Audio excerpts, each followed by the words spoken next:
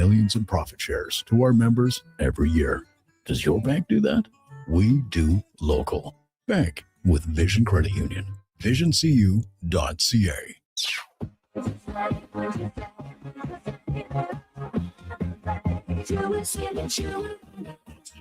It's finally time to escape your four walls and see where your four wheels can take you. Sherwood Honda helps you head out on the road the way you want to, with the right vehicle, including freedom-seeking SUVs that give you the versatility to drive where, when, and how you want to. It sure would do some good to get out and stretch your horizons, and sure would be easier with Sherwood Honda.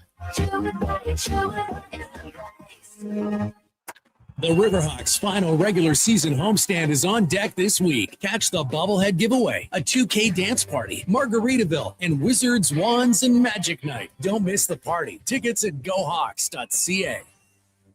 For all your welding supplies, think AWS Welding. Located in Nisku, their readily stocked storefront carries a wide variety of welding glasses, cylinder rentals, plus welding rod, wire, and consumables. Same-day delivery is always available. And if they don't have it, AWS Welding will find it for you fast. Visit their online store today at awswelding.ca or give them a call or text at 780-979-0470. AWS Welding. This one's for you. Takes a few winters. Known Jackpot City since 1998.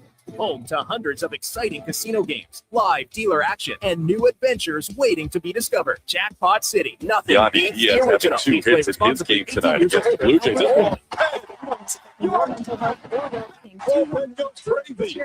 Call or text 211 or visit ab.211. Yandy Diaz having 2 hits in his game tonight against the Blue Jays. Vision Credit Union's annual photo contest is back. We're asking you to show us the people, places, and moments that made you glad you chose this rural life. Wells. It's the view from your farm. Swinging a high fly ball left field. This is deep. Back it goes. Yes, sir. It's in here. Home run. Is a choice worth celebrating. Enter and vote. NHLer.ca.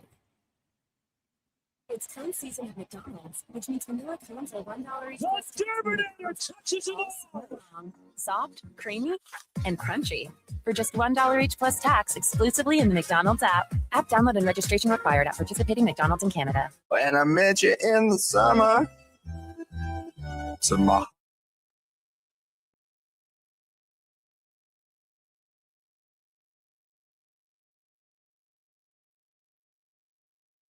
The Jason Gregor Show.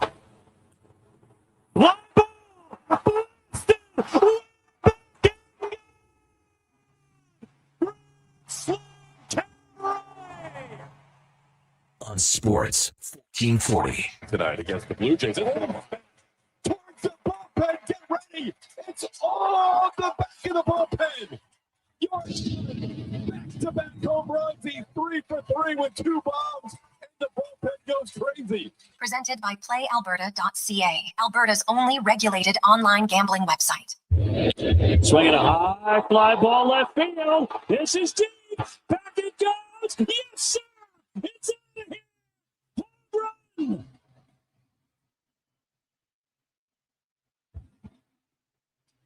A tremendous Tuesday afternoon. How are you?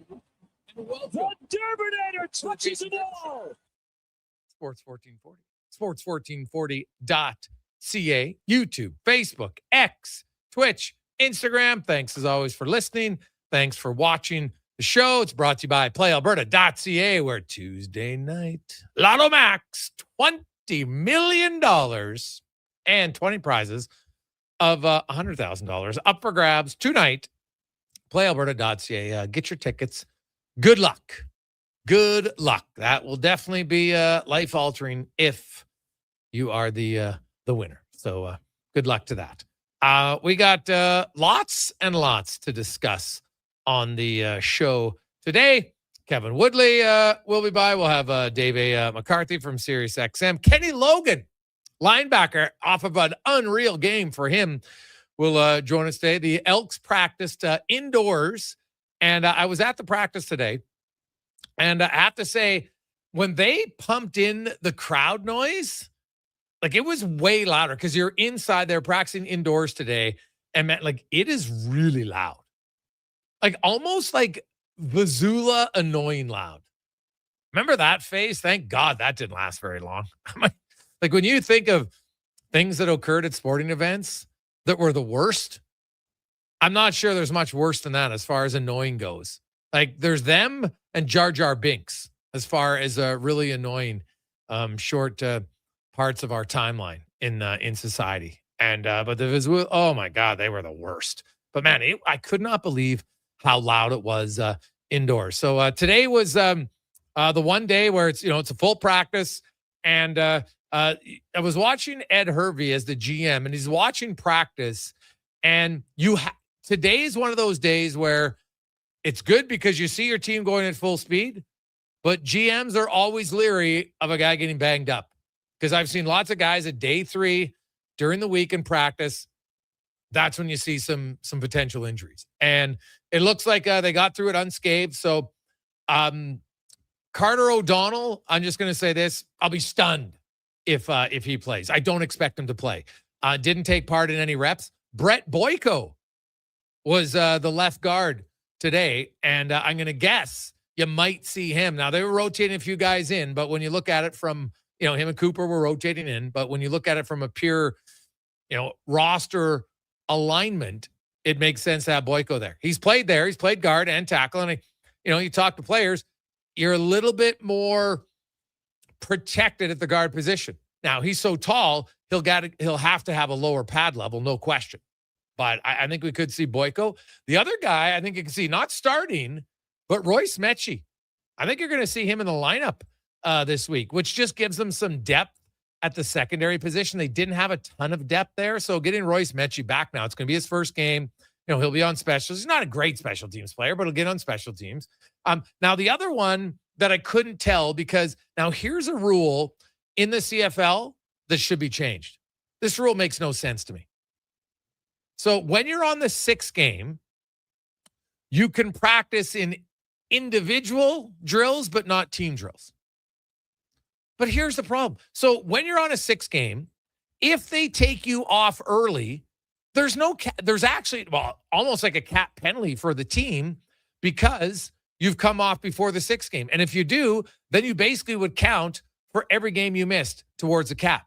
So teams don't put guys on 6 games, and bring them off early. There's no benefit other than they can play, but there's no salary cap benefit. So why wouldn't you allow teams to see if these guys are actually ready to play? So Mogensen's on the field.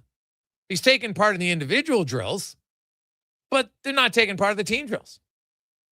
But man, he looked good in the individual drills, so there's a chance. I don't know, because I guess if he gets through the practice, now you can take him off a 6th game. Now, you could do it before, but the risk is if you take him off the 6th game before practice, and then he tweaks something because it's a hamstring, now you have to start over another 6th game. It's like Joe Robustelli.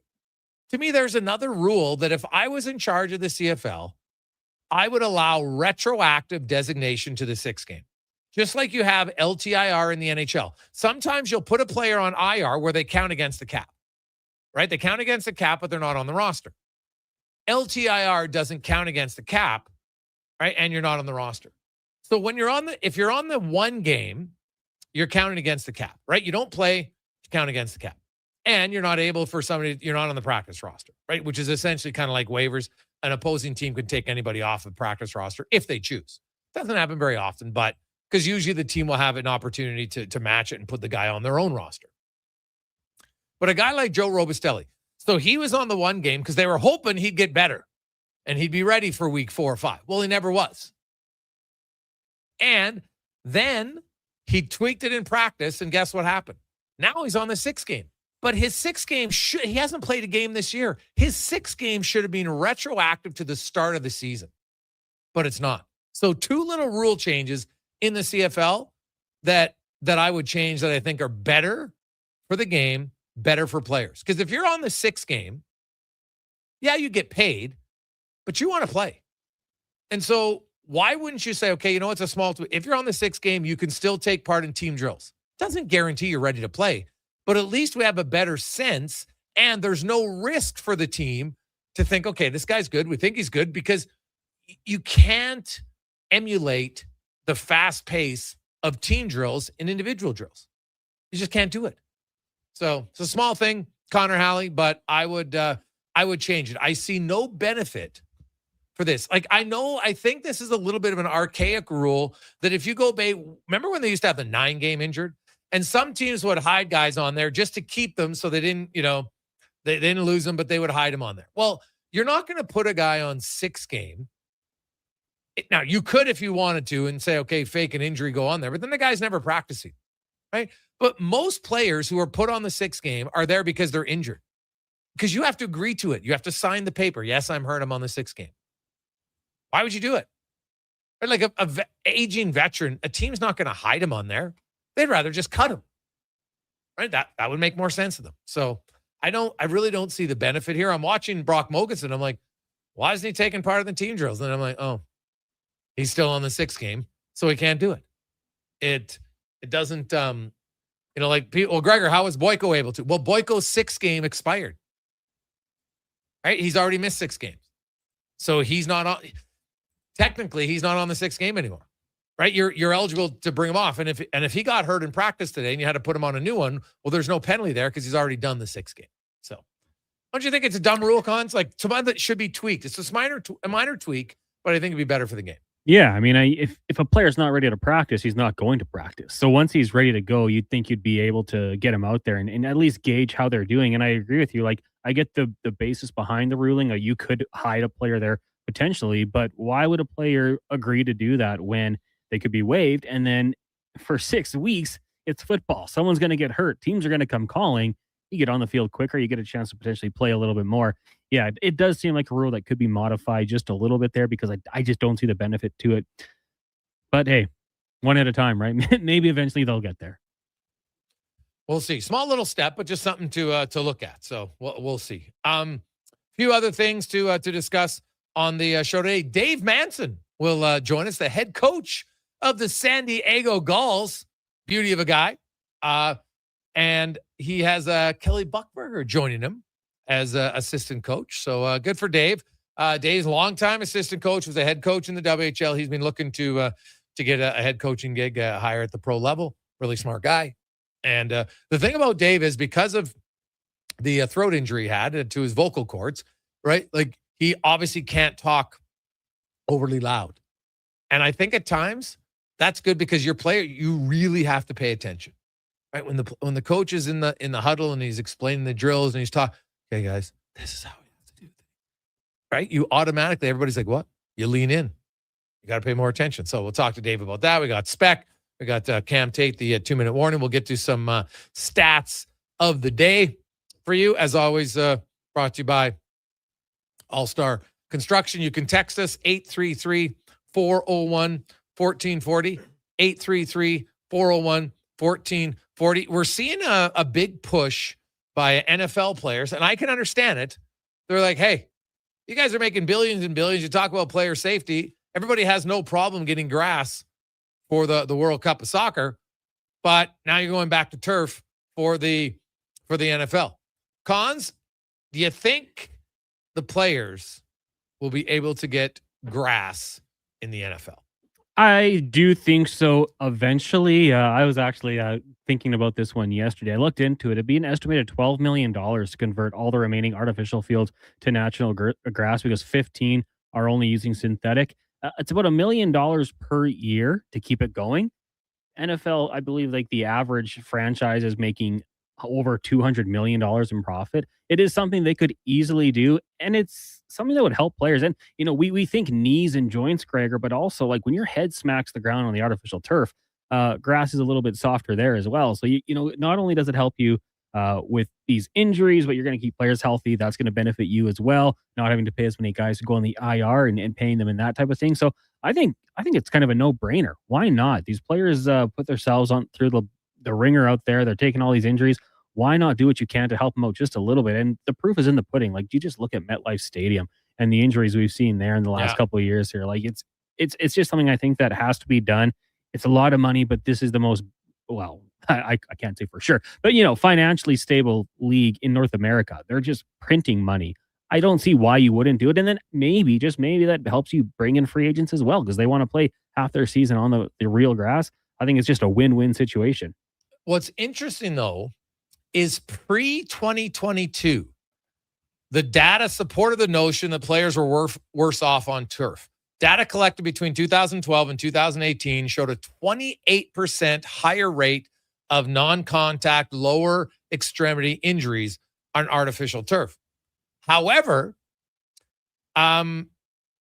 nearing at the end of 2021, the now NFLPA said it was an anomaly, and it was, because they had it for one short stint there between 20 and 21, where it was almost equal. But then they reverted back to the prior norms in 2022. So the owners are like, see, the turf is working. Then they're like, no, that's an outlier. And it turned out that indeed it was. So,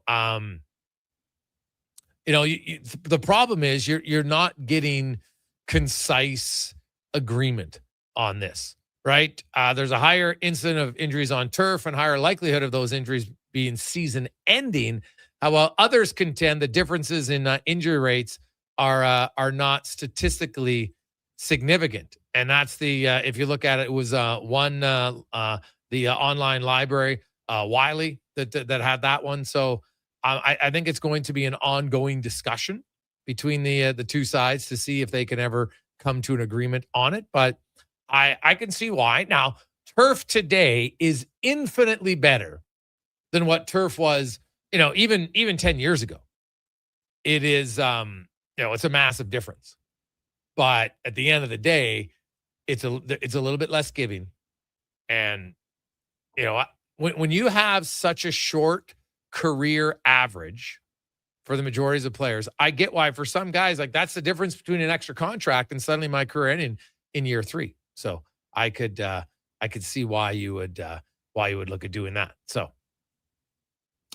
quick break. When we come back, Dave A. McCarthy will join us. Hopefully get Kenny Logan. TR will be by. Woodley, Dave Manson, and more on The Gregor Show, presented by PlayAlberta.ca. Say hello to Alberta's home for reeling and dealing. With Play Alberta, you can spin into the excitement of popular slots like Cash Eruption and Desert Fantasy. Experience Alberta-exclusive games and get in on the action of live dealer tables with all new elevated stakes. However you prefer to play, the fun is ready when you are. Visit playalberta.ca/Gregor to learn more. That's playalberta.ca/Gregor. Must be 18 plus to play. If you gamble, use your game sense. You don't just need property services, you need problems handled. HireGood provides cleanup, debris removal, site monitoring, and safety attendance across Edmonton. We reduce issues on your property, keep spaces safe, and take pressure off your team. We resolve real problems for businesses while creating real impact, because our team is built on second chances, and they show up every day ready to prove it. Visit hiregood.ca or call and mention Jason Gregor for a first-time discount. HireGood. Stable jobs create stable lives. You got a go-to coffee spot, a trusted barber, even a lucky game day jersey. But when it's about looking your absolute best, there's only one name you need: Mr. Dirk. Family run since 1939, we're experts in crafting impeccable tailor-made suits and offering a wide variety of everyday styles. Pair that with personalized one-on-one fittings and the convenience of on-site tailoring. Mr. Dirk elevates your style game. Visit our Edmonton store or explore MrDirk.com. Score big on style with Mr. Dirk. The Riverhawks' final regular season homestand is on deck this week. Catch the bobblehead giveaway, a 2K dance party, Margaritaville, and Wizards, Wands, and Magic Night. Don't miss the party. Tickets at GoHawks.ca. For all your welding supplies, think AWS Welding. Located in Nisku, their readily stocked storefront carries a wide variety of welding glasses, cylinder rentals, plus welding rod, wire, and consumables. Same-day delivery is always available. And if they don't have it, AWS Welding will find it for you fast. Visit their online store today at awswelding.ca or give them a call or text at 780-979-0470. AWS Welding. They make it happen. Novo Blinds is your home ice advantage for window coverings. Edmonton's own custom manufacturer with over 300 5-star reviews from homeowners, builders, and commercial contractors. Book a free in-home consultation at novoblinds.ca. Scott McGilvery here, HGTV host and renovation expert. The one upgrade I know homeowners will love, better, fresher Culligan water straight from the tap. Culligan's Aquessential reverse osmosis filtration system takes your water to the next level. With up to 7 stages of filtration and 14 filter options, they're certified to reduce over 90 contaminants. Your tap water is about to get a major upgrade, safer water that tastes great. Get started with a free in-home water test at Culligan.com. Culligan, water you love. Does your bank do local? We do. When you bank with Vision Credit Union, you're banking with a rural Albertan cooperative that cares about the community where you live. There's no question. We actively support our rural communities at the local level through charitable donations, volunteerism, local team and event sponsorships, and by returning millions in profit shares to our members every year. Does your bank do that? We do local. Bank with Vision Credit Union. VisionCU.ca.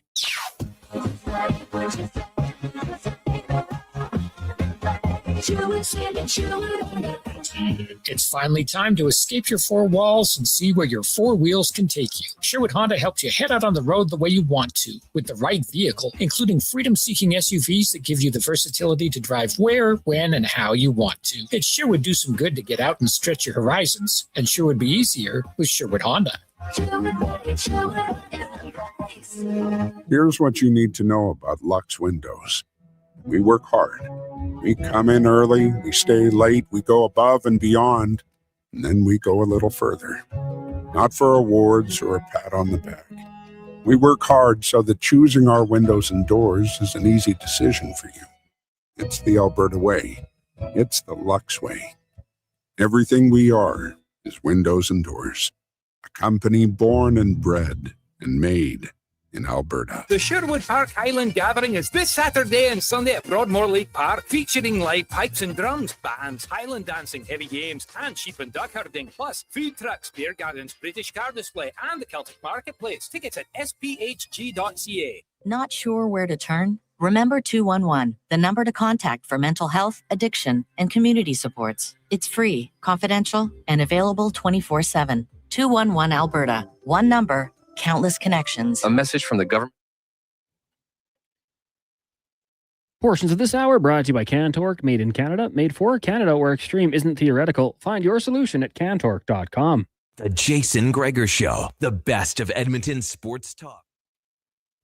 The Jason Gregor Show, the best of Edmonton sports talk and beyond. This is Sports 1440. Presented by PlayAlberta.ca, Alberta's only regulated online gambling website.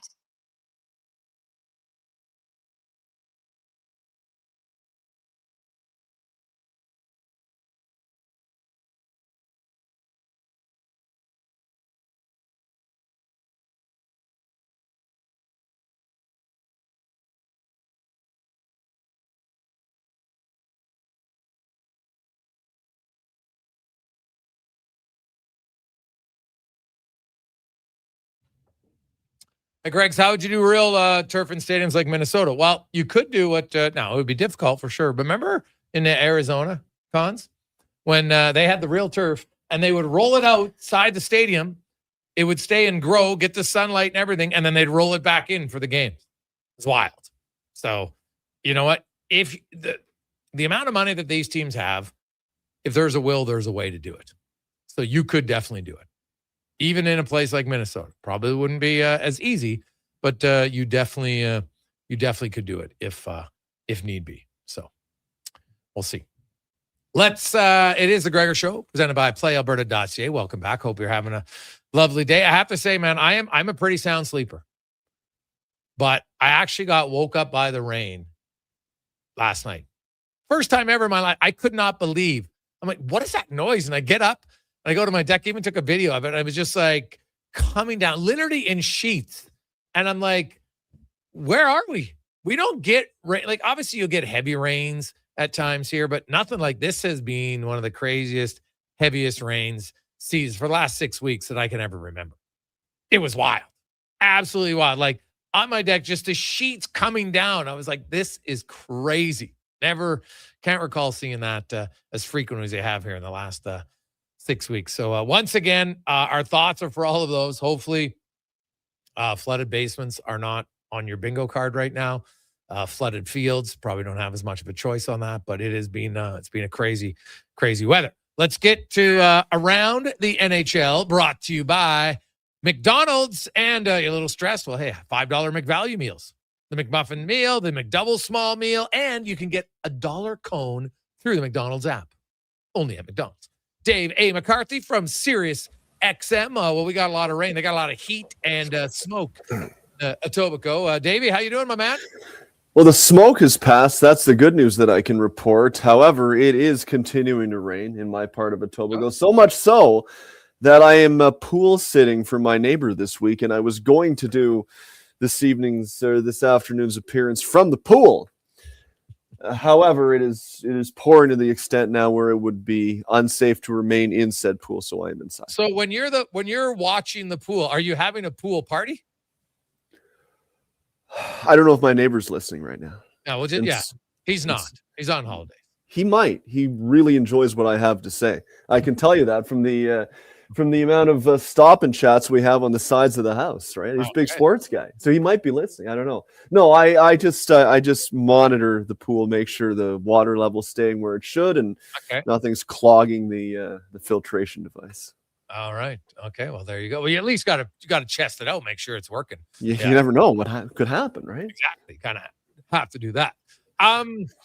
Here we are, and we're in the week where arbitration hearings are coming to, Jet Greaves. We saw his number 2.8 to the team 7.5, which is, there's strategy involved in that. I understand. I don't really take it too serious. Doesn't mean that they can't come to an agreement. But the Jason Robertson hearing is on Saturday scheduled. Mm-hmm. So Dave, what has been probably the longest contract negotiation that I can recall for a player here, because really it's been since July 1st last year.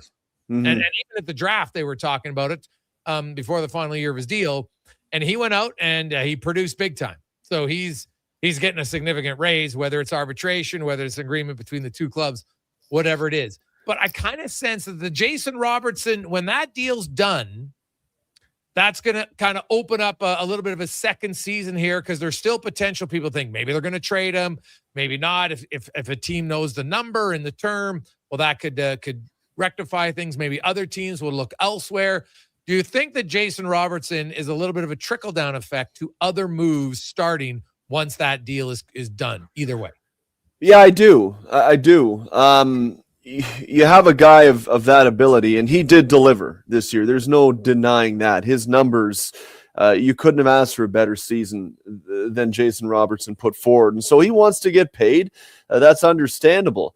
And given where the salary cap is going, he wants to make sure that the deal is not an absolute bargain the moment he puts the pen down.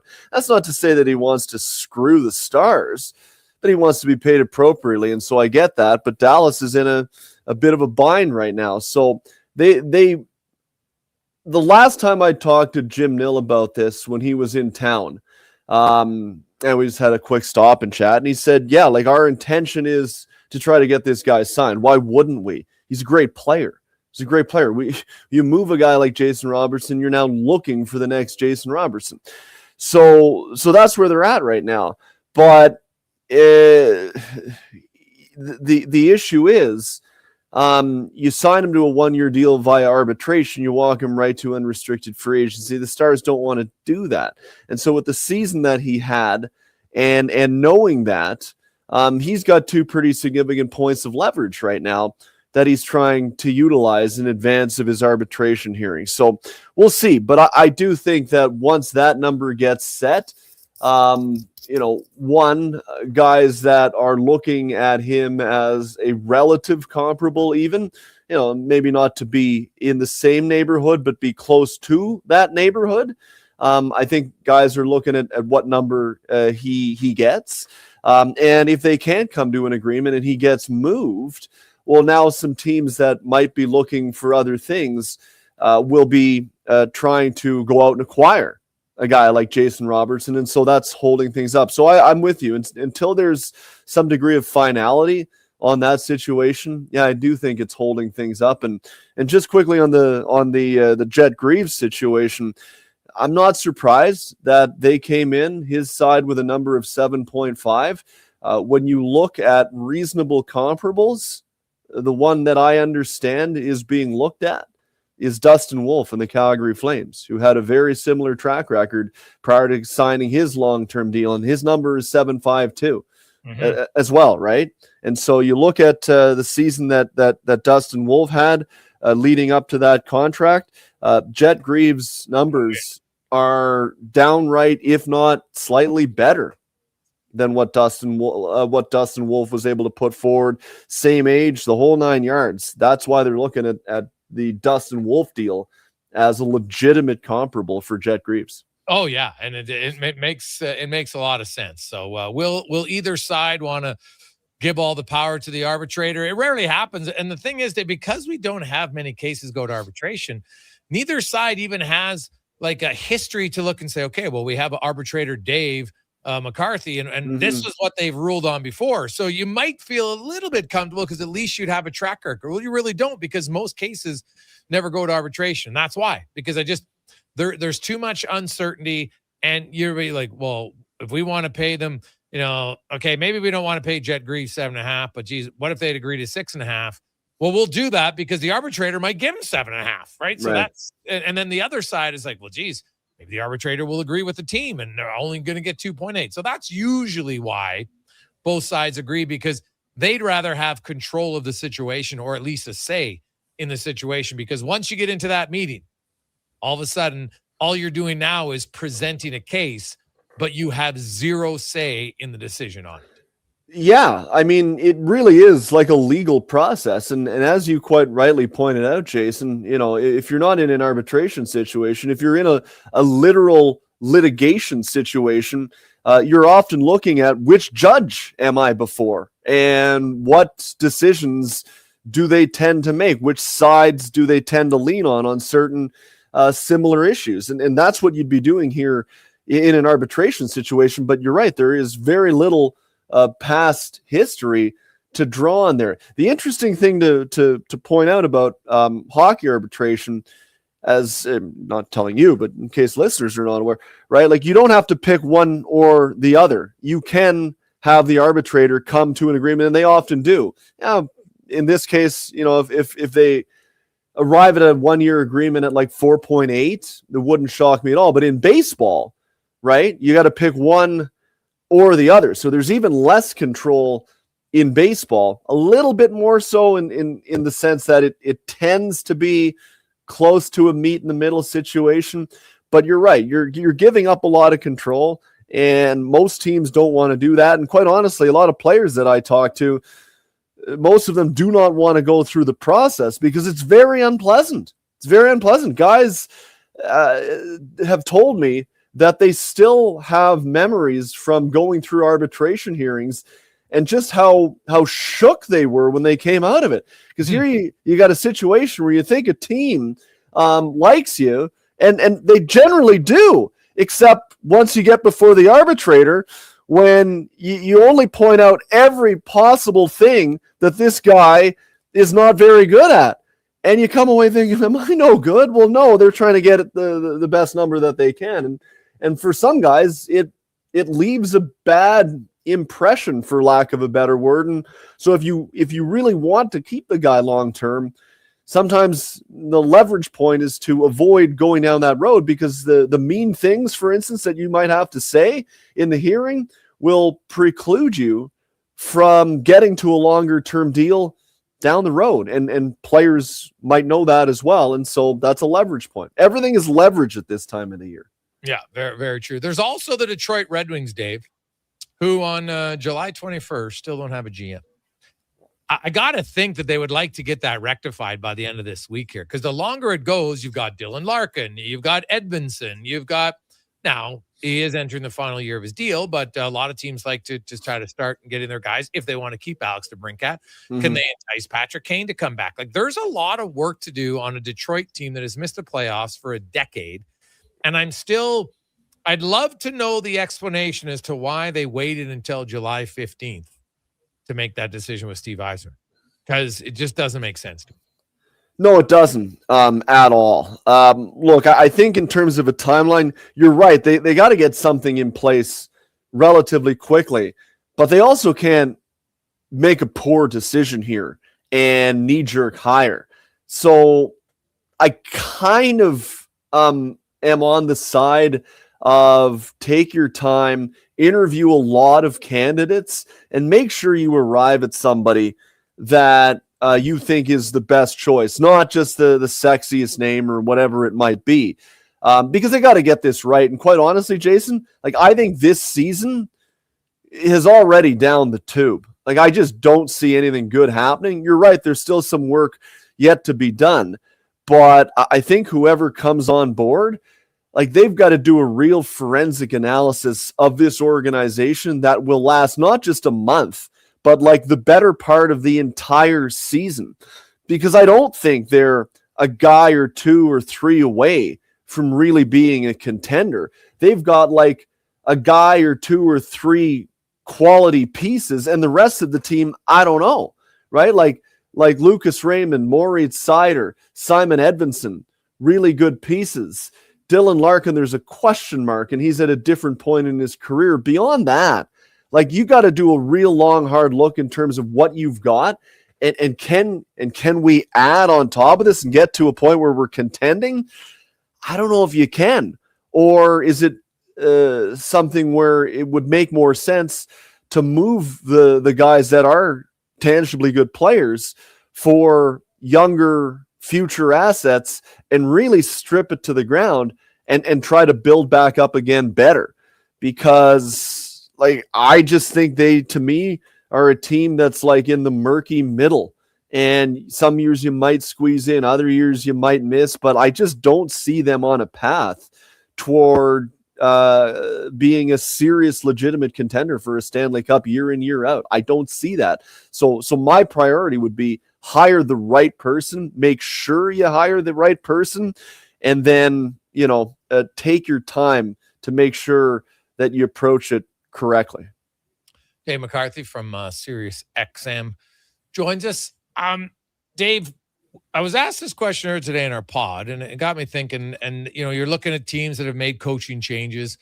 And a lot of times everyone's like, oh, which coach do you think is on the hot seat? And, that's always fine. But I have a different question for you. When you look at the NHL head coaches, so, and I look at kind of a significant amount of ones who are new head coaches, right? Like who just started, which includes Babcock, Hiller, Ryan Craig in Vegas, Peter Laviolette, Manny Malhotra. I'm going to include Pete DeBoer because he only coached 4 games for the New York Islanders, right? Those are all the new coaches. Which one do you think has the biggest impact on their team and why? That's a very good question. Babcock, Hiller, Ryan Craig, Vegas, Peter Laviolette, Kings, Manny Malhotra. So it's like the Pacific Division. Yeah.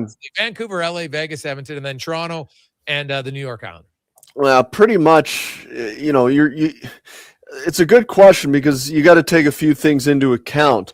Not just the coach themselves, but the position that the team is in.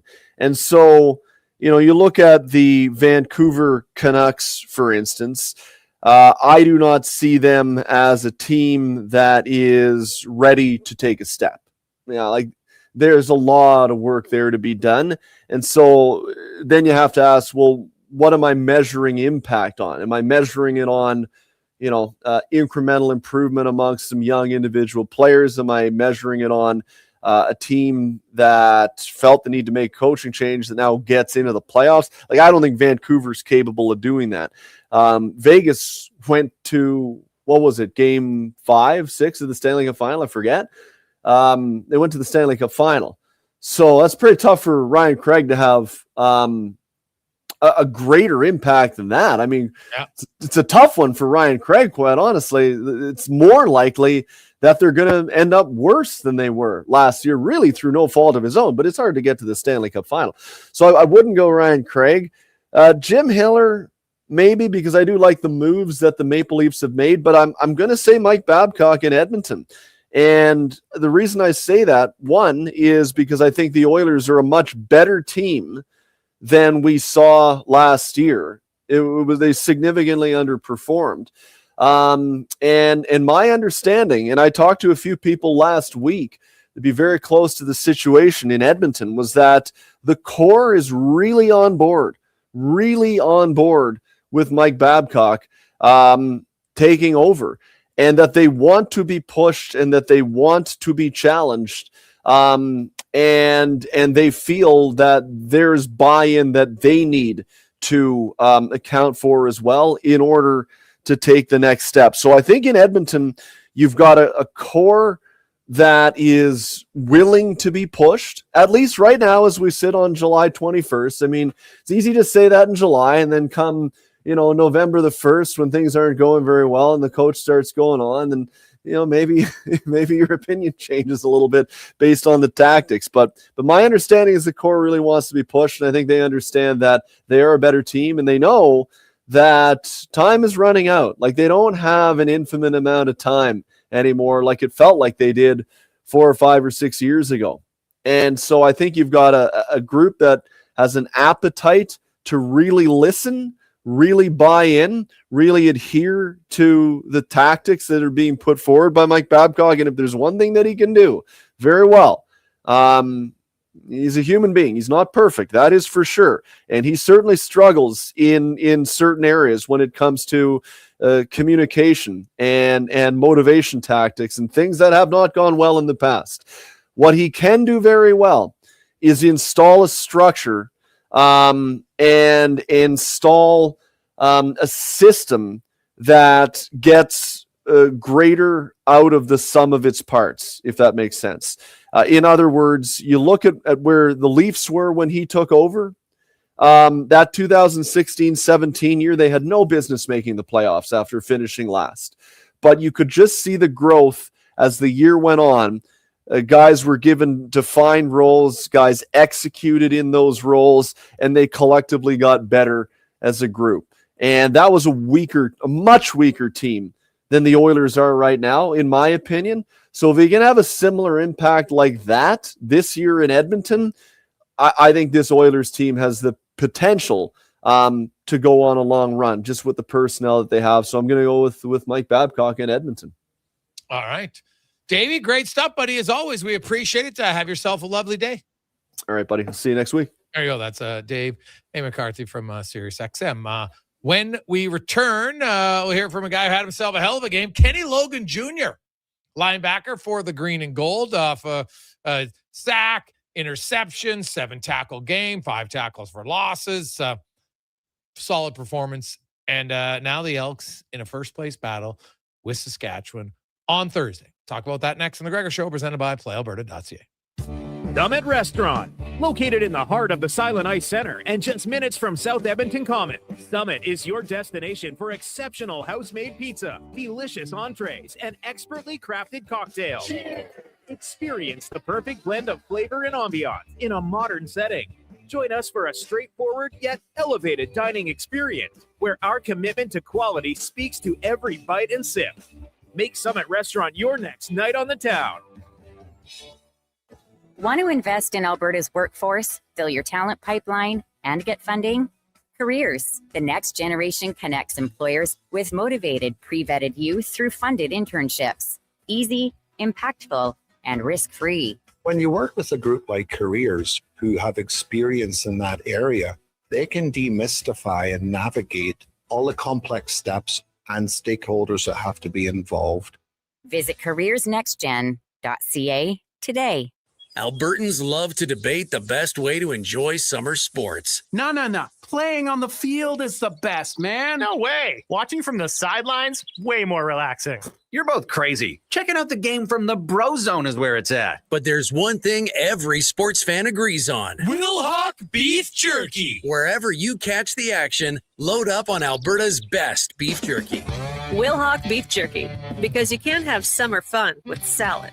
Only available in Leduc. The Bricks 55th birthday bash continues with big savings store-wide. Save on furniture, mattresses, appliances, and electronics. Plus, take 55 months to pay with 0% interest on furniture and mattresses, or 36 months on appliances and electronics on approved credit. Find up to 30% off bedroom packages, up to 40% off select mattresses, and don't forget, you could be one of 275 winners with over $155,000 in prizes to be won. Hurry in. The birthday bash ends July 29th at the Brick. Saving you more. Yeah, it's me again. And if you're sidelined with a sports injury, you already know nothing's more frustrating than being told to just rest. At Leading Edge Physiotherapy, we get athletes moving sooner with our zero gravity treadmills. You can run, train, and rebuild strength with up to 80% less body weight, so your injury heals while your confidence comes roaring back. When your sports injury's yelling, whisper back, leadingedgephysio.com, because life shouldn't hurt. Need an excuse to upgrade your ride? Well, we got a few to share. Go Auto has over 18,000 new and used vehicles ready to test drive right now. With more than 70 locations, your perfect match could be closer than you think. A family-friendly SUV for soccer practice, a fuel-sipping commuter, or a hardworking truck that's ready for anything. Trusted brands and a team that's actually happy to help. Explore thousands of vehicles today at goauto.ca. Hey, hon, I'm getting expressions and images to frame my hockey card collection in the man cave. Perfect. I'll come with you and bring our wedding photos. For sports memorabilia and family treasures, think Expressions and Images, your local custom framer since 91. You name it, we frame it. Bashaw Concrete Products. From concrete and septic tanks to blocks, precast water pads, Jersey barriers and aggregates. Farmers, contractors, homeowners. Plan your next project at BashawConcrete.com. Family owned, over 60 years pouring. Bashaw Concrete Products. Once again, start here. BashawConcrete.com. Your co-op grow team are your local experts because we live here too. Our agronomic specialists stay up to date with the latest research and technology to help support your entire farm operation. As your crops fill and mature, we're here to help you assess crop health, manage pre-harvest applications, and make informed decisions for a successful harvest. Co-op, we're all growing together. Here for your farm, here for your family. Talk to your co-op grow team today. You see it? Fusion Promo Marketing can make it. Fusion makes high-quality, memorable promotional products for businesses, sports teams, and corporate events. From vision to reality, get noticed and remembered. Fusion with a Z. Promomarketing.ca.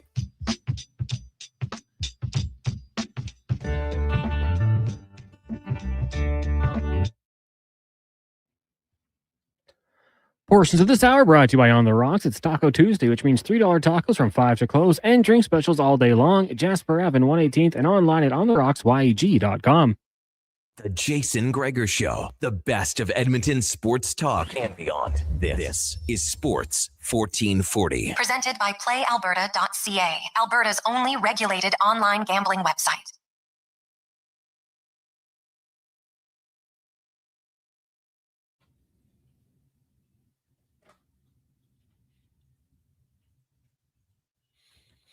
Rolling through Tuesday afternoon, Jason Gregor, Connor Halley, Declan Kruger, Sports 1440, sports1440.ca. It's a Gregor Show, as always, brought to you by PlayAlberta.ca, where all the revenue from Play Alberta stays right here in the province at PlayAlberta.ca. Another big week in the CFL kicks off on Thursday night in Saskatchewan, where the Riders will host the first place Edmonton Elks. As we get to our CFL report, brought to you by Legacy Heating and Cooling.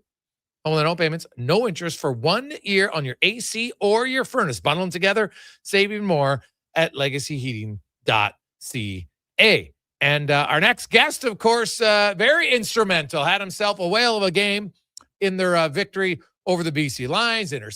Had an interception, had a sack, had 7 tackles.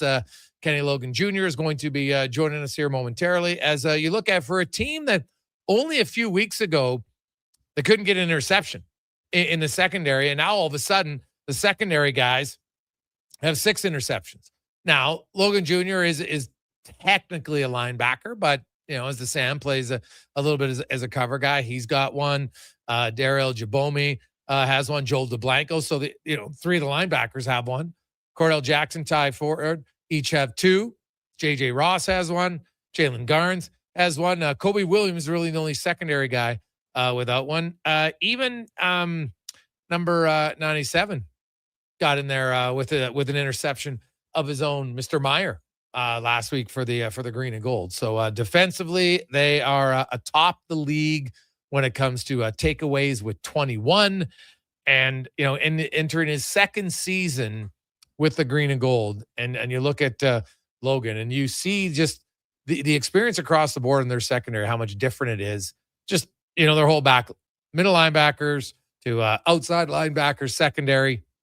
They're infinitely more aggressive. Now, I know they're going, when they were doing Skelly today indoors, and it was, the Elks second string offense, at times third string offense, going to get against the number one defense. And you're running a lot of the routes that Saskatchewan will run. Obviously different players. But the Elks defense today were dominating. In the time that I was watching most of it, just having conversation, 4 interceptions. And there was a lot of hooting and hollering. And I would say today that the defense definitely won in those opportunities. Now, when they went mano a mano, number one versus number one, they also had an interception there too. So it was a positive day for the Elks. And I'm looking forward to seeing now. It's going to be a hostile environment for sure. I would think it's going to be an emotional game for the Riders after what transpired this past weekend, death of one of their teammates in a car accident where it looks like obviously he was at fault. And that doesn't change it. There's frustration, there's sadness, there's grieving, there's anger for both families here involved in this crash. So I'll be curious, because you play back to back, and so you wonder, your emotional, does it spike this weekend or this Thursday in Saskatchewan, and they have a great game, but then there's really maybe just like a afterwards, right? Because there's going to be the funeral and everything else. So it will be interesting to kind of see, I think, how it plays out here for the Riders and the Elks as they play back to back, which is, looking forward to it. It'll be, to me, it's going to be a fun opportunity to really kind of gauge where Edmonton's at. I think they're really good, but Saskatchewan thinks they're pretty good as well. So we'll kind of have to see where they come out on this one. But the Elks, I think the big thing defensively, they're good.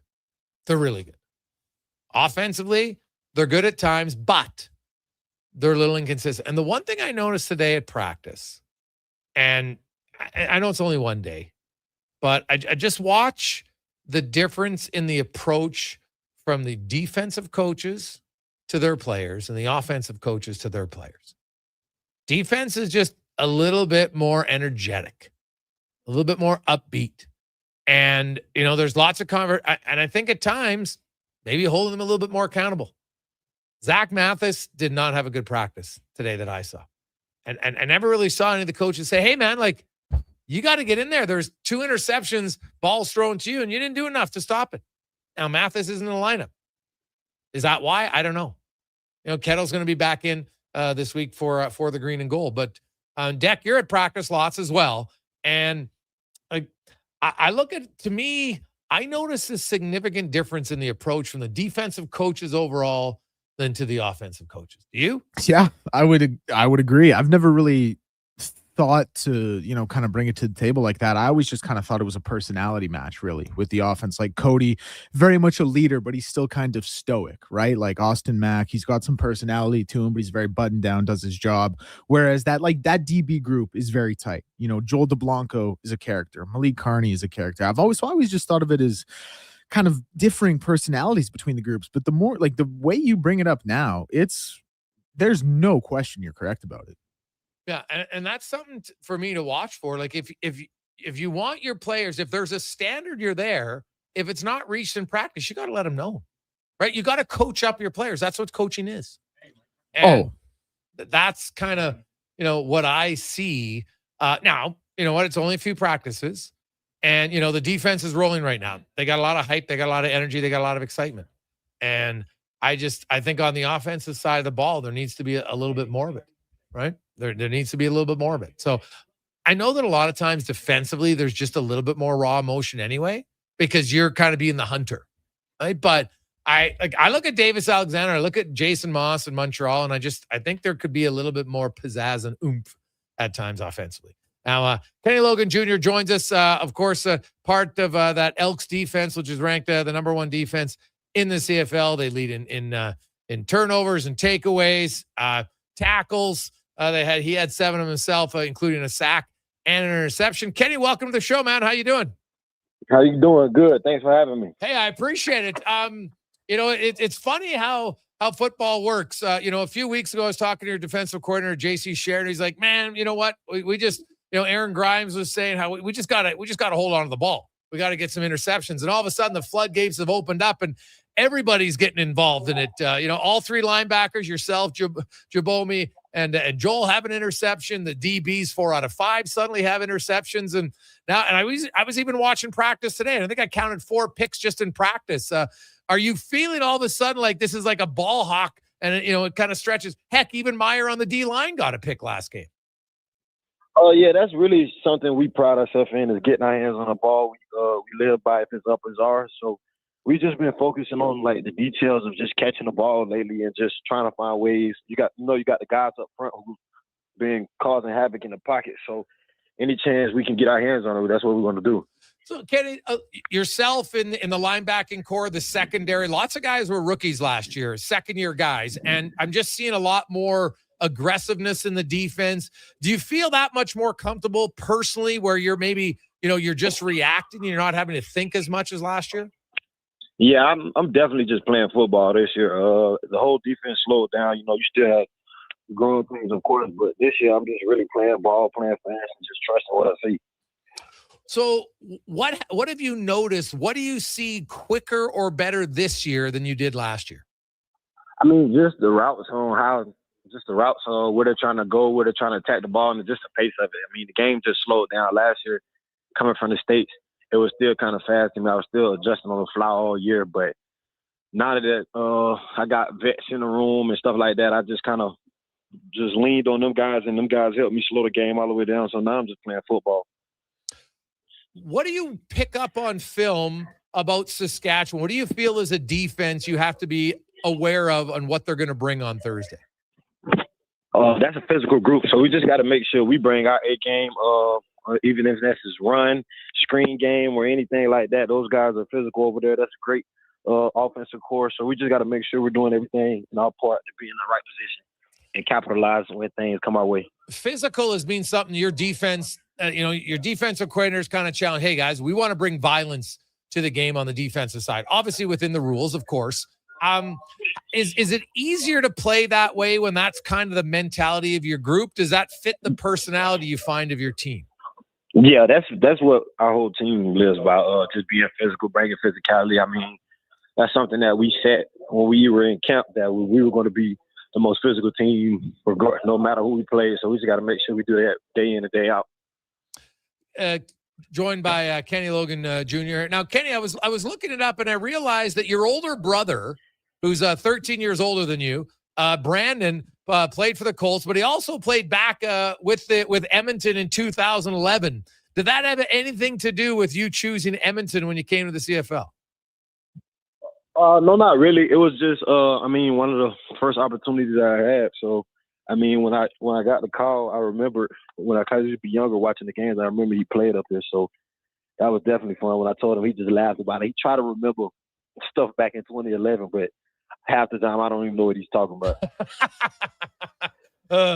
No, that's good. So when you look at kind of adjusting to the league here, and you said, hey, coming up from the U.S., obviously there's an extra guy on the field, right? There's lots more motion.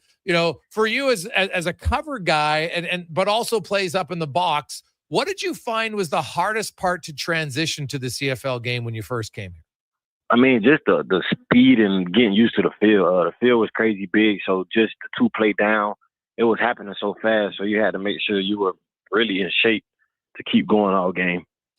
Did you did you change kind of how you trained in the off season this year so you'd be better? I trained with my brother. My brother, he like my childhood friend I grew up with. I trained with him in the off season. We were down in Miami, so we were on hills, him and his other teammate that he played with for the Patriots. So I was down there with those guys.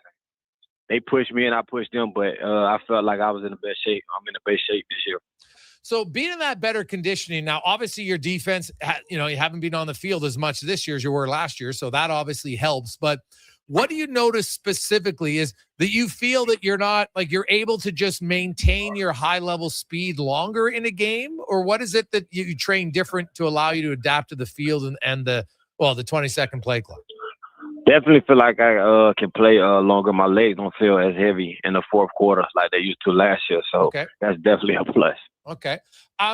You mentioned Saskatchewan is a physical group.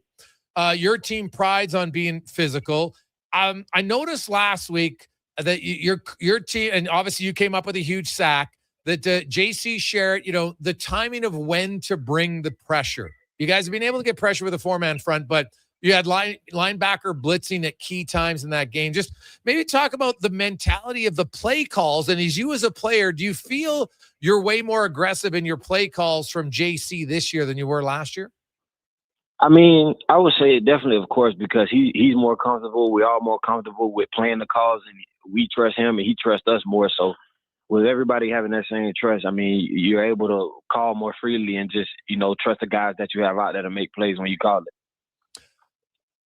Kenny, as a person on the field, are you a vocal guy? Are you a quiet guy? What's your personality on the field? I'm a vocal guy, probably. I'll be talking trash here and there. Now, who do you think is the most vocal trash talker on the defense?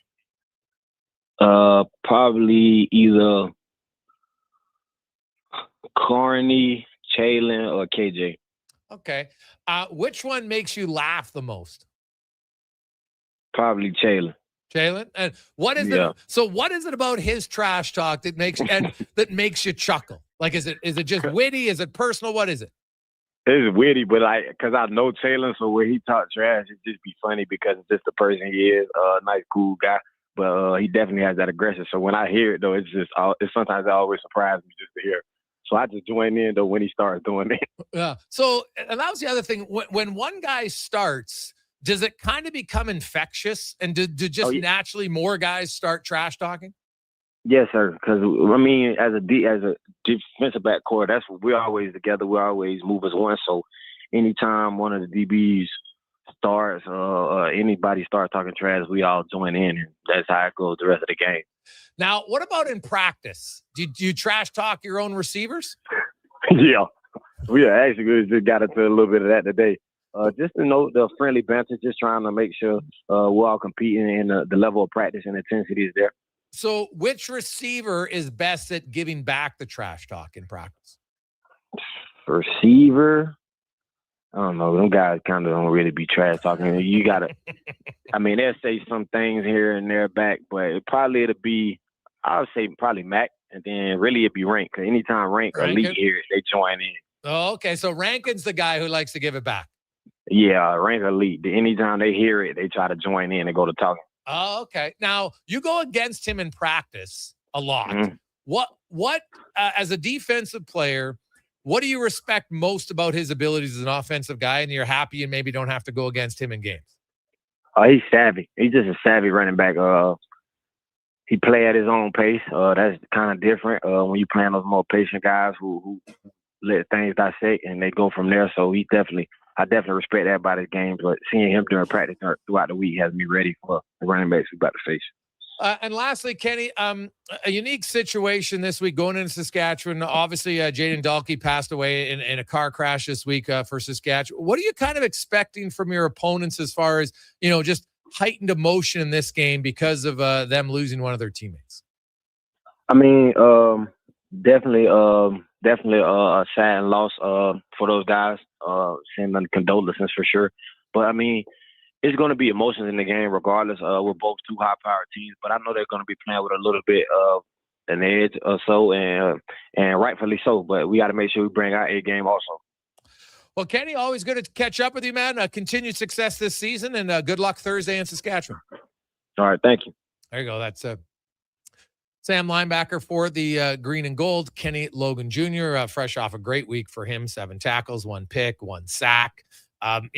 What makes Edmonton's defense so dominant right now is that, you got different guys showing up all the time. Like you look at on the defensive side of the ball, like Joel DeBlanco, 27 tackles, 24 for Cordell Jackson, 23 for JJ Ross, 23 for Logan Jr., 22 for Garnes, 21 for Ford. Like they're not relying on one guy to always have to be there. They have lots of different guys rallying around the ball, right? You look at interceptions, as mentioned, Cordell and Jackson and Ty Ford each have 2, but then DeBlanco, Ross, Logan Jr., Garnes, Jabomi, Meyer, they each have 1. You look at quarterback sacks, which was something last year was a problem. Well, Noah Taylor leads them. He's got 3, and then they got a lot of other guys: Curtis, Williams, Fox, Carney, Smith, Brinkman, Joel DeBlanco and Logan Jr. each with 1. Now they don't have a secondary sack yet. They don't blitz a ton from the secondary very often, and when they do, it's usually Kenny. The one guy's probably the best, I would say, is probably Cordell Jackson as a blitzer from the secondary. But trust me, they're talking about it. Secondary guys love it if they can get a sack. It's rare, but now they got interceptions. I'm very looking forward to Thursday's game against the Riders, and then you got the rematch on a Saturday in Edmonton. That should be a really big crowd, and depending on obviously whoever loses the first one is going to be fired up, and whoever wins it would love nothing more than to get a sweep. Like if you find a way somehow, if you're Edmonton and you win on Thursday, you got a chance to sweep the Riders and be 7-1, and then win the season series. Like it could be massive. It's early in the season, but could be massive for playoff implications already. Let's get to Connor Halley and a Sports 1440 update, brought to you by Go Auto, your one-stop shop for vehicles. Over 17,000 to choose from, 73 different locations. Find yours today, goauto.ca.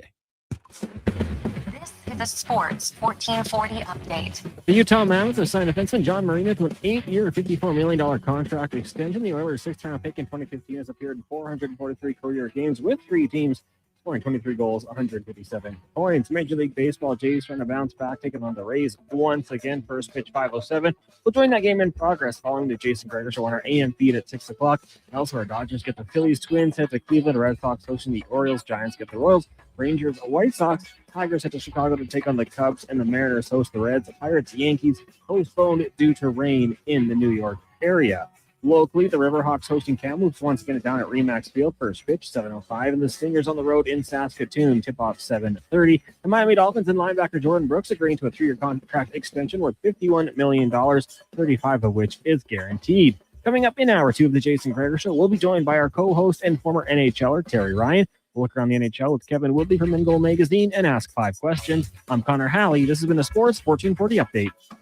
It's Sports 1440, a Stingray radio station broadcasting on Treaty 6 territory. Download the free iHeartRadio app and listen to CKJR wherever you go. Are you a skilled laborer? All Star Construction wants to talk to you. A heavy equipment operator with Traco or backhoe experience, All Star Construction wants to talk to you, too. With work in and around Edmonton for local land developers, All Star Construction offers year-round employment. Whether it's power, gas, or telecom, developers rely on All Star Construction to get the job done. So if you're a skilled laborer or a heavy equipment operator with Traco or backhoe experience searching for work, search All Star Construction on Indeed. Your weekend hotspot is at On the Rocks. Party with Edmonton's best bands every Friday, Saturday, and Sunday. And we got them all. From the Varkels to Tallboy, Radioactive, Curves, the Brute Squad, Morningwood, Rockzilla, Punch Buggy, and more. Plus, the guy who keeps the party going every weekend. DJ Kenny K on the 1s and 2s, live. Get ready to have a good time this weekend. Your bar, your party. You're On the Rocks. On the Rocks. Jasper Ave and 118th. Oodle noodle origin. In 1864, Francis Oodle took over his dying father's business as a leatherman. He was quite proficient, but his heart was never truly in the trade. After his father's death, Oodle met a cocksure young man named Vladimir Nudell, who was a trailblazer in the popular new art of food boxes. They formed a partnership and aimed to apply their trade in the new world. At Ellis Island, Nudell was renamed David Noodle, and henceforth, the franchise has been known as Oodle Noodle. When your project can't afford downtime, call Japa Equipment Rentals. From excavators and wheel loaders to compaction equipment, Japa has the machines you need. Trusted since 1972. Visit JapaEquipment.com or stop our Edmonton or Calgary locations. Hi, Mike here from Northgate Chevrolet Buick GMC. Car shopping sucks. That's right. Going back and forth 100 times just to get a price. Give me your credit card for a test drive. What's all these extra fees?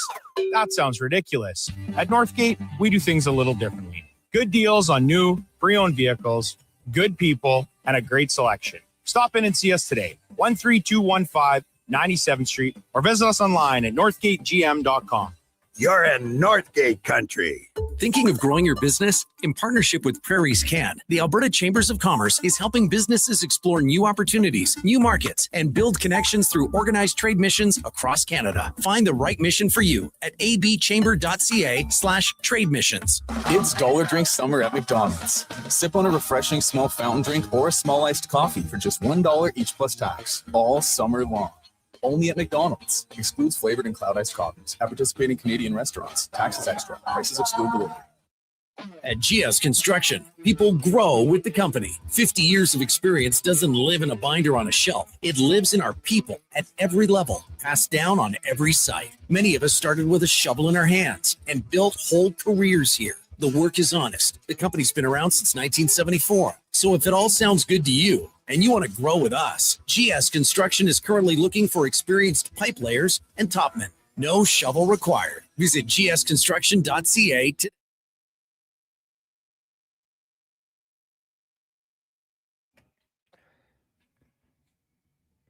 Portions of this hour brought to you by the Nation Golf Tournament, Friday, August 28th, 2026 at Millwoods Golf Course. Golf, drinks, swag, food, and fun. Every swing supports Gregor's grads and help graduates shine on graduation day. Sign up at nationgear.ca before it sells out. The Jason Gregor Show, the best of Edmonton sports talk and beyond. This is Sports 1440. Presented by PlayAlberta.ca, Alberta's only regulated online gambling website.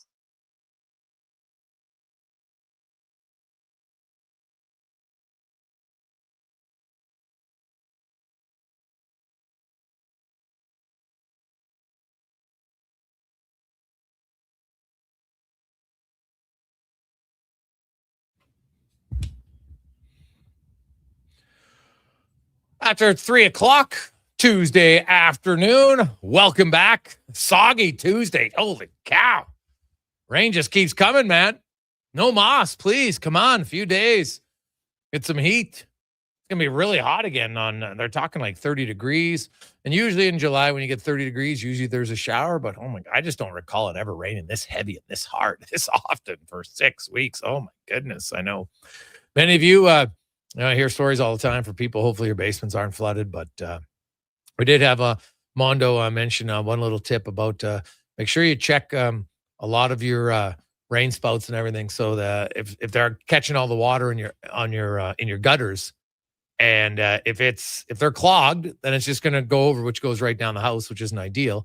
And make sure you have it, even if they are open, that you have the water running away from your house. That hopefully gives you a better chance. So good luck with all that. It is the Gregor Show, presented by PlayAlberta.ca, where, of course, get in on lottery tonight, 20 million in Max Millions. We also have the Jason Gregor Show daily specials. We got the Elks. We got a little triple play action tonight. The Bo Sox looking for a franchise-tying 15th consecutive victories. And then we got some unders in runs with the Cards and the Rockies, etc. Then we have the Connor Halley special, which has some Okamoto, a hit, RBI throw at the Class A. Connor just likes to say the name Class A, so you can check that one out if you like a little fun one at PlayAlberta.ca. Nathan Lucas, one of the few guys who seems to be getting on base, which is good.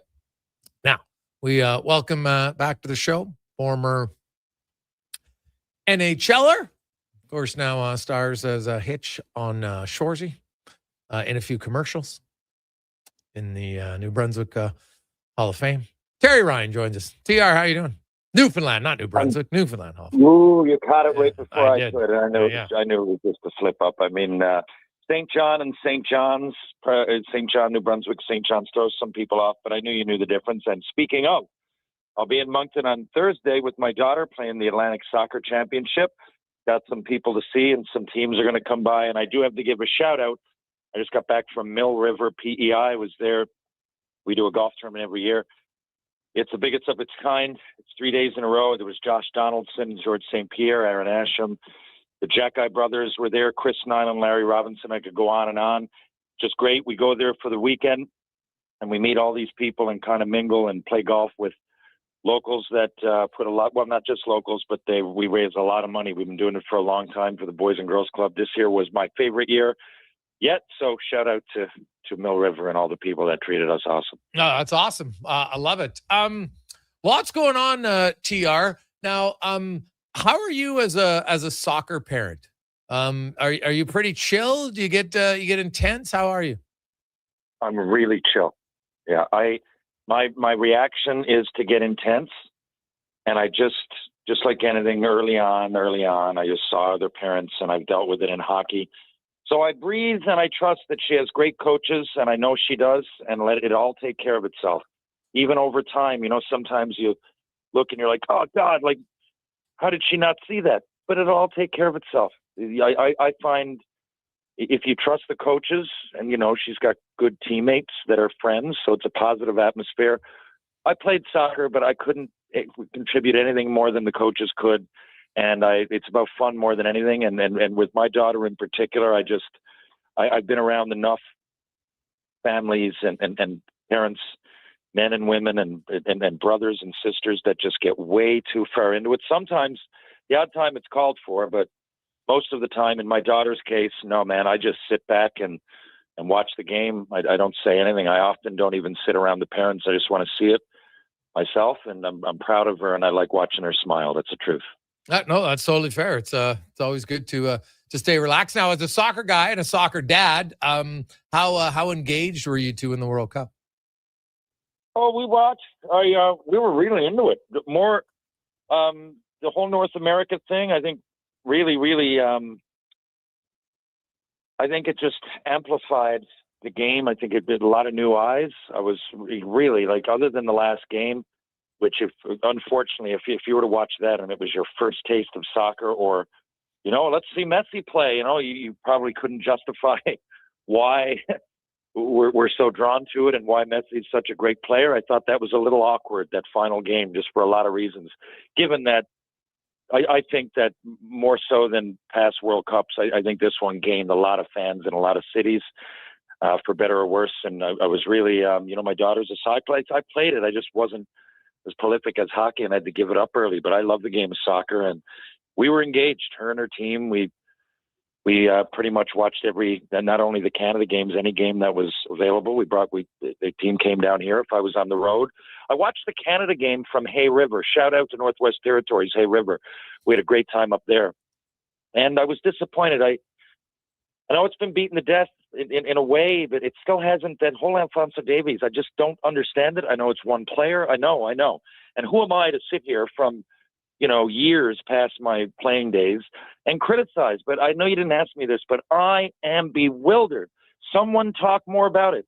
Could he have gone out there and played? Because to me, that's the biggest game of all time. Well, he's saving it for what? You have millions of dollars made. Now, if that's not it, then the coach, give us, were you guys communicating? Because what are you telling us? And then you're hiding guys. I thought that was all handled really, really poorly. Whatever the hell happened, he didn't play. We were led to believe he was going to play. Why are you on the team and taking someone's spot? So I don't see any way that situation doesn't stink. But other than that, I thought it was awesome. And that doesn't speak for Canada. I thought they played with so much heart and soul. I had cold shivers, man, watching them. I know they lost 3-0, but they made strides this year. We were talking about a team that scored their first goal ever in the World Cup recently, 4 years ago. So we were on pins and needles. Absolutely loved it. Yeah. Oh, it was great. And, Canada, obviously being one of the co-host countries, you get a little bit more of a favorable draw. Although and that helped because Italy lost out. Like, Italy would have been in there, so it wouldn't have been that easy. But I look at Canada, and the one thing for me is, as they move ahead, they need to find a way to be more aggressive offensively and just have a better touch. I'd like to see take a few more shots. It seemed like they never really took many shots outside the 18-yard box ever in that. So generating more offense, and that's going to be a hard thing to do for sure. But if you want to become a nation that wins, like I just look back at the Morocco game. If they buried that chance in the first half, who knows? They might have won, right? But you got, when you have a good chance like that, you need finishers. Hey, Jason, they were talking like, Morocco, well, obviously they're going to win. And after the game, well, it's kind of what we thought. I watched it. I'm saying, hey, like, this is a team that's supposed to, like, absolutely demolish us. I said, like, we were pretty good there. Like, those little things, little things. And a lot of, the deeper you get into soccer and all those guys can run, although Spain can really play defense and run, especially in that game, better than Argentina being old. But I'm just saying, most people in the tournament, you can run and you can play and you've got the skill set in the toolbox, but it's just like boom, boom. It's like 1 or 2, 3 chances a game that all of a sudden the best players got it and it's lights out. And another thing I loved about, and so from Canada's perspective, it's just a few tweaks. Yeah, they could have been up 1-0. Like, the whole game changes, right? So I thought, they got to play. It wasn't like 90-10. We could have been we could have moved on past that. And another thing I absolutely loved about the tournament was, for the most part, the big boys stepped up. Like you see it, here we go. I don't want to bring up, if you were to watch the regular season, if you were a Jays fan, you'd go, what the hell is Vladimir Guerrero? This is what we're talking about? What sport am I watching? But when they all stepped up, and was Messi going to do it? Messi, but he's been playing MLS, which is inferior. Love it, but it's inferior. I was thinking, I know a lot of other people, like, what's going to happen here when he plays against, the best in the world again, but he didn't miss a, he changed his game a little bit, took more rests out there while he was playing, but that's just a wily veteran changing the game like a pitcher who develops a grease ball. I thought, I really thought that the entertainers entertained. All the cities did a fantastic job of hosting. I mean, all those millions and millions of people coming together in all of these cities each and every day of the last 6 weeks. And, very little in the way of violence or anything. I mean, I really, and soccer's kind of known for that, the hooliganism, but, that's, I think, specific to each place. I thought it was just an absolute 10 out of 10, if not higher. There you go. Yeah, it was good. It was very good. We'll take a quick break. Kevin Woodley is going to join us next. Jason Gregor, Terry Ryan, Sports 1440, sports1440.ca. Here, it's the Gregor Show presented by PlayAlberta.ca. Say hello to Alberta's home for reeling and dealing. With Play Alberta, you can spin into the excitement of popular slots like Cash Eruption and Desert Fantasy. Experience Alberta-exclusive games and get in on the action of live dealer tables with all new elevated stakes. However you prefer to play, the fun is ready when you are. Visit playalberta.ca/Gregor to learn more. That's playalberta.ca/Gregor. Must be 18 plus to play. If you gamble, use your game sense. You've got a go-to coffee spot, a trusted barber, even a lucky game day jersey. But when it's about looking your absolute best, there's only one name you need: Mr. Dirk. Family run since 1939, we're experts in crafting impeccable tailor-made suits and offering a wide variety of everyday styles. Pair that with personalized one-on-one fittings and the convenience of on-site tailoring. Mr. Dirk elevates your style game. Visit our Edmonton store or explore MrDirk.com. Score big on style with Mr. Dirk. The job isn't done until the last load is hauled, and having a semi-trailer out of commission is not an option. Whether replacing or adding to your convoy, Edmonton Trailer has a huge inventory of new and used semi-trailers, trusted by the gravel, logging, oil field, fluids, and freight industries. Find a trailer right for you online or at one of their 3 locations. For sales, service, parts, rental, and finance, when you're in it for the long haul, Edmonton Trailer. Wow, get ready for a silly hockey fans. Your partner in power just skated onto the ice. EWEL.ca, the new e-commerce website for electrical wholesalers Edmonton, is ready for the power play 24/7, 365. UL skates to where the puck will be in 5 years. Now that's forward thinking. Killer selection, slamming products from the best brands, and legendary service. Don't sit on the bench. Get your account today at EWEL.ca and win that project. Plug into your partner in power. Get an EWEL.ca account today. Attention Alberta construction pros. For over 50 years, Jaffa Equipment Rentals has been your go-to for top-notch equipment and stellar service. Whether you need rentals or expert maintenance, we've got you covered. Stop by our Edmonton or Calgary locations today. Noodle, noodle, noodle, noodle, noodle, noodle, noodle, noodle, noodle, noodle. Noodle, noodle, noodle, noodle, noodle, noodle, noodle, noodle, noodle, noodle, noodle,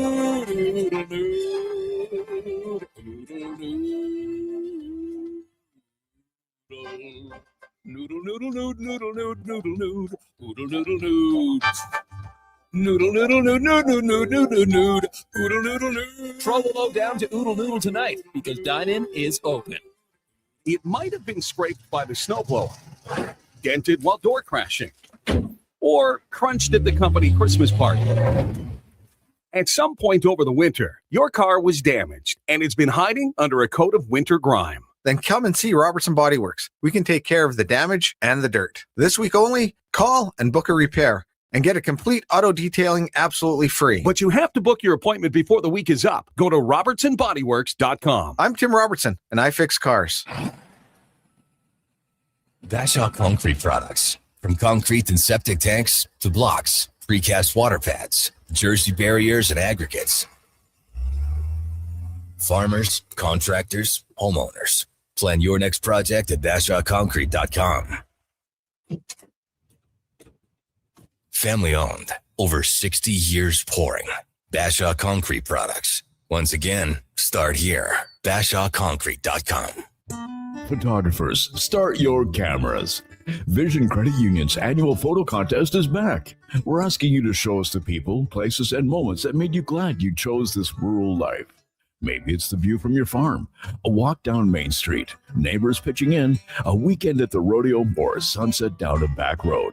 Share your photo to show why life in rural Alberta is a choice worth celebrating. Enter and vote at whatsyourshare.ca.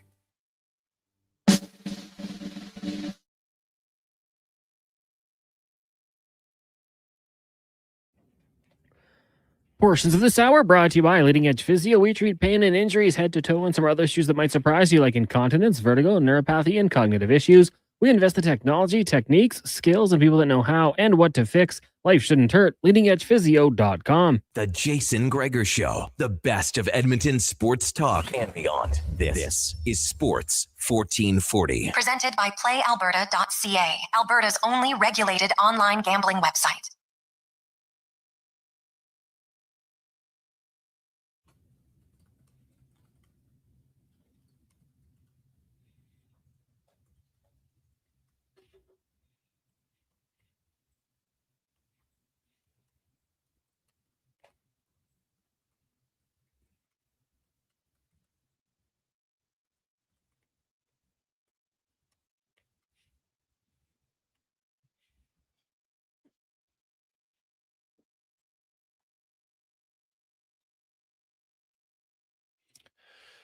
.325. Welcome back, Gregor, Halley, Kruger, Terry Ryan with you. Sports 1440, sports1440.ca. YouTube, Facebook, X, Instagram. Thanks for listening. Thanks for watching the show. As always, very much appreciated. As it's time to get to our big guest of the day, brought to you by the Spruce Grove Saints. Now, of course, the Saints season kicks off in September, but looking for a hockey school, get your kids ready for their season, ages U9, U11, U13, and U16. You can sign up at sgsaints.ca for their Saints hockey school. As we welcome in from Ingoal Magazine and NHL.com, Kevin Woodley to the show. As always, Woodley, how you doing, my man? I'm good, Jason. How are you? Oh, fantastic. Fantastic. Things are good. There's lots going on in the hockey world. A few things. Let's start with, I guess, Jack Campbell. He announces his retirement, and he's going into the life coaching area. And you've talked about, you think this is an area where the NHL, lots of teams really kind of fall down on. Yeah, and I just think in general, and I've known Jack for a little bit, and I've known some of the circumstances around early in his career. And we've sort of talked around this in other ways. Like there's no sort of definitive where anybody failed him at any certain point. But I do think, trying to think of all the different examples, there are so many where part of the process is expectations and stereotypes and certain things we expect from goalies as performers, where we sort of lose the person behind it a little bit.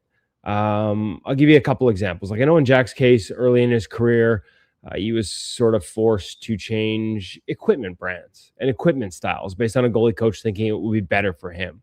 But a lot of sort of his identity was tied into a certain style of play and a previous brand that sort of fit that a little more. And there's an example where just not understanding the whole of a situation can lead a guy to something that you might think is a really small change can actually be a really big change. The concept of identity.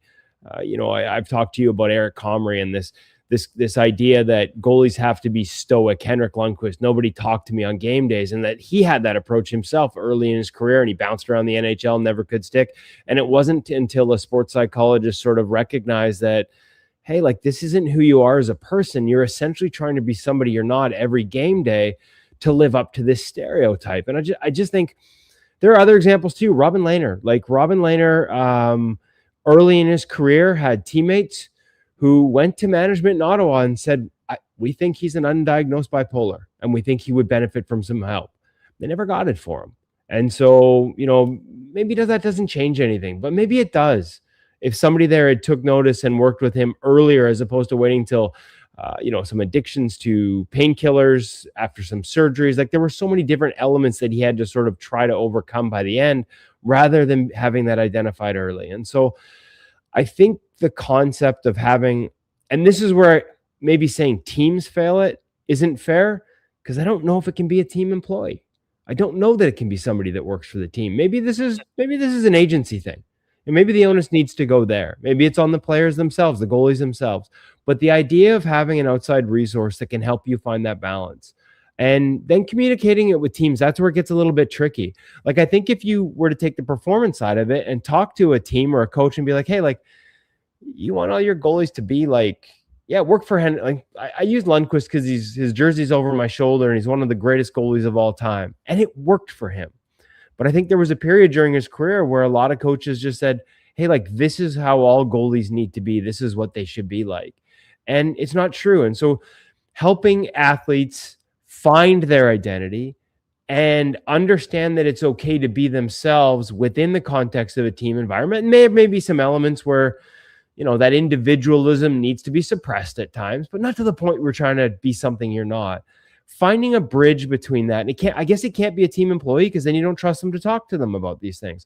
But finding someone who can bridge that gap and seeing Jack take that step as somebody who struggled with it at different points, like I think he can be an invaluable resource to so many young athletes that struggle with this and, maybe never figure it out or take forever to figure it out, take years to figure it out. And in the meantime, not just does their performance suffer, but their life suffers because, again, they're trying to be something they're not in a high pressure environment where all that does is create doubt and tension and friction.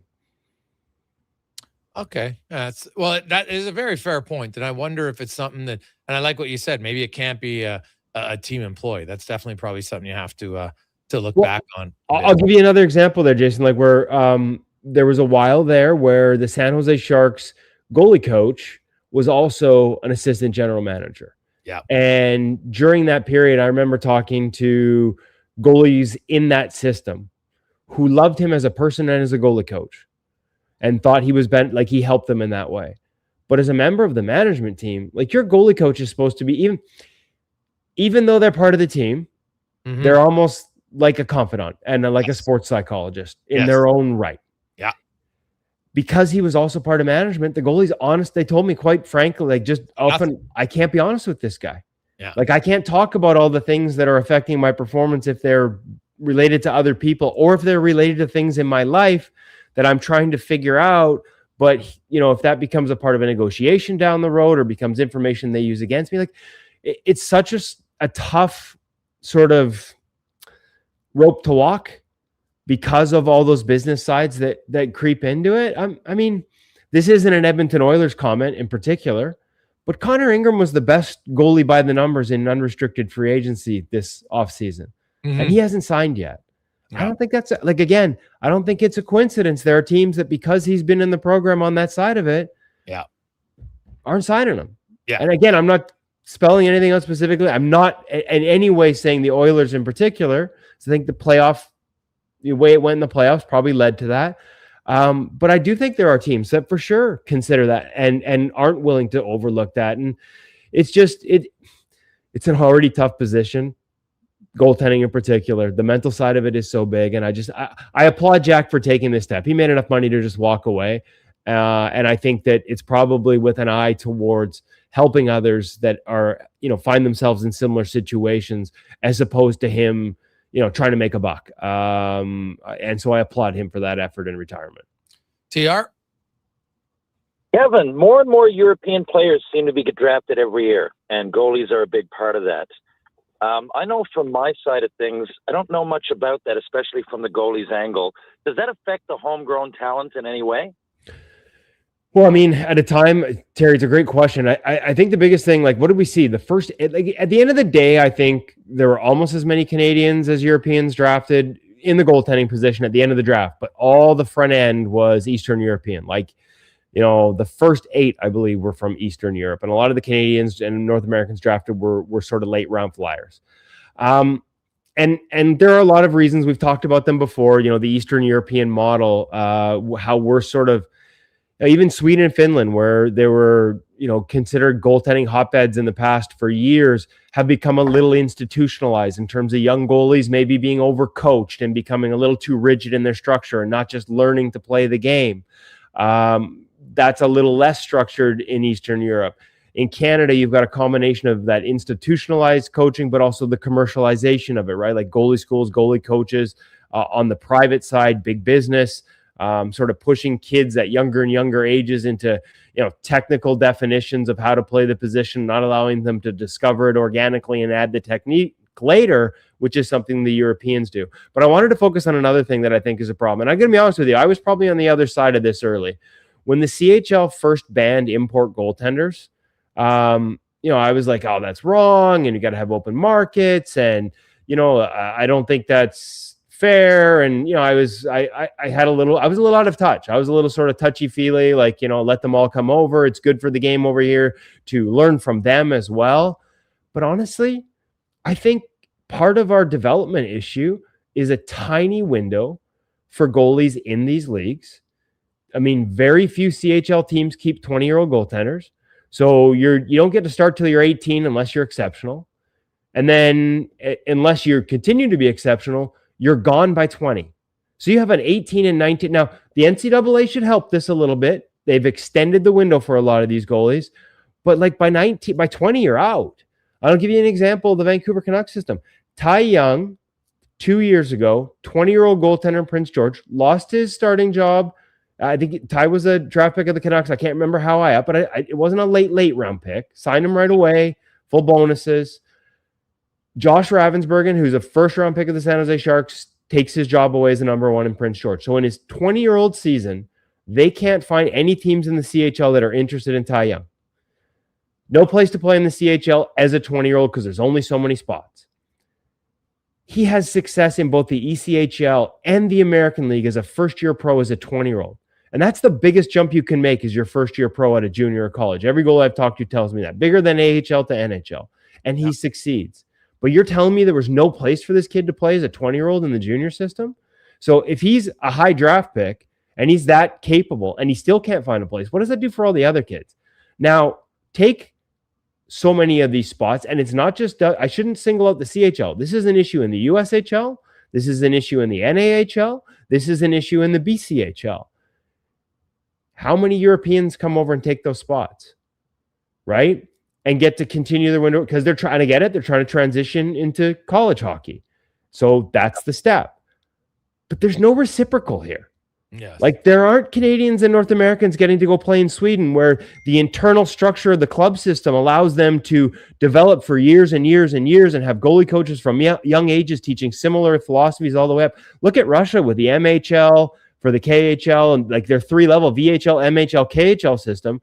And yeah, it's tough for a young goalie to get opportunities in the KHL, but they get a ton of playing time and development at the lower levels. And then, again, this is why you're seeing them all get drafted. The skill building doesn't start to the teens, so they don't they don't make them over technical too young. But then once they're in that sort of teen years and into these systems within their clubs, they take the goalies and they take a break and they get them all together and they have camps with a national voice working with them so that they're sharing ideas. And so our development model is behind.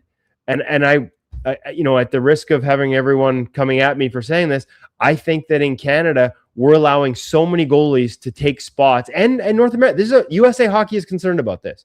Take all these spots so they can transition into other spots that used to be reserved for North American goaltenders. And I believe the opportunities are at the expense of North American goaltenders. There's no spot for them to go. And so they flush out at 20. And who knows, maybe that 20-year-old season would have been the one that's where things start to come together for a kid. And again, like, I know that there's a concern about this on the other side of the border in the States. I think we need to be more concerned with it here. There are so many development opportunities overseas, and yet none of our kids get to access it, but we open the doors for all of their kids to come over here and access ours at the expense of a shortened development window for young goaltenders, many of whom have shown progress or shown real promise at various points to even be in that position at the first place. They're just flushed out of it. It's become so volatile. I talked to Mike Condon, who's doing sports psychology now. He was at the Montreal Canadiens development camp. He talked about how he was in prep school for the same one for 6 years, same college for 4 years. Like, the pressure on these kids of my career being over and hockey being done is starting at like 17 and 18 years old. And it's a lot on a lot of these kids. And we're making it more difficult by giving so many of their spots away to goalies from other countries. Kevin Woodley from Ingo Magazine, NHL.com joins us. Kev, a good young Canadian goalie, Jet Greaves. His arbitration, now I get that it's a negotiation, and the team comes out at $2.8 million. Greaves' side comes in at $7.5 million. I look at his numbers, and I know why they would use Dustin Wolf as a comparable, because guess what? His numbers are arguably better than Dustin Wolf's when he got his 7.5. I think Greaves is going to come much closer to the 7.5 than the 2.8. But what do you make of Greaves and maybe, where he fits in here for Canada moving forward? Yeah, I mean, you know me, like, this is a young goalie. Again, some biases here. Got to spend some time with him on and off the ice in Montreal a couple of years ago, and just fell in love with his passion for the game, right? It's not just the skill set you see. Like, he overcomes the relative lack of size, in an era where everybody needs to be 6'3" and 6'4". He doesn't have that same size, but he's such a great skater. And to me, he just has such a great mind for the game. The way he thinks his way through sort of situations and the way he manages his size, mitigates it through speed, but also decision-making. I'm really impressed with him. His underlying numbers by Clearsight Analytics up until this past season always said he should have been in the NHL sooner. Every time he got an opportunity, he outperformed his defensive environment by an elite level. I get to say this now because I made the argument at the time. I think Columbus waited too long 2 seasons ago to get him up to the NHL, and they probably make the playoffs if they make the decision sooner, because all the underlying numbers said he was ready, not just ready to play, but ready to excel. Now, last year, those numbers took a step back. Still relative to expected, he was above it, and that's not easy to do. But the question becomes, how much of that was, okay, this is him in a larger sample, or this is him learning to survive playing more in a larger sample and behind a team that didn't have great numbers defensively. And ultimately, the answer to that is where the contract should come out, but they have to make the decision. I'd be buying, if I was Columbus, I'd be buying years. And if there was a willingness, and this is what I don't know, obviously I don't know the behind the scene negotiation. Is it firm on a Dustin Wolf number? Because again, the raw numbers may be similar to Wolf, but Wolf, through his first full season in the NHL, his adjusted numbers were off the charts good, like elite, top of the league level good. Greaves took a step back last year in those numbers, compared to his earlier seasons. If he was willing to go long-term with me on less than the full Dustin Wolf ticket, like if there's that willingness outside of arbitration to find a middle ground, if I'm Columbus, I'm buying those years. And I'm buying as many as he's willing to sell me, because I've seen how he approaches it. I think there's a growth mindset there. And even if he doesn't reach sort of the levels that he was at in the smaller samples, even if it stabilizes just a little higher than now, that is still like maybe not elite, but that is high level number one goaltender. And I think you saw him get the opportunity at the World Championships. Like, to me, this is the next big decision for Canada in its crease. We know that it's been Jordan Binnington the last 2. And if we're assuming that it can't be Binnington at the next Olympics, then I think the next 4 nations is where they need to transition into a younger guy. And Greaves is making a case that not necessarily he should slam dunk be that guy, but he needs to be considered, especially if we're starting to move forward. Like, even if Binnington's ready to go and looks elite for the Four Nations, is it all about that tournament? I guess so. I guess you're trying to win it. But I also want to set the stage for the guy who's going to help me win an Olympic gold medal 2 years after that. And I think Greaves is 100% in that conversation. Will some other young guys step up as well? Could a Mackenzie Blackwood, who's older but not as old as Binnington, be a part of that conversation? Absolutely. But I think Greaves needs to be given that opportunity because that's the only thing missing, right? And there's no guarantees he gets it in Columbus.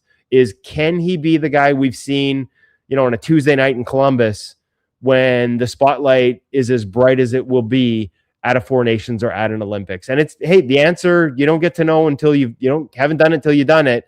And getting him opportunities on brighter and bigger stages with Team Canada before you have to make that decision, to me, would be very prudent. Kev, quickly, Jonathan Quick, what do you make of that hire by the Rangers? It's a little head-scratching in this regard. This is an organization that has been ahead of the curve with goaltending, with Benoit Lair at the helm. First as the goaltending coach for years and years, but then as the goaltending director. Now, I'm not surprised that Benoit Lair walked away from the goaltending director job after 2 years and just firmly retired completely, because I think that would have been his preference to just step away from the goalie coaching role and go right into retirement 2 years ago. I think he stayed with the Rangers almost as a favor for the first season and then stuck around for a second season, but I wasn't shocked when he retired.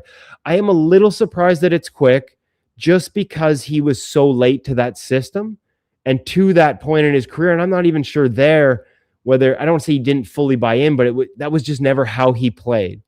And that sort of inside out, beat the pass, solve the equation, depth management approach that they've had has put them, I think, ahead of the curve as the game has changed east-west. And you look at Calgary and Dustin Wolf, prime example.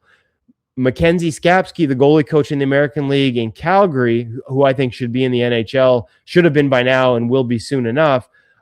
He's the one that took Wolf from his first to his second year to an MVP by having him, despite not being big, play deeper in his net. And that's a lot of Benoit adapted and adopted and modified Benoit Lair philosophy from the New York Rangers days. Skapski, of course, coming up through the Rangers system before his career ended early and he went into coaching. Devin Cooley, exact same thing. So that would be my only sort of and on the flip side of this, I know Billy Ranford really well, who's the director of goaltending with the LA Kings, and he's always tried to get Jonathan Quick on the in-goal pro reads program where he breaks down video for us of saves like we have so many NHL goalies do, because he says that Jonathan Quick thinks the game at a level that he's rarely seen. And so maybe that part of Quick's process will make him perfect for this. And so I don't want to undersell that because I haven't had a chance to witness it as I have with other goalies. He's a little more reserved. He doesn't open up as much. But my understanding from people I trust is he thinks the game at an incredibly high level. And so maybe he will be perfect. But I am a little curious to see them go away from somebody who's not firmly entrenched in that Lair philosophy, just because it served them so well, from Lundqvist to Shesterkin. Jeff Malcolm, their goaltending coach in New York right now, is part of that. He's a Benoit Lair disciple. They hired Brandon Burke as their American Hockey League goalie coach. Obviously, he learned from his dad, Sean Burke, who was also a Benoit Lair disciple and completely changed his career when he arrived at the Arizona Coyotes and learned Benoit Lair's system and changed how he played. And it's part of how he coaches now. So it's curious from that regard. And yet I don't want to dismiss how smart Quick is as a goaltender. As much as we think of the athleticism, there's a real thinking goalie underneath, sort of at the foundation of that. But at the same time, the way the director position is being handled right now, it does leave me scratching my head a little bit. For every sort of career goalie that understands scouting and systems and really thinks the position at multiple levels that gets a job like that, we're starting to see some been there, done that appointments. And it doesn't mean they're wrong. But I look at Calgary, I look at the way that Florida's done it, even though that's Luongo who's been there, done that as well, played the game. There's a real hierarchy and a real thoughtful process to it. Systems involved, how everybody reports, getting everybody on the same page at multiple levels. Like it's a deep thinking job with a lot of layers of responsibility, including scouting and how everyone scouts goalies for you. And so that's not to say Jonathan Quick won't be able to slide right in and learn all that, but we have teams just with completely different approaches. And I wonder if the NHL's figured it out yet, to be honest with you. The Pittsburgh Penguins just changed ownership and got rid of their director of goaltending, John Elkin, which kind of shocked a lot of people. And it seems to be primarily budget. Like, yeah, we got a goalie coach. We don't need a director. So the thought process around this, as much as I've harped on the Oilers needing to get one for years, the thought process around it is really shifting sort of under our feet. And outside of a few teams, I'm not sure anybody's truly deeply figured it out yet. Kev, great stuff as always, buddy. Really appreciate it. Have yourself an awesome day. Thanks, guys. There you go. That's Kevin Woodley from Ingo Magazine at NHL.com. We'll take a quick break. Return. Gregor Terry Ryan with you. Sports 1440, sports1440.ca. Performance by Action Electrical today. Their projects team kicks things off, designing and building with unmatched skill. Then the service team swoops in for those crucial repairs and maintenance. And don't forget the testing team, ensuring everything's safe and sound before the solar team scores with sustainable energy. A complete team effort. Have Action Electrical bring home a win for you and your project. Visit actionelectrical.net. Your weekend hotspot is at On the Rocks. Party with Edmonton's best bands every Friday, Saturday, and Sunday. And we got them all. From the Varkels to Tallboy, Radioactive, Curves, the Brute Squad, Morningwood, Rockzilla, Punch Buggy, and more. Plus, the guy who keeps the party going every weekend. DJ Kenny K on the ones and twos, live. Get ready to have a good time this weekend. Your bar, your party. You're On the Rocks. On the Rocks. Chatsworth Ave and 118th. Cantork has turned 25. That's right, 25 years of building tools so good, they practically torque themselves. Hard work and innovation equals problem solved. See our latest designs at cantork.com. It's cone season at McDonald's, which means vanilla cones are $1 each plus tax in the McDonald's app all summer long. Soft, creamy, and crunchy. For just $1 each plus tax exclusively in the McDonald's app. App download and registration required at participating McDonald's in Canada. There's still time to book your tournament at the Ranch Golf and Country Club. As one of Alberta's top tourney courses, the Ranch makes hosting fun and easy for any group or business. No matter how unique or unusual, they'll accommodate your vision for an event no one will soon forget. Start planning your tournament today at their beautifully landscaped course on the outskirts of West Edmonton. On-site event coordinators are here to help, but hurry, availability is limited and booking fast. Visit theranchgolf.com. Everything is going to be okay. Any business, regardless of size, can stumble occasionally. I'm Dan McDicken, a licensed insolvency trustee with Faber. If your business is facing financial challenges, our team of chartered insolvency and restructuring professionals have corporate debt recovery solutions that work. Schedule your free Faber Focus session at faber.ca today. Chances of a positive outcome increase if you engage Faber sooner rather than later. I'm Dr. Vance Elliott. The goal of every one of the thousands of hair restoration procedures I've performed is a full, natural-looking head of hair. I work directly with my patients for the consultation, the procedure, and the follow-up, so we can achieve the best results possible. When people see what we accomplish, I don't want them to think, "Wow, great hair transplant." I want them to think, "Wow, great hair." Go to drvanceelliott.com and contact us today.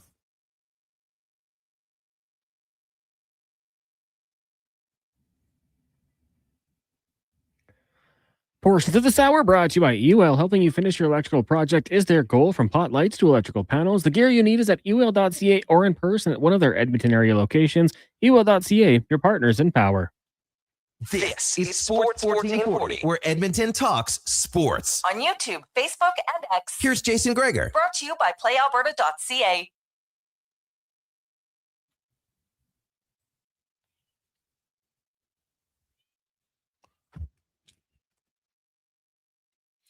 $351, Jason Gregor, Connor Halley, Sports 1440, sports1440.ca, YouTube, Facebook, X, Instagram, as always, brought to you by playalberta.ca, where, of course, you can get in on Lotto Max, $20 million up for grabs tonight, and 20 prizes of $100,000 at playalberta.ca. Now, Jason Gregor, Terry Ryan, we're going to get to the oil report brought to you by Go Auto, cars, vans, trucks, SUVs, you name it, they got it. Over 17,000 vehicles to choose from at 73 different locations. Find yours at goauto.ca. So TR, I wanted to ask you, because we haven't touched on it a lot. There's been so much talk in Edmonton about you got to improve their defensive play, which I totally agree with. But a lot of people think, they're going to improve their defensive play, which means McDavid and Draisaitl's offense will go by the wayside. I don't understand that reasoning at all. Look at Nathan McKinnon. He led the league in 5-on-5 scoring last year, 75 points. He outscored teams 100-42 5-on-5. Kucherov was second in the NHL at 5-on-5 scoring. McDavid was only sixth. Yeah, they got to improve defensively. But I actually think if they improve defensively, that means they'll have the puck more and they'll be able to attack more. Where do you come out? I think because of a few of my friends around here were talking about this recently, and they're Leafs fans, and I think it's recency bias because of Austin Matthews' drop-off, which, of course, there's all kinds of levels that go to that. And one person's way of coaching, even if it was Berube, is a lot, not every defensive, it's not, you can go out there and have a peace of mind to play defense first when it's in your end, and then, continue to produce offensively. I'll point out that the best example I can think of is Mario Lemieux. When he first came into the league, that was the big thing. Now, you don't remember him for defense, but he was real good. He later in his career, when he was still winning scoring championships, he was awesome with his stick, as is a guy like Austin Matthews, who had injuries. One of his teammates was a big setup guy left. I mean, there's all kinds of things to unpack. I agree with you. If you're better defensively, and not only that, it's team success, personal. Another guy would be Steve Yzerman. It wasn't until, and people think, he went to defense. Yeah, really, really late for that last cup. He did. He took a shot of humble pie, man, and went down for the team and went on the fourth line. But that wasn't early in his career. He came in, and then he started to be Detroit became this team that had a lot of depth. And Yzerman became a real good defensive player, but that wasn't really the thought going in. And over time, of course, his numbers went down, but I don't think it was because he paid more attention to he got older. Right? He got older. Yeah. Like you look at back then, players' peaks of their career were like 6 or 7 years, excluding like Gretzky and a few freaks, right? Yeah. But Yzerman had that 6 consecutive years of 100 points, and then he got injured. He would have had 7 in a row. But he also had 95 points in 80 games in 1996, right? And they went to the conference final. Then the next year, like what everybody forgets is Yzerman got older. He was still their leading scorer, but the Red Wings had balanced scoring. They didn't get to play all the time on the power play and everything else. But they had Nick Lidstrom. And they had Brendan Shanahan. And they had Larry Murphy. And they had Paul Coffey. Like that, all these, like I always chuckle at that one. Steve, and I know Mike Babcock brought it up, and Steve Yzerman, he bought in and, to win the Stanley Cup. Like if you're talking about his third one back in 2002, well, at that point, the guy's 37. Of course he wasn't an offensive player, for goodness sakes. And guess what? Yeah. You know what's funny? That year, Yzerman had 48 points in 52 games. He was almost a point-a-game player. And in the playoffs, when they won, which was age appropriate for where he was. And not to cut you off, but he started to focus on that, though. You watch interviews in his third and fourth year when they weren't what they were. He's just like, I had to become a complete player. I was getting all these points. And then that's when, and then he still went on for those third, fourth, fifth, 6 years to rip up the NHL. He was just a better overall player. And I really, really do believe, especially a team like the Oilers, they're too dynamic when they get the puck. Like you said, I'm a believer that you'll just have it more. Doesn't mean you're sitting back like on the penalty kill, letting them play with it, and you just got to sit there with your stick turned over and just play defense. Just means you're probably going to, focus a little bit more, and you might start with the puck further back in the zone than you would have, or you might, defense doesn't just mean behind the, in your own zone even, have active sticks, have a great forecheck. That's where it started for me, the forecheck. If, I used to take pride in that. So I'd try to go, okay, what are we doing here? Are we going 1-2-2? What's the score of the game? Where do we have to be? And I would talk to my coach more. Me being a better defensive player was really just a lot of communication with my coach, because you can there's a level of like systems that you can play within that and know what your parameters are. That's not quite there as, if you want to be a cerebral offensive player, a lot of that's going to have to be instinct. which defense is too, but I just remember it really helping with me when I had an idea what we were doing, when I actually focused on the team defense. What are we doing here? Okay, I think I can get that puck, but if I make the move right now, then I'm going to throw everybody else off. And if we have a good forecheck here, it's going to end up on my stick more. And to me, that's kind of where the defensive play started. Yeah, I would agree. So I look at Edmonton and, offensively, they can always score. That's not an issue. It's about the commitment by the group. And we've seen it before. Like Leon Draisaitl was 6th in Selke voting in 2025. Yeah. I think people kind of forget that, right? So they've shown they can do it. Last year, the team, I think their commitment to defense, their commitment to everything, maybe it was mental fatigue. They admitted at the end of the year that maybe they didn't respect the regular season as much. I honestly think that, there's the perfect storm for them. You come in, they're rested for the first time in a few years. They're a little annoyed, embarrassed by how they played last year. Now you throw in a new coach, and they're all going to want to impress the new coach, which you've seen before. Look at the numbers when Tippett came in. Look at the numbers when Woodcroft came in. Look at the numbers when Knobloch came in. I don't expect it to be any different under Mike Babcock as far as, Edmonton all deciding, okay, let's get focused here. Now, the question will be, again, can they maintain it? Because they've done it in the past, and then it slowly slips away. I would expect their attention to detail, especially in the defensive zone, and managing the puck in the offensive zone will be much better this season.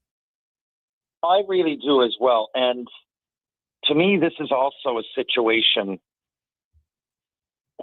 like we all know that, some of the veteran players were in on part of that decision to bring Babcock in. So they have I'm not talking about the actual decision, I'm saying. And a couple of years ago, remember, come in early, we're all going to be accountable. This is a team that over the last few years, and they proved it, they've gone to the final twice. This year was an off year, but whatever. What I'm saying is that within the last 3 or 4 years, the nucleus of that team really, it's one thing to have your eyes on the prize. It's another thing to have the best player on the planet and a close second. And company who are all capable and good players that have been there, some of them great. For a group like that to be focused and to bring in a guy that they know is going to cause controversy, but they're so honed in on winning. They're so adamant that they're going to do the best thing in their power. And they're going to go against the grain, but whatever they think, and I really, really respect that they did that. And to me, that's not a group that I think isn't going to listen and be a little bit lax. I don't think you can compare them to a lot of even Canadian teams with potential, or teams that are good, or Florida or any of them. These guys are going in with a clear purpose. They're not saying much about it. They're focused. And I'm telling you right now that I would be surprised if they don't implement what they have to do with, not going to say perfection, but with absolute focus and determination. TR, great having you back, buddy. We appreciate it. We'll chat with you on Thursday. Thank you, Connor. Thank you, Jason. Thank you, Edmonton, and we'll chat soon. There you go. That Terry Ryan. Let's get to the Con Man and the Sports 1440 update brought to you by Hire Good for professional property services that you can feel good about. Get Hire Good. Site cleanup, debris removal, seasonal maintenance, and more. Hire Good. Stable jobs create stable lives at hiregood.ca. This is the Sports 1440 update. The Utah Mammoth has signed defenseman John Marino to an 8-year, $54 million contract extension. The Oilers' 6th-round pick back in 2015 has appeared in 443 games, recording 157 points. In the majors, Jay's in action tonight, taking on the Rays again. First pitch, just over an hour. We'll have that one for you on our AM feed following the Jason Gregor Show. Elsewhere, Dodgers get the Phillies, the Guardians hosting the Twins, Red Sox, and Orioles postponed due to rain. As are the Yankees and Pirates. Mariners will host the Reds. Athletics head to Arizona. Rockies and Nationals with the Marlins taking on the Astros. Locally, Riverhawks hosting Kamloops once again down at Remax Field. First pitch, 7:05. The Stingers on the road in Saskatoon taking on the Mamba. That gets going at 7:30. And in the NFL, the Dolphins and linebacker Jordan Brooks agreeing to a 3-year, $51.3 million contract extension. Coming up in hour 3 of the Jason Gregor Show, we'll get to the roundtable, ask 5 questions, and will be joined by the new head coach of the San Diego Gulls, Dave Manson. I'm Connor Halley. This has been a Sports 1440 update. Sports 1440, Stingray Radio Station. CHJR broadcasts from West Edmonton Mall and Wetaskiwin. Download the free Stingray music app and listen wherever you go. Hey, sports fans, we've got a clear choice for you. At Crystal Glass, we provide customers with the perfect glass for any job. From home to auto and even commercial, installation or repairs, we're your team. Call 310 Glass or visit crystalglass.ca. Crystal Glass. The job isn't done until the last load is hauled, and having a semi-trailer out of commission is not an option. Whether replacing or adding to your convoy, Edmonton Trailer has a huge inventory of new and used semi-trailers, trusted by the gravel, logging, oil field, fluids, and freight industries. Find a trailer right for you online or at one of their 3 locations. For sales, service, parts, rental, and finance, when you're in it for the long haul, Edmonton Trailer. Come for Canada's largest trade shows, the biggest names in entertainment, exhilarating sporting events, and more. And stay for the experience at the Edmonton Expo Centre. Looking for the perfect place to host your next big event? From trade shows to galas, meetings, and concerts, the Edmonton Expo Centre has the space, event expertise, and service to make your next event unforgettable. With over 522,000 square feet of flexible event space, in-house catering, and operational expertise, they bring your biggest vision to life. Learn more at EdmontonExpoCenter.com today. Mr. Rooter has deja vu. Mr. Rooter has deja vu. The bathroom is right over there, Mr. Rooter. Thank you, good sir. Wait, I swear I've plunged this toilet before. It was clogged with a snow globe. Am I living in a time loop? Oh, good. It's just a voodoo doll that looks exactly like me. Whew, what a relief. For a plumbing experience you'll want to relive, call Mr. Rooter. Question: what do you do with your metal? Lawn ornaments. Statues. I made this hat for Kitty, but it's a little heavy. Sorry, Mr. Fluffles. At Metal Supermarkets, they encourage you to submit your creations to the Metal My Way Gallery today. You can win some great prizes. Go to metalmyway.com, a celebration of metal mastery. Proudly sponsored by Metal Supermarkets, the local convenience stores for Tuesday after. Southside, West End, metalsupermarkets.com. You've hauled a 2-bedroom trailer over mountain passes on a cross-country road trip. Terry Ryan. But today, you just need that epic towing strength to bring the mower over to Mom's. Toyota Tundra, power for all your hauls. It's time to Toyota. Lease a 2026 Tundra 4x4 double cab SR5 from $145 weekly for 60 months at 4.49% APR with $8,699 down. Hybrid available. Visit shoptoyota.ca or your Prairie Toyota dealer today.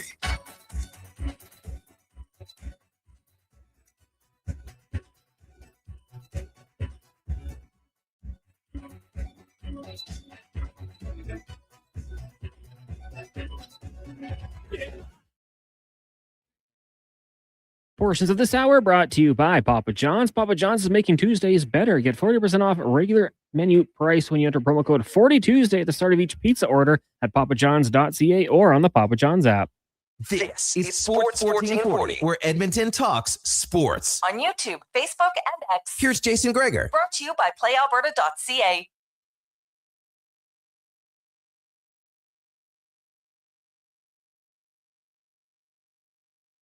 Just after 4 o'clock, as we make our way through the Tuesday edition of the Jason Gregor Show, Sports 1440, sports1440.ca, YouTube, Facebook, X, Instagram, Twitch. Thanks for listening. Thanks for watching. Hit that subscribe button. Give Declan a thumbs up. He always appreciates it. Makes his day. It's always good. Now, let's get to our 4 o'clock roundtable, where we discuss a few different topics with Declan Kruger and Connor Halley, brought to you by PlayAlberta.ca, where you can get in the game. Lotto Max tonight, $20 million and 20 prizes of $100,000 up for grabs at PlayAlberta.ca. And Declan, you are up first. Yeah, I don't know where you guys are going to come out on this one. I don't think it's something that really matters in the grand scheme of things, but to not have a Pacific Division title in the McDavid Draisaitl era, I mean, obviously it's been since '87, so it'll be 39 years this upcoming season if they don't win it here again. And I think I was looking at it earlier. I think it's 6 second place finishes in the division in the McDavid Draisaitl era. But my thing is just, how do you not? And I get that you can make Stanley Cups without it, and you can win Stanley Cups without it, and you can win the Western Conference without it, and it's not the be all end all. But my thing is, I think it is a bit of a. I'm not going to say it's a mark on the record at all, because it's not that big a deal in the grand scheme of things, but just to not have one in 11 years, like that, to me, it's a bit of a head scratcher. Cool. It's embarrassing. I've said it many times. Look at the team since McDavid. So Anaheim won 1. Vegas has won 5. They've been in the league 9 years. Calgary's won 2. Vancouver won 1. And Edmonton, none. Now, Seattle hasn't won 1. San Jose hasn't. Now, San Jose won lots prior to that, but they haven't won 1 in the McDavid era. But Vancouver has. Calgary's won twice, for goodness sakes. Anaheim's won 1. And they missed the playoffs for 7 years. So, yeah, I think it's disappointing. Now, I know that Edmonton's been in 2 Stanley Cup finals. I get that. However, the last year, I think, was the first, and thankfully they admitted it. They kept trying to downplay it when I'd ask them about the fact that they haven't won 3 games in a row all year up until late in the season. They were never able to get out of the mud last year. And that's why I wrote 2 days after the season ended that I fully expect the Oilers, don't overreact. They will be rested. They will be annoyed. They'll play better. Now they changed their coach, whatever. I didn't necessarily agree with it, but they made the decision. And he inherits the perfect storm. He gets to inherit a team that has their best players still in their prime, their best players who are desperate to want to win, their best players who are going to be rested, they're going to be healthy, there's no injuries, there's no one who had off-season surgery for the Edmonton Oilers. They'll all come to camp healthy, and it's a perfect storm. And they also get to start the first 2 games of the year against the team that was the worst in the NHL last year, so bingo, bango, bongo. They should have a good start. Their schedule this season, there's no glaring, massive, difficult portions of it. They're out of town for 6 games over Christmas and New Year's, but they have a week off prior. They play on the 20th, then they don't play again until the 27th, and it's 6 games on the road, and then they're home again. So everything points to them winning the regular season. I've argued for years that it matters because it gives you an easier path. You have every time the series starts, you're at home. It's one less flight that you have to take. It's more travel for your opponent. So, Dak, I think it is a big deal. And I've talked about this for many times. I think it's kind of embarrassing that they haven't won it. I'm with you guys. I mean, I do agree. It is embarrassing. The New York Islanders haven't won it since 87, 88, I believe, a year after, the second longest. And to me, I said it last year to start the season, like I'm sick of seeing this team struggle. These losing streaks, slow starts, like hit the ground running. There's no excuse for it this year. You don't have the excuse of a long playoff run.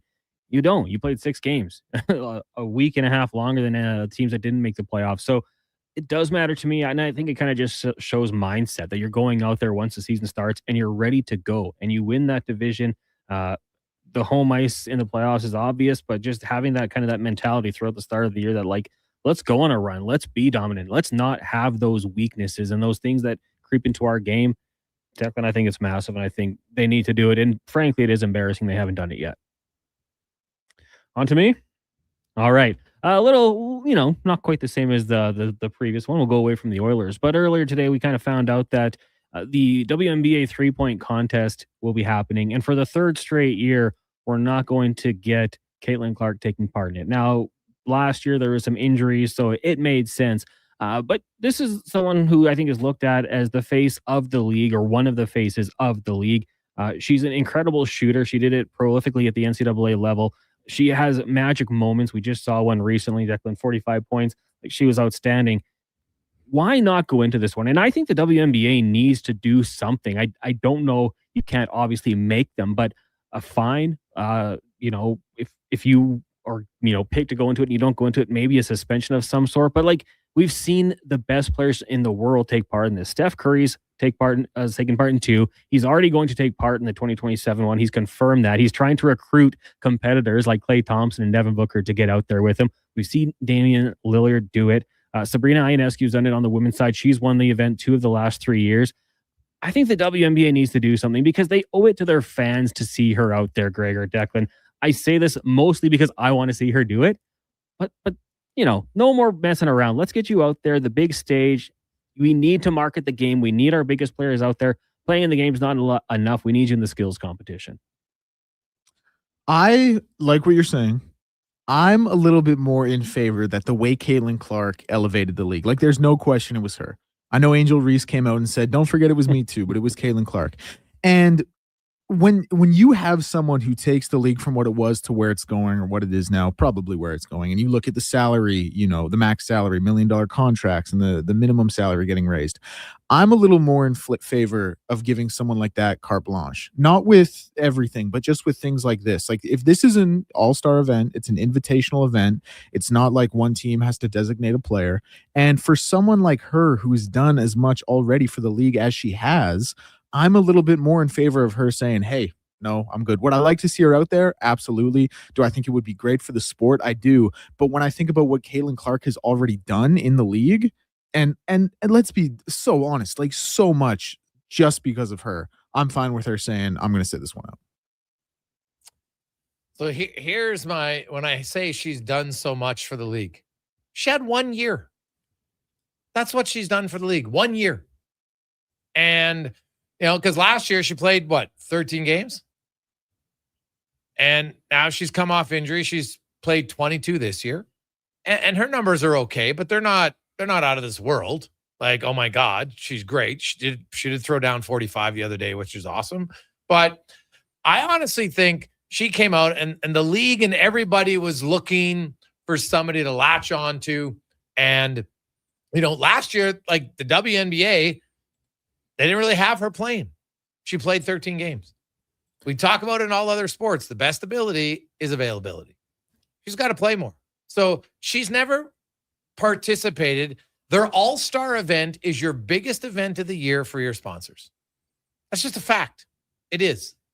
And she's never participated in it, Cons, as you said. So I'm with Connor on this one. I think you want to be the face of the league. You've never participated in it? What? Come on. At some point, you can't live off of your first year in the league. Like at some point, you need to do more than that. That's where I would come out. Yeah, I mean, and I just look at some of the players just on the flip side in the NBA. Ray Allen's won it. Larry Bird won it 3 times in a row. I'm sure you knew that, Dak. Yeah, but okay. Like LeBron was never in the dunk contest. He was the face of the league for 25 and years. He should have been.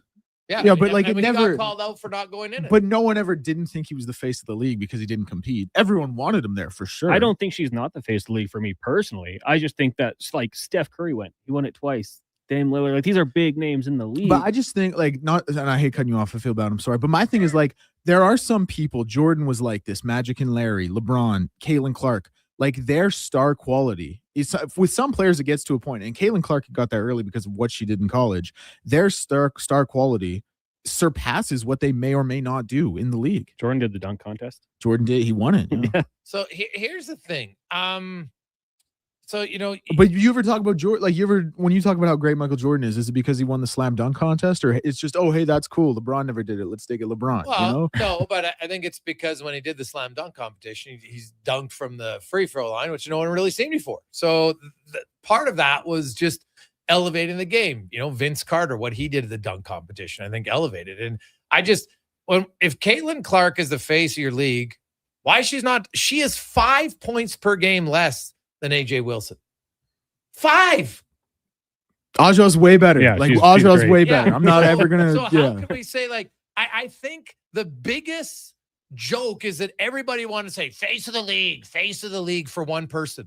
If your league can only survive, and guess what? The league survived without her last year, right? And even this year, like Brianna Stewart's been a pretty good player for a long, long time. And I think your league needs more than one person to be successful. That's just a fact. And so, and what's Caitlin Clark ever done in the postseason? So that I think, and it's not her fault per se, but how everybody just repeats it. It's like, oh, generational players. Oh, generational player. This guy's a generation. Remember Connor Bedard, generational player? Get the hell out of here. It's not Connor Bedard's fault. It was, and so everybody wanted to overrate and over-pressure Caitlin Clark and that she was the Messiah that had come to save the WNBA. And she had, but if you look at her numbers, none of her numbers were ever to the level where you're like, oh my God, we've never seen this before. Right? They just weren't. So I don't like. But let me push back a little. Would you at least agree in the sense that her being there took the WNBA to another level? Because she was a female athlete in the sport of basketball, which we hadn't really seen, that transcended the line into pop culture while she was in college. But we probably have to look at the bigger issue because she was white. Well, I think that's certainly part of it. I think her being that good as a white player in a black-dominated sport factors in as well. I think that's why a lot of people don't like her. Look at her rookie season, 7 points behind the leading scorer. Most points ever in a season for a rookie, though. Most assists ever for a player as a rookie. For a rookie, yes. And then most assists ever as a, like, just for any player as a rookie. Yeah. So she's a playmaker, but she's not a great scorer. And then like Wilson dominates her on the boards. It's not even close. Right. So she's a really good distributor of the ball. Was John Stockton ever considered the greatest player in your game? Why is she considered the greatest player in the game? But I don't think, like, my argument isn't that she's the greatest player. So how can you be the face if you're not the greatest? Why would you be the face of a league if you're not the greatest? Well, I think it's like, it's a little bit like I talked about, like, you just transcend pop culture. Some people have that. Like, you look at LeBron. I don't think LeBron's been the best player in the league for the last like 7 years, maybe even a touch longer. But he was the best player for a decade. He was, well, and Caitlin Clark might get there. Like, did we think LeBron was the best player when he was in the league for his first 3 years? It took him 6 to win an MVP, 4 to make a final. Look, yeah, okay, he made the final in the 4th year, but look at his 3rd year in the league. Like, he was a dominant player. Yeah, but I would I wouldn't ever say Caitlin Clark is as good as Aja Wilson or like a Brianna Stewart. But I don't think she's putting up 28-9, 28-8. She's setting records. She's getting league interest. Like, that's what I'm not. But she has big games. But then if I look at her scoring average, she's still 7 points back. So she can have a big hype game of 45 points, and then she has games of like 12 and 14. Yeah, I mean, she's also like, but she has the most games ever of a player with 20 points and 10 assists. She's played for 2 full seasons, roughly. So she does have some feathers in her cap. She might not be the best, but like, is McDavid? Do we think he's as good of a pure scorer as Austin Matthews? But we all agree he's the better player. I think just in terms of basic popularity, he has right. But in scoring 6 times. But if you were to ask everyone in the Stingray office, name a WNBA player, I guarantee Caitlin Clark comes up the most. Okay, but why is that? It's not because of her ability. And I don't think anybody would say she's the best. They just know her. Yeah, okay. And it's kind of a unique circumstance. And it's not just basketball, like you guys said. And it's not like she's bad. No, it's not like she's bad. But my point is, so I feel like, everyone is like, oh, she's got to get way more. And I'm like, why? Well, if you're getting paid for what you do on the court, like, sure, you know what? But last year, did the WNBA numbers across the league crash? Her team's numbers did, but did it across the league crash? No. So I think she got overhyped, not her fault, overhyped for her contributions as an individual because they wanted to, because the truth of the matter is racism still exists. And the sport never had a great white hope, and then it got a great white hope, and they're like, oh my God, this is who we're going to hitch our wagon to. That's what I see happen. I think that's part of, but I also do think, and we can put a bow on. And hey, great topic, Connor, by the way. I do think there are just some people in sport who have like a transcendent crossover popularity. That is rare, but does happen with some people. And I think she's one of them. And I think that's the biggest reason. Just put her in the All-Star game. She's going to be there. Put her in the 3-point contest. She's the leader in career in NCAA. Like you look at, it would be nice to have her there. I think Connor's bang on. Like, if you want to be the face of the league, then you've got to act like they're the face of the league. You can't have it both ways. You can't claim, I'm face of the league, but then I'm not going to show up at the league events that matter the most. And the All-Star game, make no mistake. I know people don't like the All-Star game in the NHL, but you're missing the point. The All-Star game isn't for the average fan.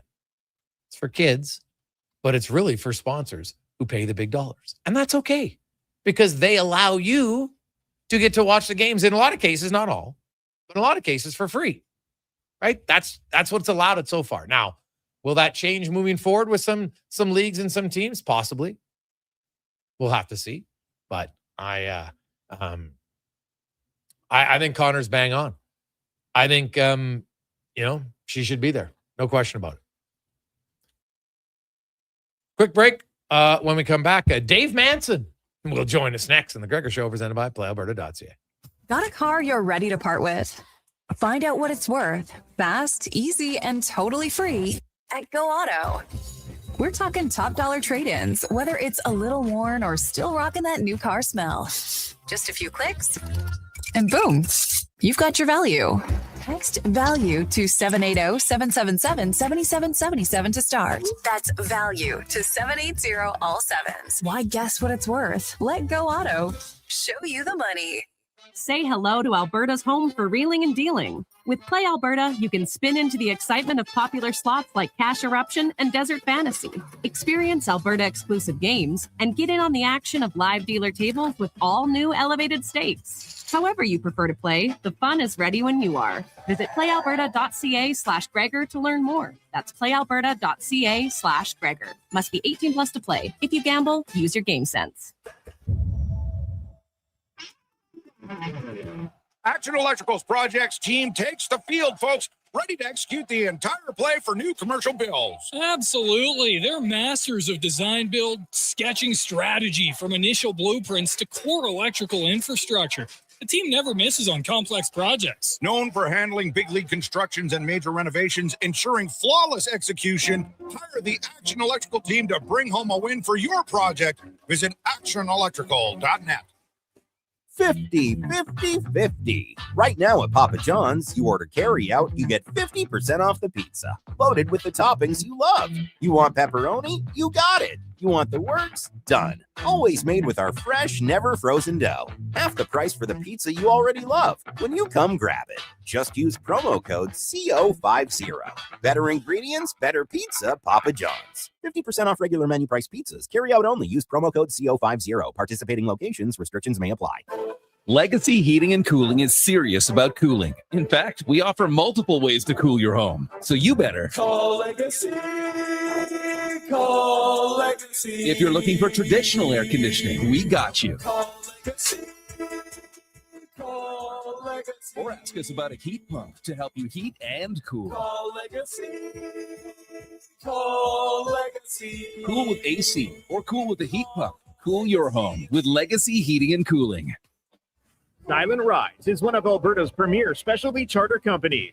With our luxury motor coaches, we provide our customers with the safest and most reliable ground transportation services. Our seatbelt equipped, top-of-the-line motor coaches have become the preferred carrier for many local sports teams, tours, corporate outings, and other various travel needs across Western Canada.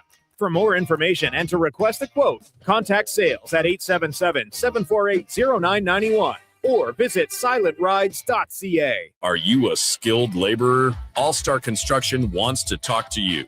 A heavy equipment operator with Traco or backhoe experience? All-Star Construction wants to talk to you, too. With work in and around Edmonton for local land developers, All-Star Construction offers year-round employment. Whether it's power, gas, or telecom, developers rely on All-Star Construction to get the job done. So if you're a skilled laborer or a heavy equipment operator with Traco or backhoe experience searching for work, search All-Star Construction on Indeed.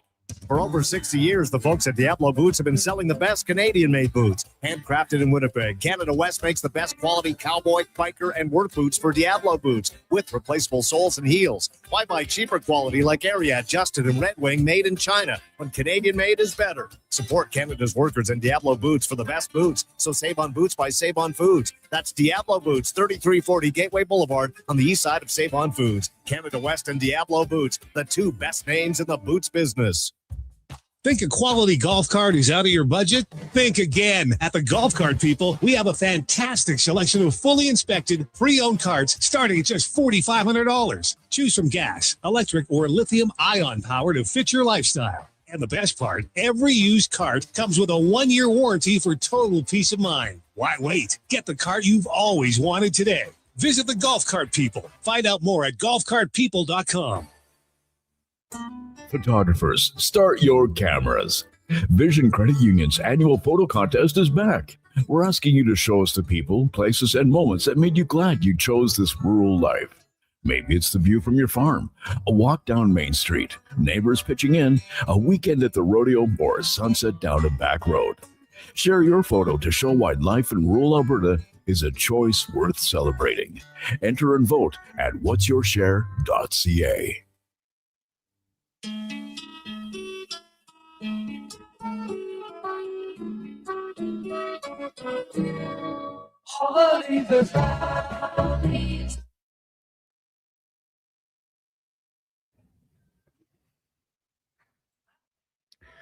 Portions of this hour brought to you by Japa Machinery. Rent it, run it, get it serviced. Japa Equipment Rentals has you covered from their shop to your job site. Alberta's construction pros have counted on Japa for rentals and service since 1972. JapaMachinery.com.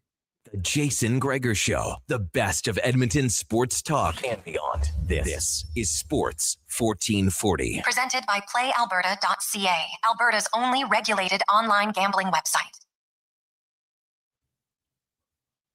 428, rolling through. Jason Gregor, Connor Halley, Sports 1440, Sports 1440.ca. YouTube, Facebook, X, Instagram. Thanks for listening. Thanks for watching the show. Hey, guys, I think winning the division is overrated. You could end up playing someone in the Central who's further away from someone than in the Pacific. Tom in Calgary. Well, Tom, why can't you finish first in the Pacific and also first in the West? You can do both, right? Calgary's done it. Vegas has done it. I don't see it being that difficult. And there's no guarantee that the second and even if you face the number 7 seed, that they're going to be that much better than you. You still win your division. So I think there's benefits to it, and it's a disappointment that Edmonton hasn't done it since 1987. It's true. It doesn't mean you can't win, but it just makes life a little bit easier. Now, let's get to our big guest of the day, brought to you by Silent Ice Center, where they are hosting Gene Simmons in concert in a very unique venue. Smaller, it's great. I love it. 1,600 people. Pretty awesome.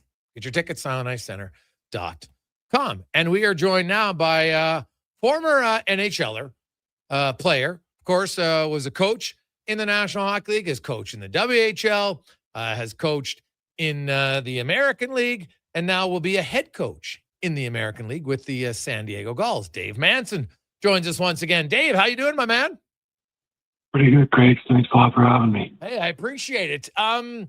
You have, I remember talking to you at when you were coaching the PA Raiders, as assistant coach and then head coach. And, you've always kind of wanted to run your own bench here for a while. Kind of walk me through how finally this was the right situation for you to get that opportunity. Well, I always thinks about being a head coach, but I was perfectly comfortable in my position as an assistant coach. And but as the hockey world does, it changes on a daily basis. So we had a pretty good year. We made playoffs down in San Diego, and Matt McIlvain got the opportunity to interview in Boston. So he ended up taking the assistant positions there. And then Michael Jr. Headed off to Bradford to coach Zach Hyman's team. So everybody kind of left on their own, and it was just the goalie coach and I. And they asked me if I'd have any interest in it. And I said, yeah, I think I would have some interest in it if I end up being the right guy. So obviously you do the interview process and they agree that you're the right guy. Having been an assistant and associate coach for many years, kind of walk me through your strategy when you knew you were getting the job, that who you wanted on your staff and why they were the right guys for you.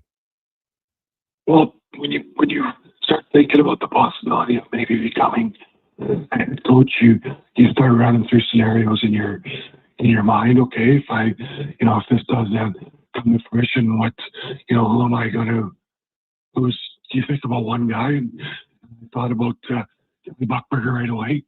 And then you go through the interview process and you talk to a lot of people. And there's other names that come to the forefront. And that guy was Steve McCarthy, and we settled on him and Kelly Buckberger. And I think first and foremost, for me, they're good people. They have good backgrounds, good resumes, but you want good people. And you want to be comfortable with the people you're working with. At the American League level, Dave, and you've obviously coached in the NHL, you coach in the WHL, where it's obviously a development league, but it's younger players. You're in the American League, and it is a development league, but it's really close. And you've got some veterans who maybe have had a taste of the NHL, and they really want to get back there. And then you have some young guys who want to get there. But then you also have some veterans on your team, Dave, who know, the dream is probably less likely to get there. How do you balance all that? Because it's a very different mix of players than you would have even at the NHL or the WHL level. Well, those veterans, you talked about, they're vital. They're vital to your team because they set the standard for the young kids coming up, along with the coaching staff. And, we kind of work hand in hand with those guys. With those older veterans, and I just believe they're vital because they shepherd your group, and we're very lucky to have our captain Ryan Carpenter, who's been around and has had a taste of the NHL, but he was very, very good for us last year, and at some point in time, those players, they, like I said, they shepherd the group for you, and they're an extension of the coaching staff.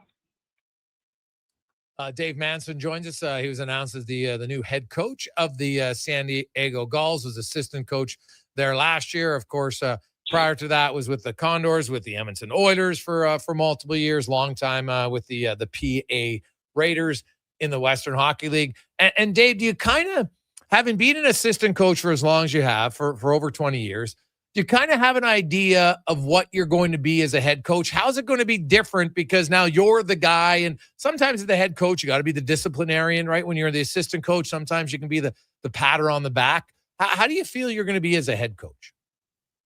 I don't know.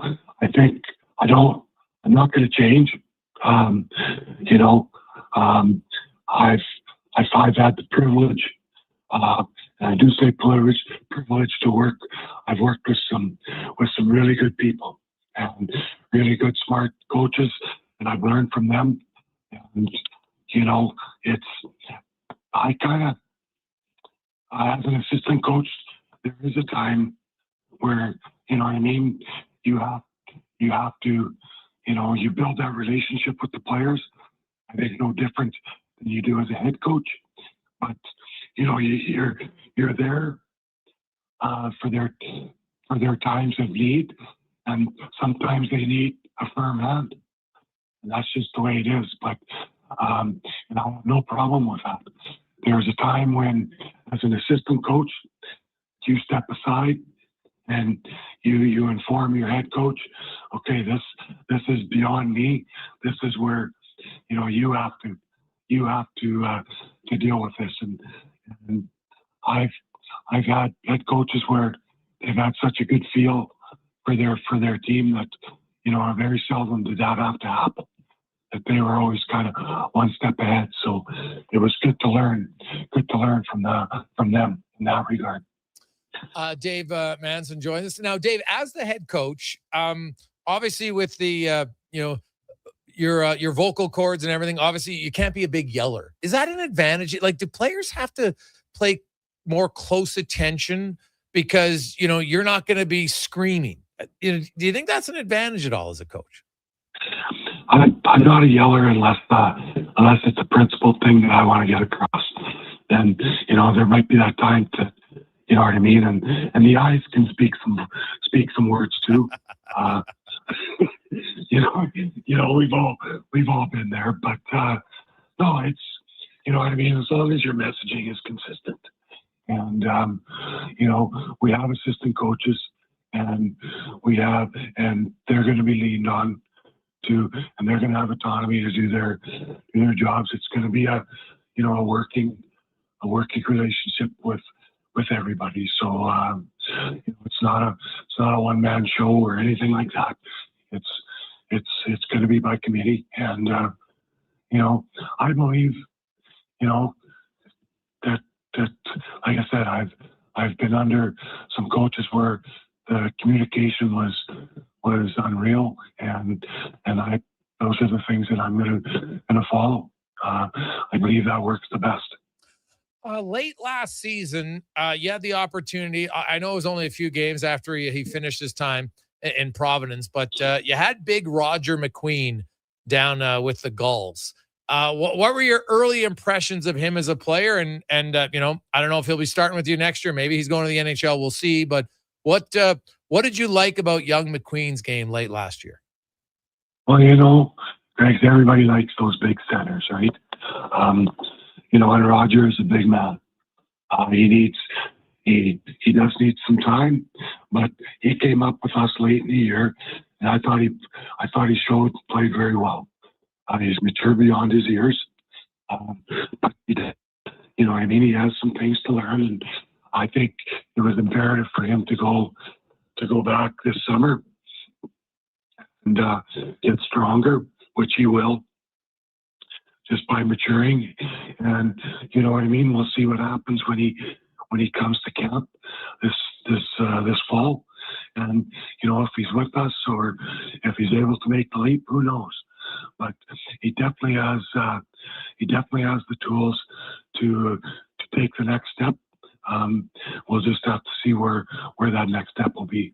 Dave, during the season, Joe Quenneville is the head coach in Anaheim. You're in San Diego. Do you guys do you play a similar style at all? How's that going to work? Or do you get to coach how you want, or what's the organizational plan in Anaheim? Well, I think it's the same as any organization.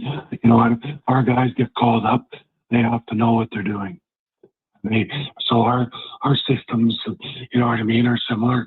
You know, Joel is a very, very successful coach, so his systems have proven themselves. So I don't think there's any need to step away from that.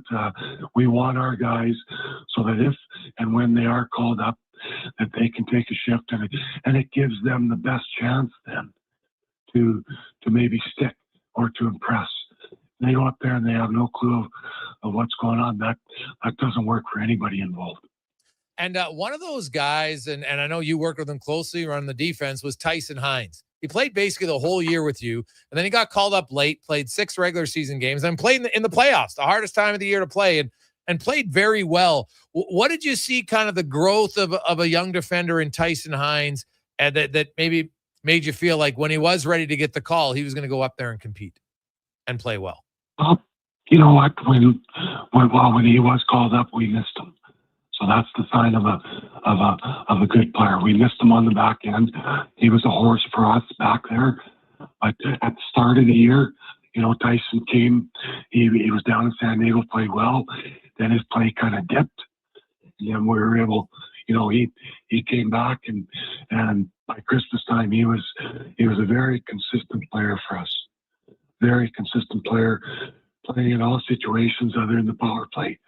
But he was a leader, 5-on-5 for us, leader on the PK, and you know, those hard minutes, 5 versus 6, those types of minutes, and you know, he just excelled at it.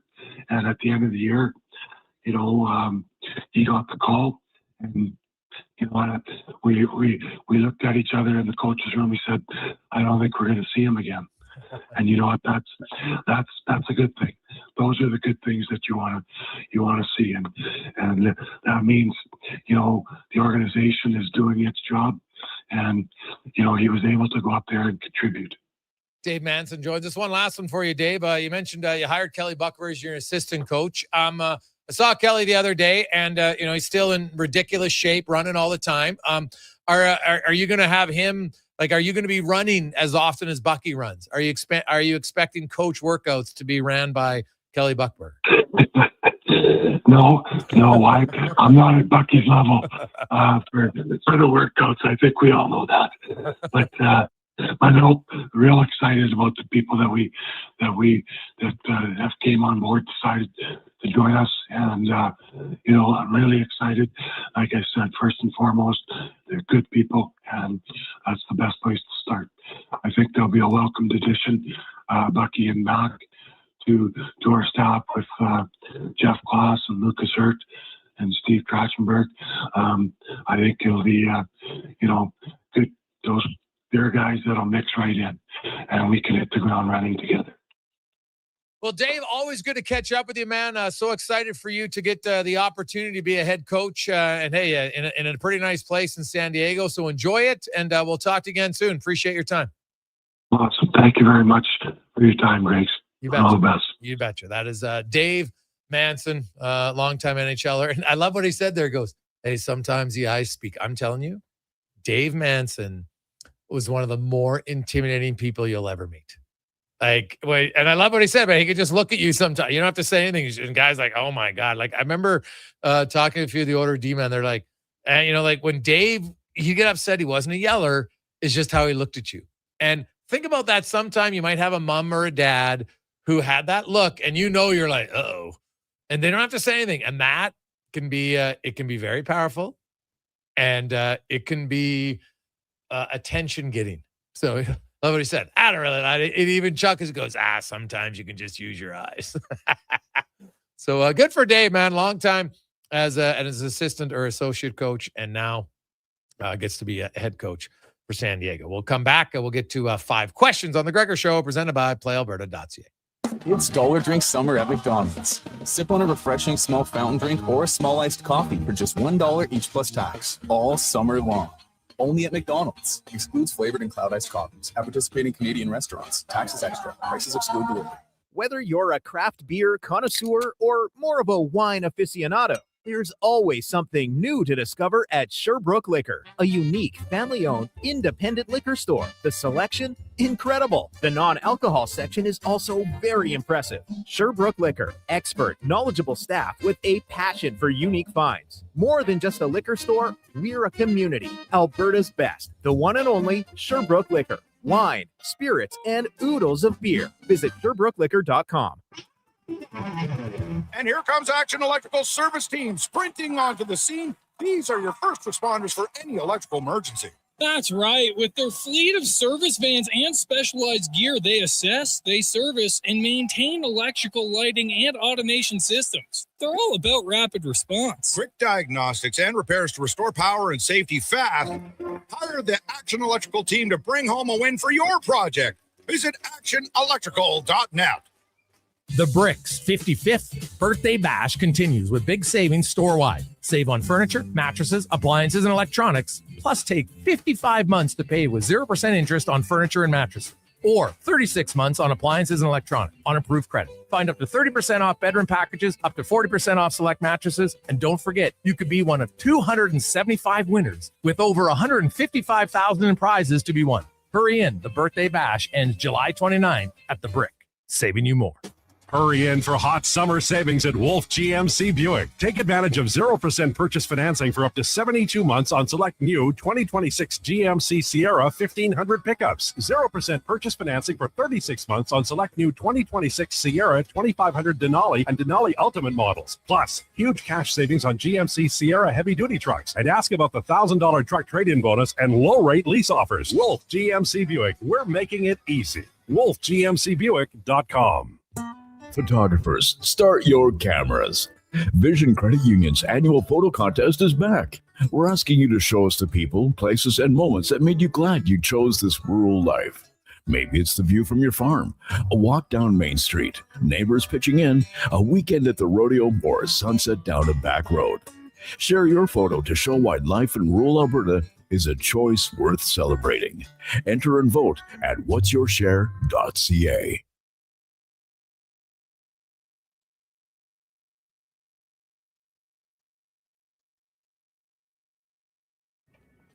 Portions of this hour brought to you by 01 Hockeyology, Edmonton's home for elite hockey development, skating analysis, performance assessment, and year-round training at West Edmonton Mall. Elite hockey development at 01.ca. That's ZERONE.ca. The Jason Gregor Show on Edmonton's go-to station for all things sports is Sports 1440, presented by PlayAlberta.ca. Alberta's only all-in-one play experience. Casinos, sports, and lottery. One account, one wallet, one app. Here's Jason Gregor.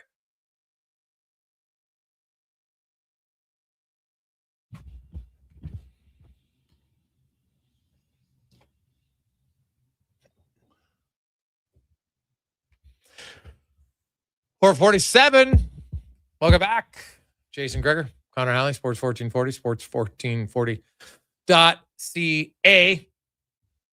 YouTube, Facebook, X, Instagram. Thanks for listening. Thanks for watching the show. Hope you're having a fantastic Tuesday afternoon. We'll be live on location tomorrow out at the Quarry for Specs golf tournament. So hopefully no rain tomorrow.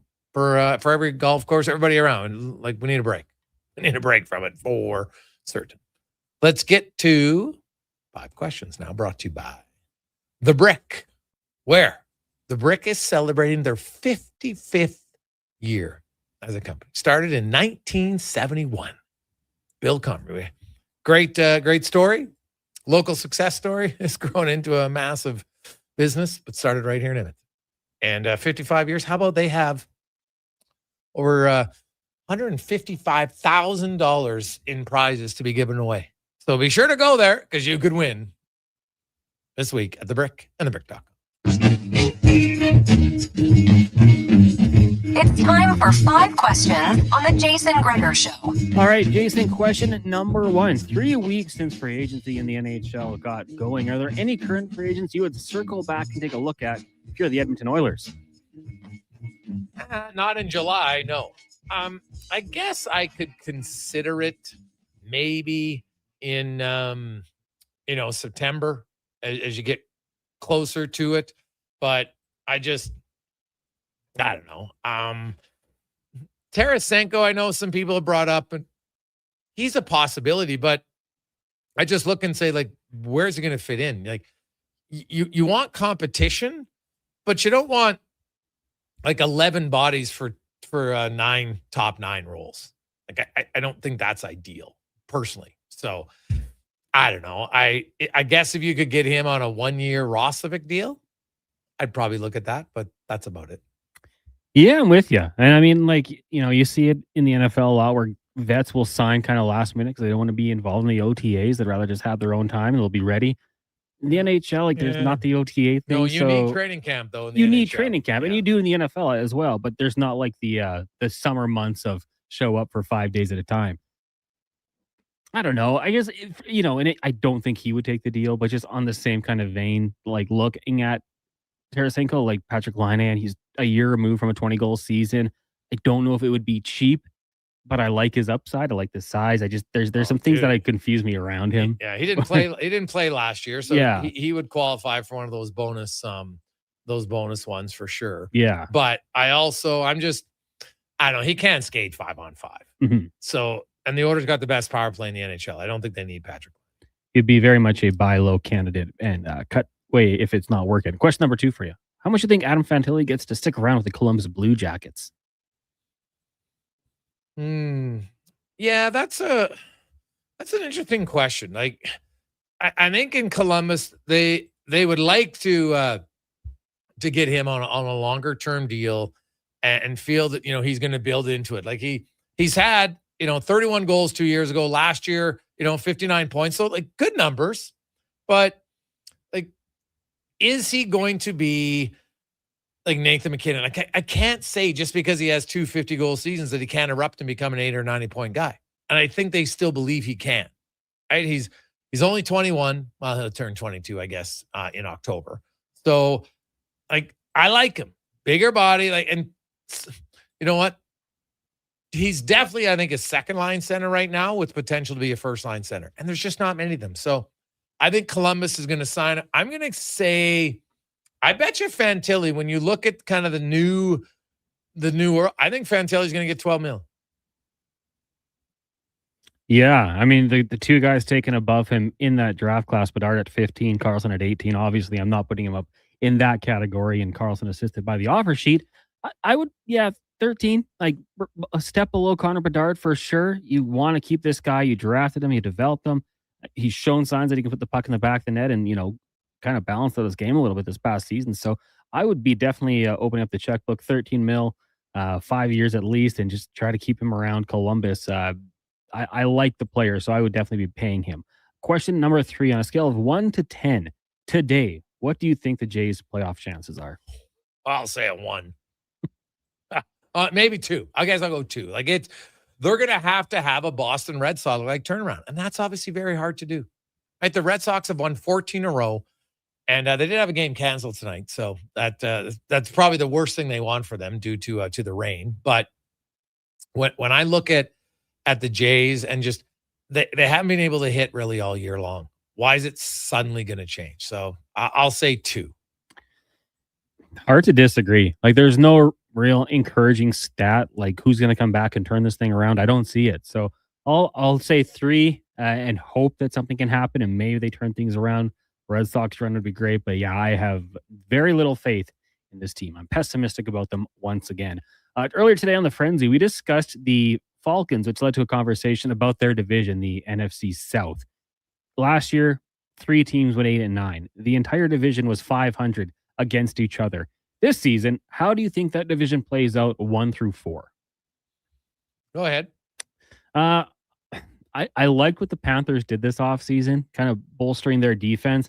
So I'm going to take the Panthers to win it again. Last year, they won it despite losing their last 3. Take some steps going forward. I'll take the Falcons 2, Bucks 3, Saints 4.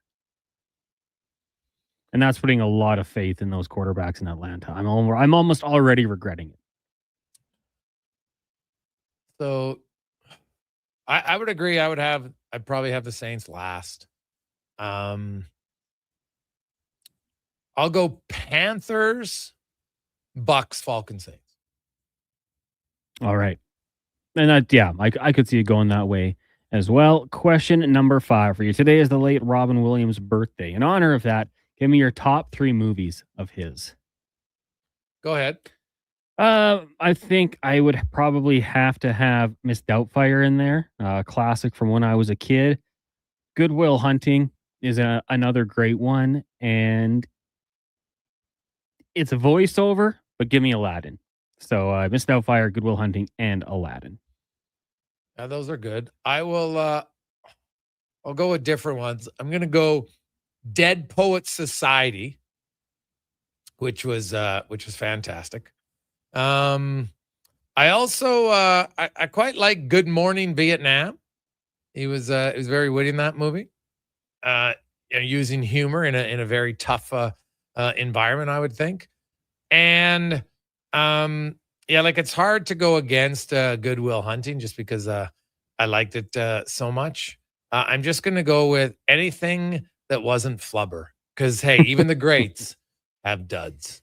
And the Flubber was a dud. I saw that one in theaters. You did? Yeah. I was 10. So did you like it? No. The marketing, I think, got me. Yeah. The concept of getting some Flubber, but yeah, it was. You not actually great. got Flubber in the when you went to the movie? No, of course not. But it looked cool. I got sucked in. Well, you're 10 though, so your I was parents 10. must have got sucked in with you. Yeah, 100%. Yeah. I mean, there's only so much whining you take from 3 kids. Eventually, you fold. But he had some really good ones as well. Patch was a good Adams one. is the other one I'm forgetting. Patch Adams was great. Yes. 1 Hour Photo. I've said it before. He was incredibly creepy in that one. Showed his range. You know what? I never saw that movie. Yeah, you should. I swear there was a channel that would play it like every single Sunday. So I eventually gave in. He works at like a 1 Hour Photo development place in a store. Yeah. And he becomes very attached to a woman in her family. And so he's like a stalker? He kind of 100%. Like kind of lives life through them. And yeah, he eventually goes a little bit too far. Wow, picturing him in that regard is kind of odd. Absolutely. Yeah, he shows the range. He played the character very well. I don't know if it was, celebrated as a movie or as a role, but I thought he was very good in it. All right. Okay. Perfect. Interesting. Let's take a quick break. We'll come back. Mark Spector is going to join us in the final hour. We got some great stats of the day for you. Cam Tate and more on a busy Tuesday. Man, that first 3 hours just flew right by. It's 5 o'clock almost. Can't believe it. Let's get to Connor Halley. Sports 1440 update brought to you by Northgate Chevrolet Buick GMC. Employee pricing. You got 10 days left. Great deals. You pay what they pay. Fantastic deals all month long. NorthgateGM.com. This is the Sports 1440 update. The Utah Mammoth have signed defenseman John Marino to an 8-year, $54 million contract extension. The Oilers' 6th-round pick back in 2015 has appeared in over 400 career games with 3 teams, recording 157 points. Major League Baseball, we're about 10 minutes away from first pitch. Jays and Rays from Toronto will join that game in progress following the Jason Gregor Show at 6 on our AM feed. One game underway right now. Twins lead the Guardians 1-0 in the top of the second. Dodgers Phillies delayed due to rain, as are the Yankees, Pirates, Orioles, Red Sox. Later on tonight, you got the Astros and the Marlins. Rockies host the Nationals. The Angels host the Cards. Athletics in the desert taking on the Diamondbacks, and it's the Mariners up against the Cincinnati Reds. Locally, Riverhawks hosting Kamloops once again down at Remax Field. First pitch set for 7:05, and the Stingers on the road in Saskatoon. Like it's going at 7:30. The Miami Dolphins signed linebacker Jordan Brooks to a 3-year contract extension worth $51.3 million, 35 of which is guaranteed. And in the WNBA tonight, you got the Aces and Mystics. Fever host the Sun, and the Wings taking on the Fire. Coming up in hour 4 of the Jason Gregor Show, we'll be joined by Mark Spector of Rogers Sportsnet with your Cam Tate's 2-minute warning and get to the stats of the day. I'm Connor Halley. This has been a Sports 1440 update. Sports 1440 in West Edmonton Mall and Wetaskiwin. CKJR is a Stingray radio station. Download the free radio player app and listen wherever you go. What's 426 divided by 12? Okay, if I carry the one, yeah, we're out. Go Auto has a free credit calculator that does the math for you. See what you could qualify for, estimate your payments, and get a better idea of what's in your budget. Because shopping for a vehicle is exciting, but crunching numbers, yeah, not so much. Text check to 780-777-7777. That's check to 780 all sevens. Legacy Heating and Cooling is serious about cooling. In fact, we offer multiple ways to cool your home. So you better Call Legacy. Call Legacy. If you're looking for traditional air conditioning, we got you. Call Legacy. Call Legacy. Or ask us about a heat pump to help you heat and cool. Call Legacy. Call Legacy. Cool with AC or cool with a heat pump. Cool your home with Legacy Heating and Cooling. Lux Windows was founded in 1969 with 5 people and a dream. 55 years later, our team of experts cares a whole lot about building and installing the best possible windows and doors. Because Lux is not just an Alberta-made product. We're one big Alberta-made family. Everything we are is windows and doors. A company born and bred and made in Alberta. Experience west of Mabu, the 5-piece Celtic band, and the Celtic Ceilidh Dance Academy as Sherlock Holmes Pub presents the Family Ceilidh on the K97 stage at the Sherwood Park Highland Gathering, Saturday night at 6 in Broadmoor Lake Park. Tickets at sphg.ca. Hi, Edmonton. With summer adventures calling, there's no better way to answer than from behind the wheel of your Subaru WRX. The WRX delivers turbocharged performance, confidence-inspiring Subaru all-wheel drive, and the kind of driving excitement that makes you look for excuses to hit the road. Summer won't last forever, but the memories will. So make sure you give yourself something to remember. Visit your local Subaru dealer today and test drive the WRX yourself. Welcome to Uncommon. Ready to upgrade your ride this spring? Come on down to the Golf Cart people. They're a family-owned and operated business that's been serving the community since '97. Whether you're looking for a brand new or quality pre-owned cart, a rental for a special event, they do that too. The Golf Cart people have a huge selection of parts and accessories, and their expert service team is here to keep you rolling. The Golf Cart people, your one-stop shop for everything golf cart. Visit golfcartpeople.com. It's cone season at McDonald's, which means vanilla cones are $1 each plus tax in the McDonald's app all summer long. Soft, creamy, and crunchy. For just $1 each plus tax exclusively in the McDonald's app. App download and registration required at participating McDonald's and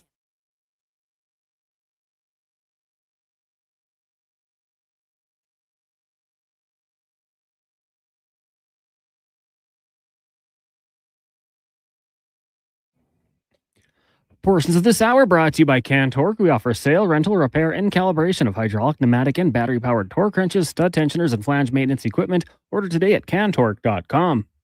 The Jason Gregor Show, the best of Edmonton sports talk and beyond. This is Sports 1440. Presented by PlayAlberta.ca, Alberta's only regulated online gambling website.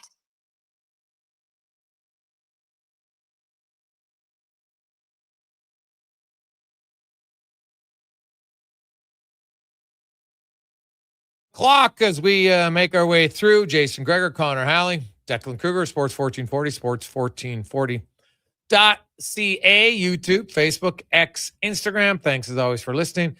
Thanks for watching the show as we wheel through a Tuesday afternoon, brought to you by PlayAlberta.ca, where you can always get on the action. PlayAlberta.ca. Remember, 100% of the revenue stays right here in the province of Alberta at PlayAlberta.ca. As it's time to get to the spec report, brought to you by GS Construction, your underground infrastructure specialists. And they always remind you when you get through the construction zones, I know sometimes you're in a hurry, especially when it's a little bit wet outside. Take your time, get through. They want to get home, watch the sports just as much as you. That is GS Construction. As we welcome in to the show from Rogers Sportsnet, Mark Spector joins us. Spec, good afternoon. How you doing? Spec, can you hear me? Hey, gotcha. All right. How's your golf game? How was my golf game? I just knocked around 9 holes out here. Tomorrow I walk around the quarry and don't hit a single ball. And if I don't golf today, I get FOMO tomorrow. So that's my tradition. I go out, hit a few balls today, don't even keep score. Felt good. Beer tasted good after. Here I am, man. How are you doing? Hey, I'm good. Hopefully it's not too wet tomorrow for golf. That would be a nice bonus for sure. Yes. The Edmonton Elks, I was at practice today, and they take on Saskatchewan. O'Donnell, he's not going to play on Thursday, but Brett Boyko is eligible to come off the 6th game, and he took a lot of reps on the number 1 unit at the left guard position. He obviously played tackle last year. He had played guard in the NFL beforehand. He's a huge guy. We're going to have to get a little bit lower, probably a pad set playing guard over tackle, but the Elks are getting some other guys back. Royce Metchie might even play more as a backup role, not as a starter, of course. And maybe even Brock Mogensen. I don't know. We'll see. It's kind of a weird rule in the CFL spec that if you're on the 6th game, you can only practice in individual drills, but not team drills. Kind of weird, but whatever. So kind of weird. Yep. Yeah, he was in some of them, but then not others. But as banged up as the Elks are here, they could get some guys back, which would be a good timing against a Saskatchewan team. Yeah, their offensive line did not perform against BC, and we saw that in the fact that they couldn't run the ball to start with, right? There just was nowhere to go. So that was a problem. And I thought that Fajardo faced a ton of pressure most of the night. He didn't have a lot of time in the pocket. He threw a lot of balls that he had to get rid of now and ended up getting snowed under. So, you know what? Like that's football, man. If the D line is beating your O line, that's why your offense only gets 19 points in the end of the day and 1 touchdown. And, they need a better performance from the O line. This team has to be able to use its top weapon and has to be able to run the ball. And what happened against BC, they won't win many more games if they can't figure out some kind of running game better than that. Is that not fair? Well, I found that like BC, I went back and I watched the game, and BC was basically, they were blitzing heavy all the time, basically just saying, you know what, we're going to take away Rankin and we'll see if you can beat us elsewhere. And they did win, but, and they probably could have won by more if they had better execution in the red zone. But to me, my concern was that the offensive coaching staff, they didn't adjust anything. They didn't change anything. And football is a game of adjustments. And that to me is going to be the one thing that I looked. So if Saskatchewan's going to look and say, hey, we're going to mirror what BC did. Let's see if Edmonton at some point, like there was never any play action. Like they were coming down so hard. You could have faked a handoff to Rankin and rolled out. And I think you would have been wide open and had time. They never tried it once. That's the part I don't understand, was the lack of making changes after seeing what BC was doing. Well, particularly too, you've got Javon Leake there, and he's a pretty good running back. Like for your second guy, if you're facing teams that are just gonna just bear down on Rankin and just do everything to take Rankin away, then fake the Rankin and give it to Leake. Use the other guy. Give them a reason that they can't just focus down on one guy. So listen, it's like, I'm not telling the OC what to do. He knows all this stuff, but there's an answer for every question in football, right? There's an answer for every question. And shoving a square peg into a round hole game after game, that is never the answer. You got to react. No matter how good, Rankin is, no matter how good you think your offense is, and it hasn't been great, you got to react to what the defense is doing. And you're right. They probably need to react better. And I guess my suggestion would be Leake is a nice looking running back. And if he got the ball a little bit, you might like what he does with it. So maybe he's your answer, Jay. Maybe he's your answer to getting the pressure off of Rankin every single play. Yeah, I don't know, switching him in. I'm saying playing both. Oh, yeah, maybe. But at some point, I just don't understand why I can't have, play action. It's a staple in a lot of offenses. I don't really get why we haven't seen it. Now it's early on. Maybe you'll see it, but I'll be watching closer to see what type of changes in game we see from the offensive play calling. Because definitely haven't seen much in the BC games. Ottawa just isn't that good of a team, and you controlled it, and that's great. But now you've got Saskatchewan, Montreal, the teams with the two best records outside of Edmonton, and I think you're gonna have a tougher challenge here. So I'm very curious to see how they respond. The good news is they're getting some guys healthy that you always want depth. Getting Boyko in should be good. They're going to need him to play well, better than he played last year. No question he'll play a different position, but we'll see. And my understanding is O'Donnell's only going to miss one game. He should be ready for the rematch. So that's a good possibility, because then you could even move Boyko. Maybe Boyko could play the right side at the guard position and, be another, just give you more roster flexibility for them. So. Listen, it's fun. They're 5-1.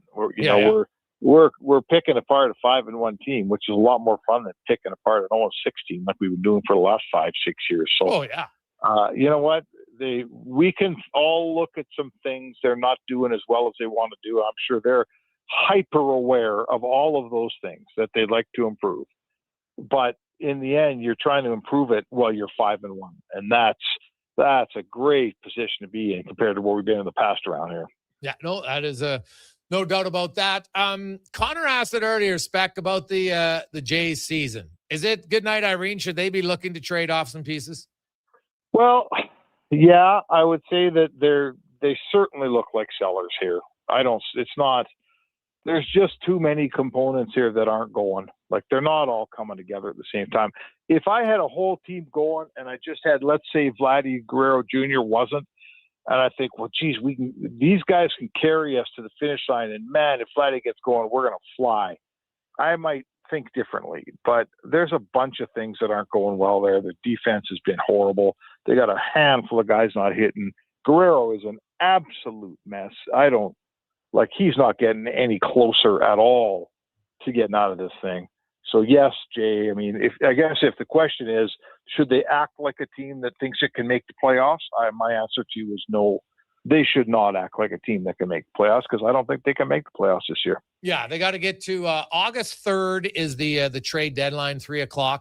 So, it's less than 2 weeks away. They literally have to go on go something like 10-2, maybe 9-3 at some point to even think of giving themselves an opportunity. But it's hard to envision that when you consider just how much they've struggled at the plate. They can't swing the bat, man. It is wild. I just can't remember a team like the Jays are dead last in runs scored. Like this is not a week-long slump. It's basically been a season-long slump. Yeah, 30th out of 30 teams in runs scored. Yes. So there's your issue right there, right? I mean, it just go back and find me the stat on the team that the 30th best offensive team. How many times have they made the playoffs in the last 100 years? Once, maybe not even once, right? It's just simple as that. If you're the worst offensive team in baseball, you don't get to make the playoffs. You're not going to win enough games. You can't. There is no pitching staff that could win that many 2-1, 1-0 games out there. So no, this is on their bats for now. Like it's on their offensive production. It's on the big boys. It's on the guys who hit singles and doubles.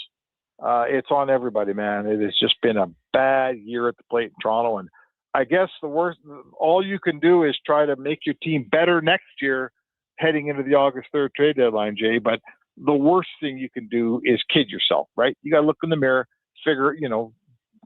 admit what you are, and play it straight up into the August 3rd trade deadline. Yeah. Mark Spector joins us here, Sports 1440, sports1440.ca. Looking at the NHL spec, the Detroit Red Wings, no GM still. They got to get that spot filled, do you think, this week? Well, I mean, sure. I guess I'd say to you, what does the GM do for the next month and a half? A bunch of organizational stuff that nobody really watches or cares about. Like, I'd say this to you, if you're telling me, Spec, you're the new GM, I want that job like yesterday, because, man, I got a ton of stuff to do. I got to set up camp. I got to hire scouts. I got to figure out probably a bunch of stuff with my farm team. I need somebody hiring, signing minor league guys. There's a lot of boring things that happen all summer long that we don't even pay any attention to. But if you don't have a GM in place, man, I guess someone's probably running that place. I'm not sure who it is, Jay. But, my point would be this. Forget about your NHL roster. There's a million other things that happen right now in the world of hockey that keep a GM busy. If you don't have a GM, I don't know what's going on in Detroit right now. Yeah, honestly, I don't know. I don't know how they go about it. To be you got a really important summer. Now, it is only July 21st, and, you got essentially just under 2 months, about 7 weeks to go before you get to training camp. So there is still time, but there's some significant decisions that have to be made for an organization that has missed the playoffs for a decade. And I don't understand the timing. Why wasn't Yzerman let go, after the season? Why'd they wait until, 3 weeks after really the important time, drafting, free agency, filing for arbitration, qualifying offers, all that stuff. And then you announce your GM's leaving. Didn't make any sense to me on the time. No, it's like we know this isn't an everyday GM in Detroit. Like, this is a family thing. The Ilitch family is, they're married to Steve Yzerman. He's like a favorite son. So this isn't an everyday firing. And it's almost like that had some effect on, they had to convince themselves it had to happen. Maybe they had to, I know Chris Ilitch is running the show there, the son, right? Yes. The son of Marion and Mr. Ilitch. But, maybe it's hard to be decisive when you're making that call in Detroit. I don't know. But there, like I said several shows ago, Jay, there's a reason why the NFL has Black Monday. It's because when your season's done and you're firing people, you let them go right this second and start hiring fresh and get going for the next season and doing what Detroit's doing right now. Like, they're on the verge of turning 10 seasons into 11 because we're going to look at the season next year and go, man, that poor GM, whoever they hire, he never had a chance. And that's not what you want to do in Detroit right now. Yeah, no, that's it's very true. Spec, who would you say, is there a team whose offseason in the NHL you like the most and think they will improve because of it? Ooh, boy, oh boy, that's a good question. Let's see, who do I like? I'll tell you what I don't like. I didn't like what happened in Anaheim. I think that whole Carlson thing upset everybody there. I think Dallas, I didn't like what they did. I'm trying to think of teams that I like here. Washington had a pretty good Washington made a couple acquisitions that I don't mind. I'm not sure what they have, I'm not sure that they're ready to pounce and be a playoff team again, but I thought Washington was good. Let me think. You hit me with this one, Jay. You know what? Toronto did a lot of stuff. They didn't bring in any high level players, but I think they rounded out their roster well. I thought that they got some size that they needed. And you know what? I got to throw Edmonton in there. I don't mind. Let's see what happens with this goaltending situation, the three-headed monster. That's going to be something we talk about a lot. But Dickinson and Murphy were huge, in my opinion. And you know what? The trade for Shea. I wish I knew more about him, Jay. But I feel like people around the league are telling me this guy's going to be a really good defenseman there. What do you think? Yeah, free agent signing for him. Mark Madulin was the Nurse trade. I know it kind of came. You trade Nurse, and that freed up the money to get Shea. Right. That is fair. Sorry about that. Yeah, Sure. Shea's a guy that I'm interested to see. Had one good year, and there are people that think that he had more than one good year, and that the other ones were just kind of building to it. So he'll come in here and probably be asked to be a 4-5. He comes with defense first, which really seems to be something that Stan Bowman's been looking for. Dickinson, they brought in guys. Hey, we got offense, which I've said for years. The Oilers can play offense, and they actually can play defense when they choose to. We've seen it in the past, and I think that now they will. So I'm more interested in what's Mark Madulin going to do. I know he's probably only going to be in the third pair, but how's he going to play? And the goaltending situation is fascinating to me. Freddie Anderson has played 34, 35, 22, 16. So I would look and say, I don't expect him to play more than 30 games in the regular season. I really don't. Right. And I don't think he has to. So, and Devin Levi, if you like him, at some point he's going to have to play to see what you have. And then there's Tristan Jarry, who really outside of last year, if you go back and look at his previous 4 years, 48, 58, 53, 49 games, he's played a fair amount. I don't know if he can play that many this year, but what can he be? Is he going to come to camp in better shape? I think there's some whispers that they want him to work harder in practice. So, lots of questions for him to be answered. And probably the biggest questions are in goal. Oh, I think we're going to have so many conversations about this 3 goalie system here right from training camp. What's the plan? What are the numbers that they're starting off the season? How many starts do they want Freddie Anderson to make? When they make, they play Vancouver on opening night, Jay, then they go to Vancouver for a 1-game road trip the next day. And then they come home? Do they fly 3 goalies to Vancouver? No chance. Or do they leave a guy at home? Yes, of course they do. So now you got a guy you're not even traveling with for that 1 game to Seattle and back, which is something I've never seen a team that does that. That's new. Yeah, Carolina last year at times they wouldn't do it, right? They would keep a guy, especially if it was a 1-game road trip. They would keep a guy at home. They didn't need to. So I get it. Freddie Anderson's probably used to that, right? If I would think maybe if Anderson plays the first game, all right, or Jarry, whatever, somebody's going to play that second game, and the other guy doesn't travel. Why do you need to travel him? He stays home. He's rested. They're coming back home for another home game. To me, it actually makes sense. If you have the advantage, use it. Well, if you're going to, I guess what you're telling me is having 3 goalies, a 3-goalie system is an advantage in some way. I guess you might as well play the advantages that it brings. Sure. I have to be I got it. I'm coming from Missouri here. I've said this to you before. I'll say it again. I've never, ever seen a 3-goalie system that people liked. So this is a huge departure. They're planning on a 3-goalie system. Stan Bowman has acquired Devin Levi and Anderson and has Jari. He's built this thing to be 3 goalies. They're carrying 3 all year. Yeah. This is weird, and guys are gonna have. This is gonna take some getting used to, man. And like I say, I've covered lots of teams that ended up with 3 goalies at some point. I remember last year Pickard was up; they didn't want to send him down. And it's unwieldy and it's a pain in the rear end, and most people don't like it. So I guess I'll come into this with an open mind myself. But I don't know, Jay. This is a first here in Edmonton. Yeah, it definitely is. Freddie Anderson's been part of it before. So is Devin Levi, funny enough, at a smaller level, a little bit in Buffalo. So, Freddie Anderson at his age, I think he's like, this is great for me. I don't have to be overtaxed in practice. I'm probably going to play my 30 to 32 games, and away we go. I'm more intrigued by Devin Levi and how they mix him in, because in the month of October, the Oilers don't even have a back-to-back. So, where, are you going to play like goalie? I don't think it's going to be a 1-2-3 rotation. I could be totally wrong. So I'm kind of curious. Is it like a 2-2-1 every 5 games or something? It will be something to monitor for sure. But if the team plays good team defense, the 3-headed goalie monster doesn't matter as much. Oh, no, that's where we're going here is this. I think we've watched enough goalies here at Edmonton that don't get the job done in the end.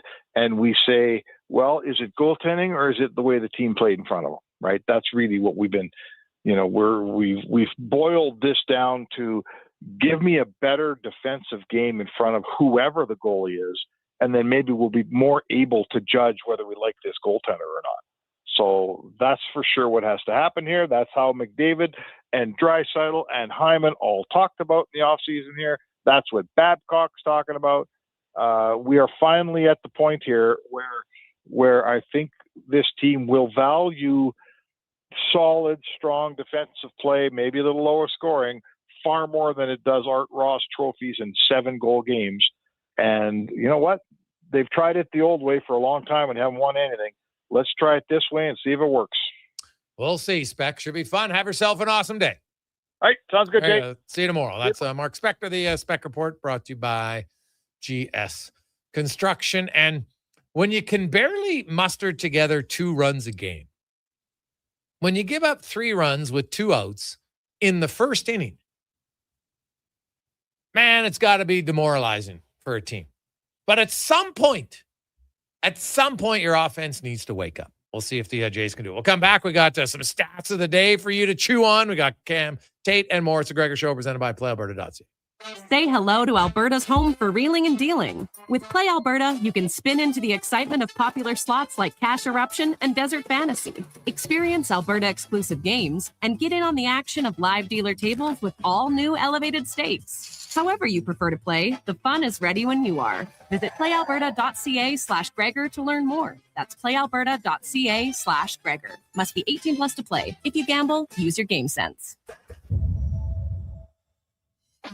It's the hard jobs that take know-how, expertise, and the right experience. And that's why, time and time again, GS Construction gets the call when it comes to the hard jobs. Underground projects that are genuinely difficult, like deep installs, tough ground conditions, or tight urban sites. So remember, when it's a hard job, the list gets short, and GS Construction is on it. Want to tackle the hard jobs? We're looking for experienced pipe layers and topmen. Visit gsconstruction.ca today.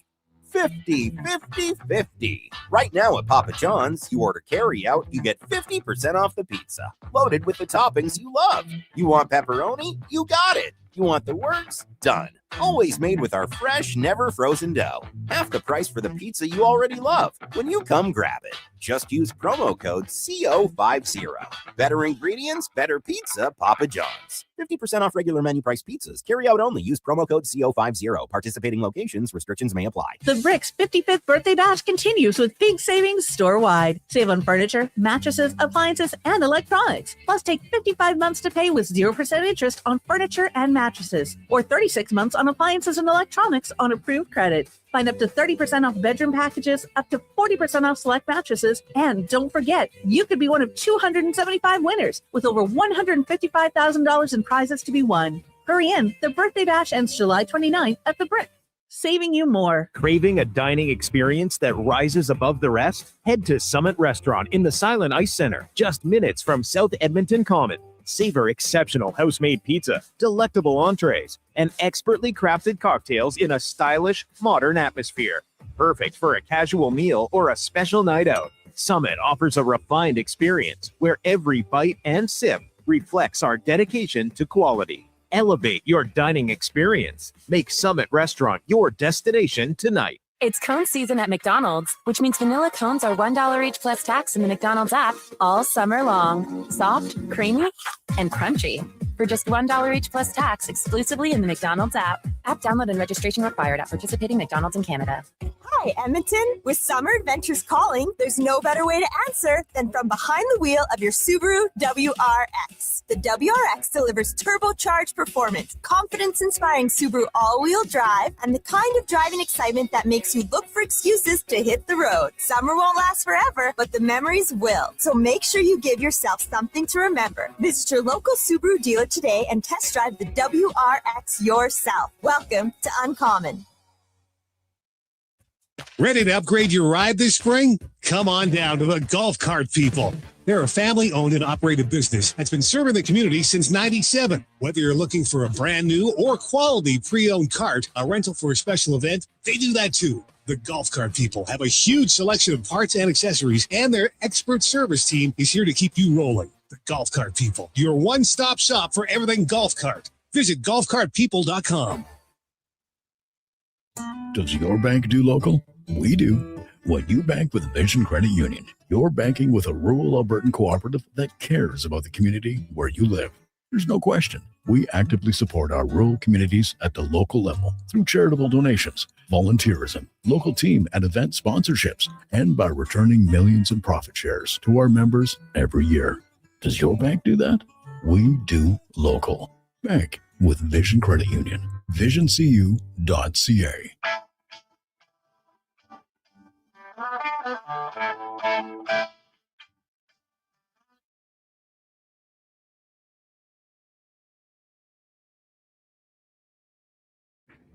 Portions of this hour brought to you by Sherbrooke Liquor, the best place for wine, cocktails, and beers from all over the world. Also, a variety of excellent non-alcoholic options. See more at SherbrookeLiquor.com. This is Sports 1440, where Edmonton talks sports. On YouTube, Facebook, and X. Here's Jason Gregor. Brought to you by PlayAlberta.ca.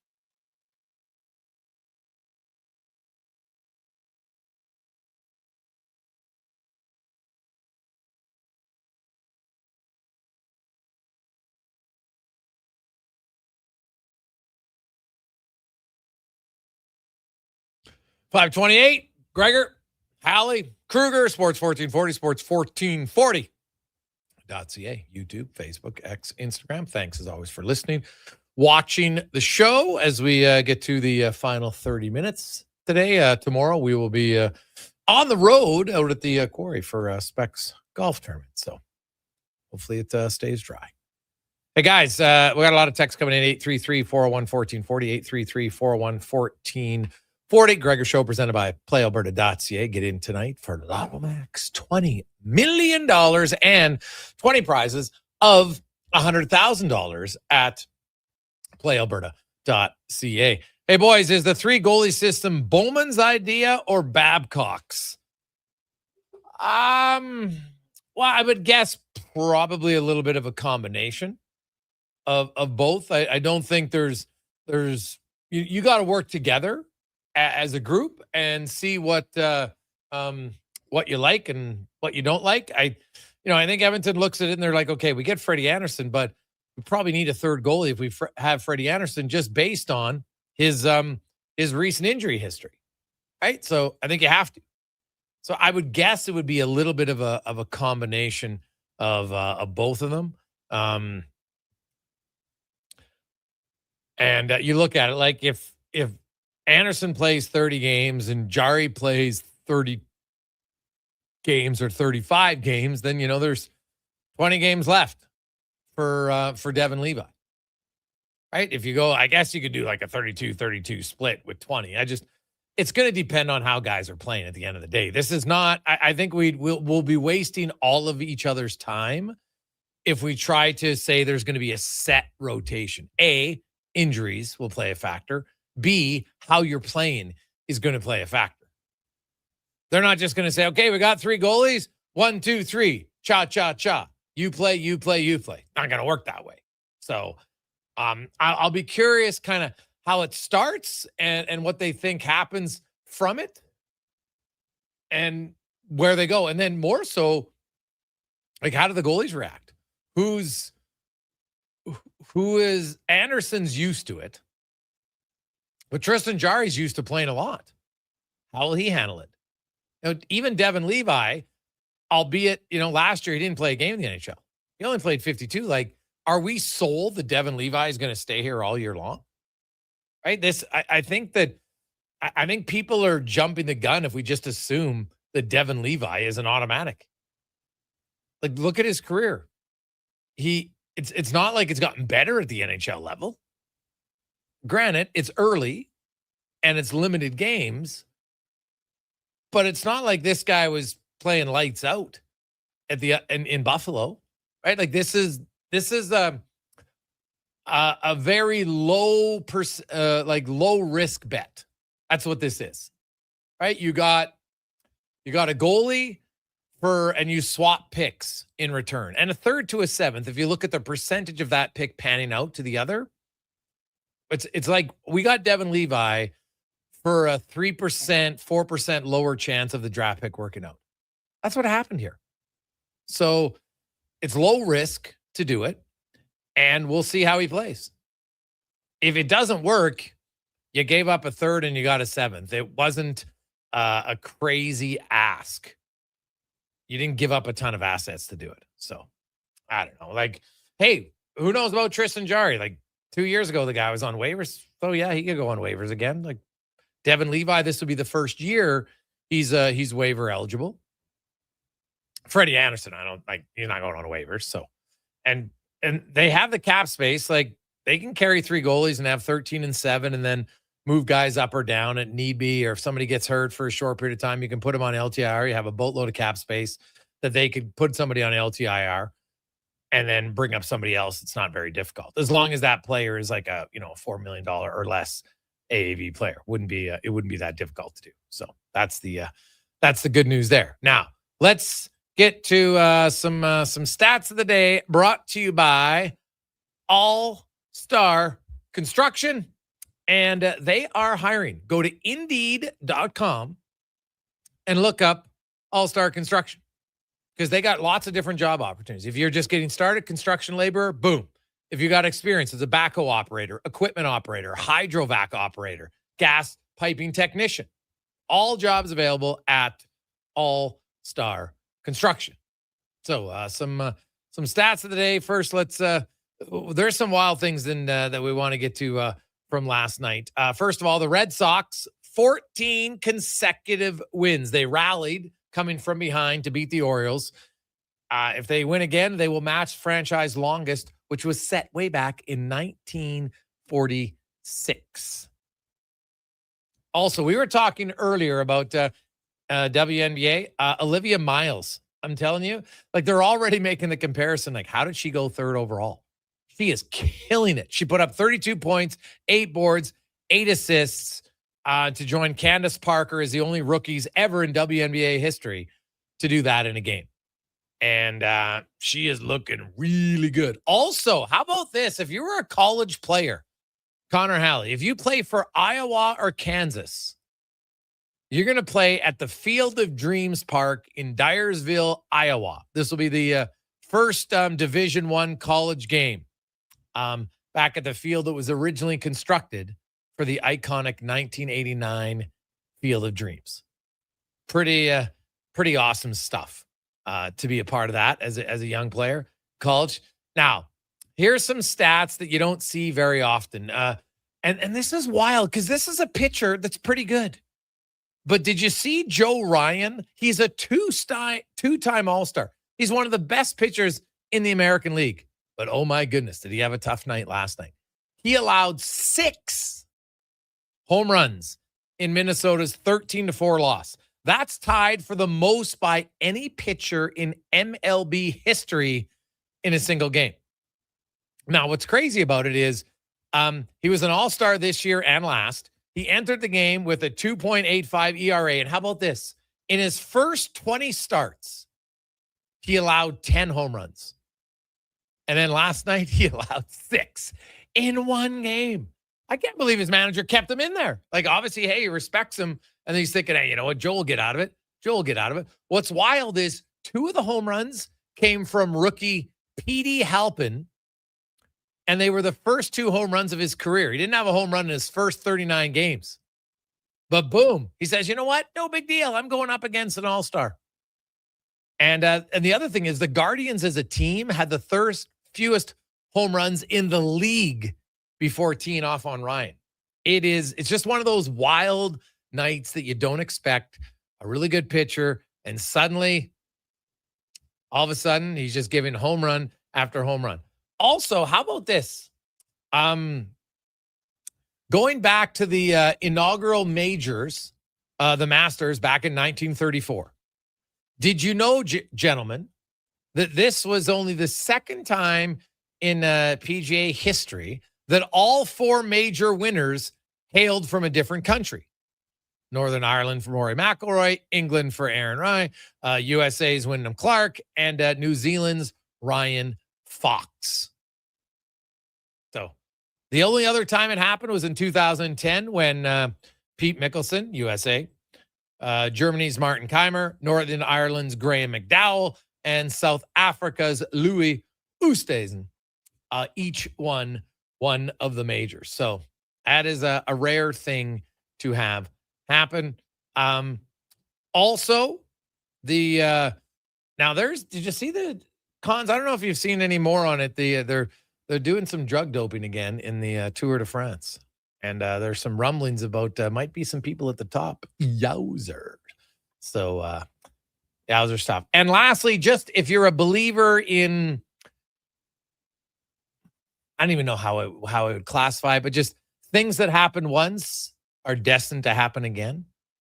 In 2010, Spain won the World Cup, and Rafael Nadal became the youngest man in the Open era to complete the career Grand Slam. Fast forward 16 years later, Spain wins the World Cup, and Spaniard Carlos Alcaraz becomes the youngest man in the Open era to complete the career Grand Slam. Did you know that, Connor Halley? No, I did not know that. No, neither did I. Until I found it out. Spanish. So that is 2010, 2026. The year of the Spaniards, we will call it, for sure. And pretty good. And one other thing. This is how hard it is. Remember, you guys know you must know who Roger Bannister is, right? Listeners, Roger Bannister. He was the first ever person to run a 4-minute mile. That came 72 years ago. So you think of and you think of the tracks that they run on, the cleats, the training, everything else. So he did it 72 years ago, and in 72 years, we've basically been able to improve it by 17 seconds over a 72-year span. That's wild. Crazy stuff. So Josh Kerr just ran his mile in 3 minutes, 42 seconds and 66 one-hundredths of a second after Roger Bannister did it, breaking the unthinkable 4-minute mile. Like in 72 years, 17 seconds. It's still a lot, but in running, like seconds, I think at times when we see a second, we don't really understand just how much of a different distance that is. So kudos to Kerr, but also kudos to Roger Bannister, the first guy to do it in very different conditions when you consider track, cleats, everything else. 5:40, quick break. We'll return on the Gregor Show with Cam Tate, Sports 1440, sports1440.ca. 50, 50, 50. Right now at Papa John's, you order carry out, you get 50% off the pizza. Loaded with the toppings you love. You want pepperoni? You got it. You want the works? Done. Always made with our fresh, never frozen dough. Half the price for the pizza you already love when you come grab it. Just use promo code CO50. Better ingredients, better pizza, Papa John's. 50% off regular menu price pizzas. Carry out only. Use promo code CO50. Participating locations, restrictions may apply. Okay, new strategy. I'll just live in the freezer till October. It's spacious in here. It's spacious. There's a better way to survive the coming AC Quick gut season. check, San Pro Diego. Solutions is your If you saw two expert for AC repairs, tune-ups, and new installations. We offer convenient financing options and fast appointments so you can enjoy your entire home, not just the freezer. hospital in the county, Frozen peas where they maybe belong. just Book now at 1440. ProSolutionsInc.ca.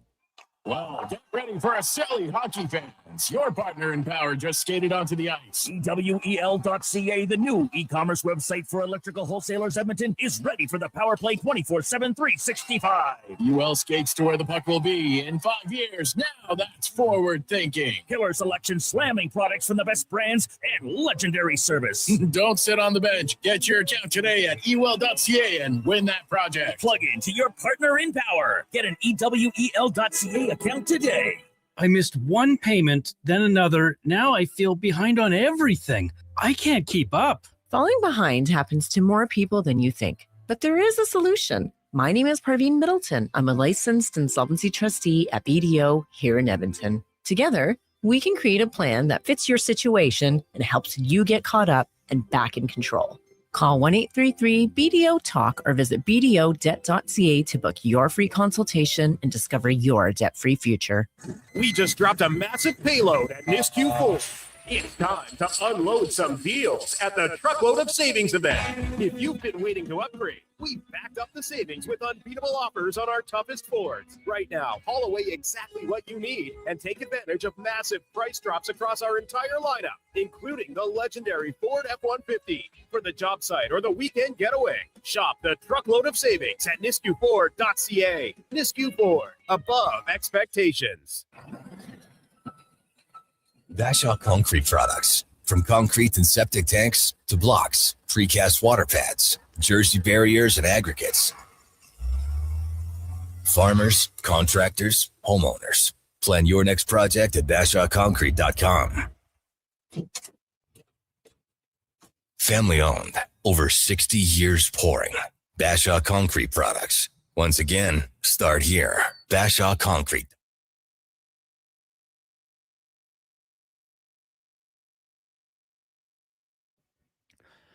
Portions of this hour brought to you by Crystal Glass, your clear choice for residential windows, locally manufactured and installed. Crystal Glass provides a beautiful product and incredible customer services for all of your residential needs. Call 310 Glass or visit crystalglass.ca for a quote. The Jason Gregor Show on Edmonton's go-to station for all things sports is Sports 1440, presented by PlayAlberta.ca. Alberta's only all-in-one play experience. Casinos, sports, and lottery. One account, one wallet, one app. Here's Jason Gregor.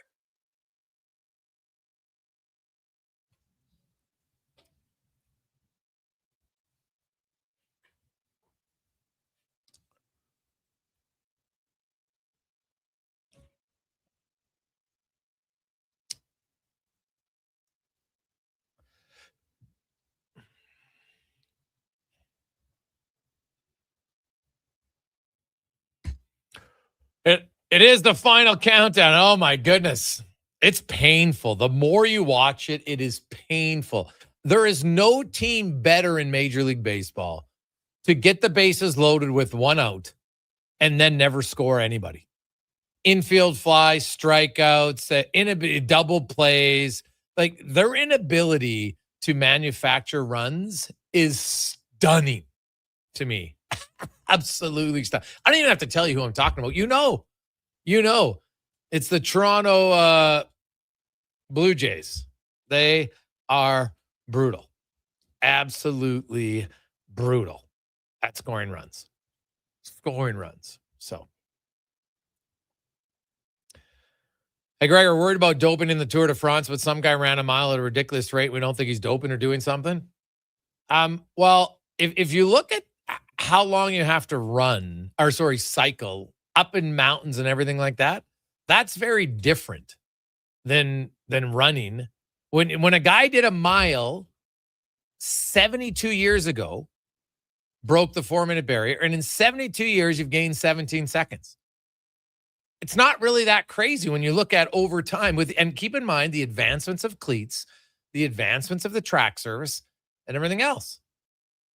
Right? Like, he broke a record by literally, what was it, 41 hundredths of a second that was set in like 25 years ago. It wasn't like it was this has been a massive increase over time. It really hasn't been. It is, it's not. I think it's kind of different. And you just, the amount of energy that you need to do what they do in the Tour de France. And when you, I don't know if you ever watched that story, Cons. Did you watch it about the blood doping and like the science behind it? Mm-hmm. It's like because like Tour de France, man, is crazy. When you watch what they can do, it's wild. Like, to me, it's amazing what they do. Would I be stunned if they're not on something to help them and their body recovered all time? Running a mile, which is 1,600 meters, it is a very good accomplishment, but it's not even remotely the same as difficult as, to me, the Tour de France. No, to do that like day in, day out, up like, and up the hills, yeah, like it's incredible what they do. Yeah, like probably underrated when it comes to just how good athletes they are. Yeah, well, their cardio is off the charts, but they're also you can't like you're not very big, right? When you're cycling, man, your legs are massive, but your upper body's nothing. Right? Like you want to be as slim and trim as you can up top. Let's get to the 2-minute warning with Cam Tate, brought to you by Legacy Heating and Cooling. Home with the no payments, no interest for 1 year on your AC unit. Stay cool all summer long, man. When it's muggy like this, you want AC at legacyheating.ca. Here is the man, the myth, the legend, Cam Tate, and the 2-minute warning. Quick gut check, San Diego. If you saw 2 former NHL enforcers moving to town, who would you call first? The police? Every hospital in the county? Maybe just everybody? Relax. Dave Manson and Kelly Buckberger aren't here to fight you. They're here to coach the Gulls. Yes, that Dave Manson. Over 2,700 career penalty minutes. A man who spent more time in the box than most people spend in traffic. And Kelly Buckberger? Stanley Cup champ. A guy whose face has personally met more fists than a punching bag at a gym that's going out of business. Now they're behind the bench instead of dropping the gloves. San Diego. Oh, dear. The Anaheim Ducks have named Dave Manson head coach of the San Diego Gulls, his first head coaching job at the pro level. Kelly Buckberger joins him as an assistant. These two go back 3 decades. Manson and Buckberger were teammates on the Edmonton Oilers in the early 90s. Manson retired with 2,792 career penalty minutes, top 15 all time. Buckberger's no stranger to the box either, the franchise's all-time leader with 1,747 penalty minutes, plus 2 Stanley Cups in 87 and 90, and 4 years as Oilers captain. Now, for the first time, they're running a bench together in San Diego. So call the cop shop, because if the police need help, those two will be there. And the hospitals? People complaining of stomach pains from laughing so hard. Cam Tate, Sports 1440. Well, we had Dave on earlier, and good for him, good for Bucky. Both those guys, guys who like coaching, getting back into the coaching, back into coaching. Now, Dave, of course, was the assistant coach last year, and now will be the head coach this season. So, good news for them. Excited for him. It's when you're kind of a career coach at that point, it's all you want to do is you want to coach. So, good for them. I like it a lot. 833-401-1440, 833-401-1440. Hey, boys, interesting about the goalie matchup. What if none of them play well? Wow, I guess then you're in trouble, Scott. I'll say this. I think in Edmonton, goalies took way too much slack for when the team didn't play bad. Or sorry, when the team didn't play well. Oh, it's the goalie's fault. It's the goalie's fault. Oh, they lost because of the goalies. It's always easy to blame the goalies. The When you commit to playing good defense, your goalies will look better. But even then, like go back to the 2024 Stanley Cup playoffs. Edmonton was playing pretty good defense. In Game 6, they got dominated by Dallas. Outshot 34-10. Stuart Skinner stood on his head. So you're going to need a goalie to win you a key game, not the entire series, but a key game. Skinner did that. Right? You're eventually, even if you're a good defensive team, eventually the other team is going to have a good night. And so your goalie is going to have to come up with some big saves. Now, you hope you don't get outshot 34-10, right? That's playing with fire. That's not a recipe for success, but it led to a win. Now, if they lose that game, who knows what happens? Go back to Dallas for Game 7. You never know. Anything could happen. But it shows me if for the most part you can get good, sound defense, then all you need is your goalies to have, one good game, like one really good game in a series. And sometimes don't even need that. But that's kind of where I see it. So if I run the odds and say, do I think Tristan Jarry could have a game series? Sure. Anderson? Sure. Devin Levi? I don't know. That to me is, I'm not as quick to anoint that Devin Levi is for sure going to be an NHL goalie because we haven't seen enough of it to know. Tristan Jarry has been a good NHL goalie for a while. Right? Last year wasn't a good year for him. It's also the first year in the last 5 where he had any real serious long-term injuries. Only played 36 games. That was a problem. Freddie Anderson hasn't played a lot of games the last few years, but when he has played, he's good. So you don't really have to worry about him when he's in. It's just how long is he going to be in for? That's the question. And I'm sure before the season starts, we could probably have like an over-under on games played. That to me would be a fascinating look to see kind of how it goes. So we'll see. Cons, do you have any thoughts on games played for the goalies? And where do you come out on Devin Levi? For me, I guess kind of wait and see. I mean, obviously when it comes to the Oilers, and I mean, I'm hoping for the best for Tristan Jarry. I really am. Would love to see him have a bounce back performance. Freddie Anderson, geez, he was so good in the playoffs. I mean, it's nice to have that backup just in case. I like it. I mean, for me, I personally, I don't think I want to see Devin Levi. Like if I see him playing significant amounts of games this year, something went wrong. Like Freddie Anderson didn't pan out. Tristan Jarry obviously didn't bounce back the way they would have hoped. To me, he's okay. I want to see him occasionally, like a couple starts here and there, but I don't want to see him getting, north of 10. If that's the case, then I think something went wrong and your other two guys didn't pan out. Again, though, we'll fall back to the tested and true saying, it's got to be better performance in front of them. They got to get good defending. If they get that, I hope the goalie's importance is diminished a little bit. Hopefully the guys in front of them kind of handle their business and it doesn't become a storyline.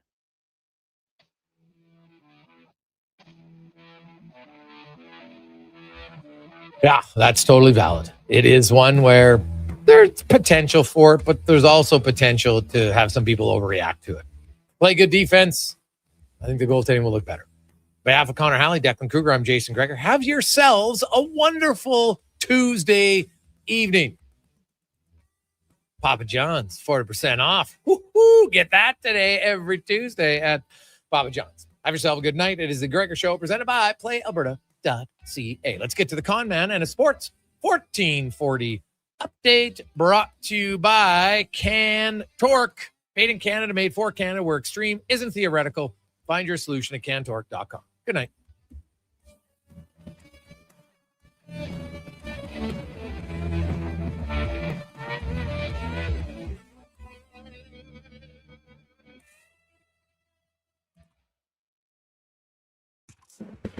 This is a sports 1440 update.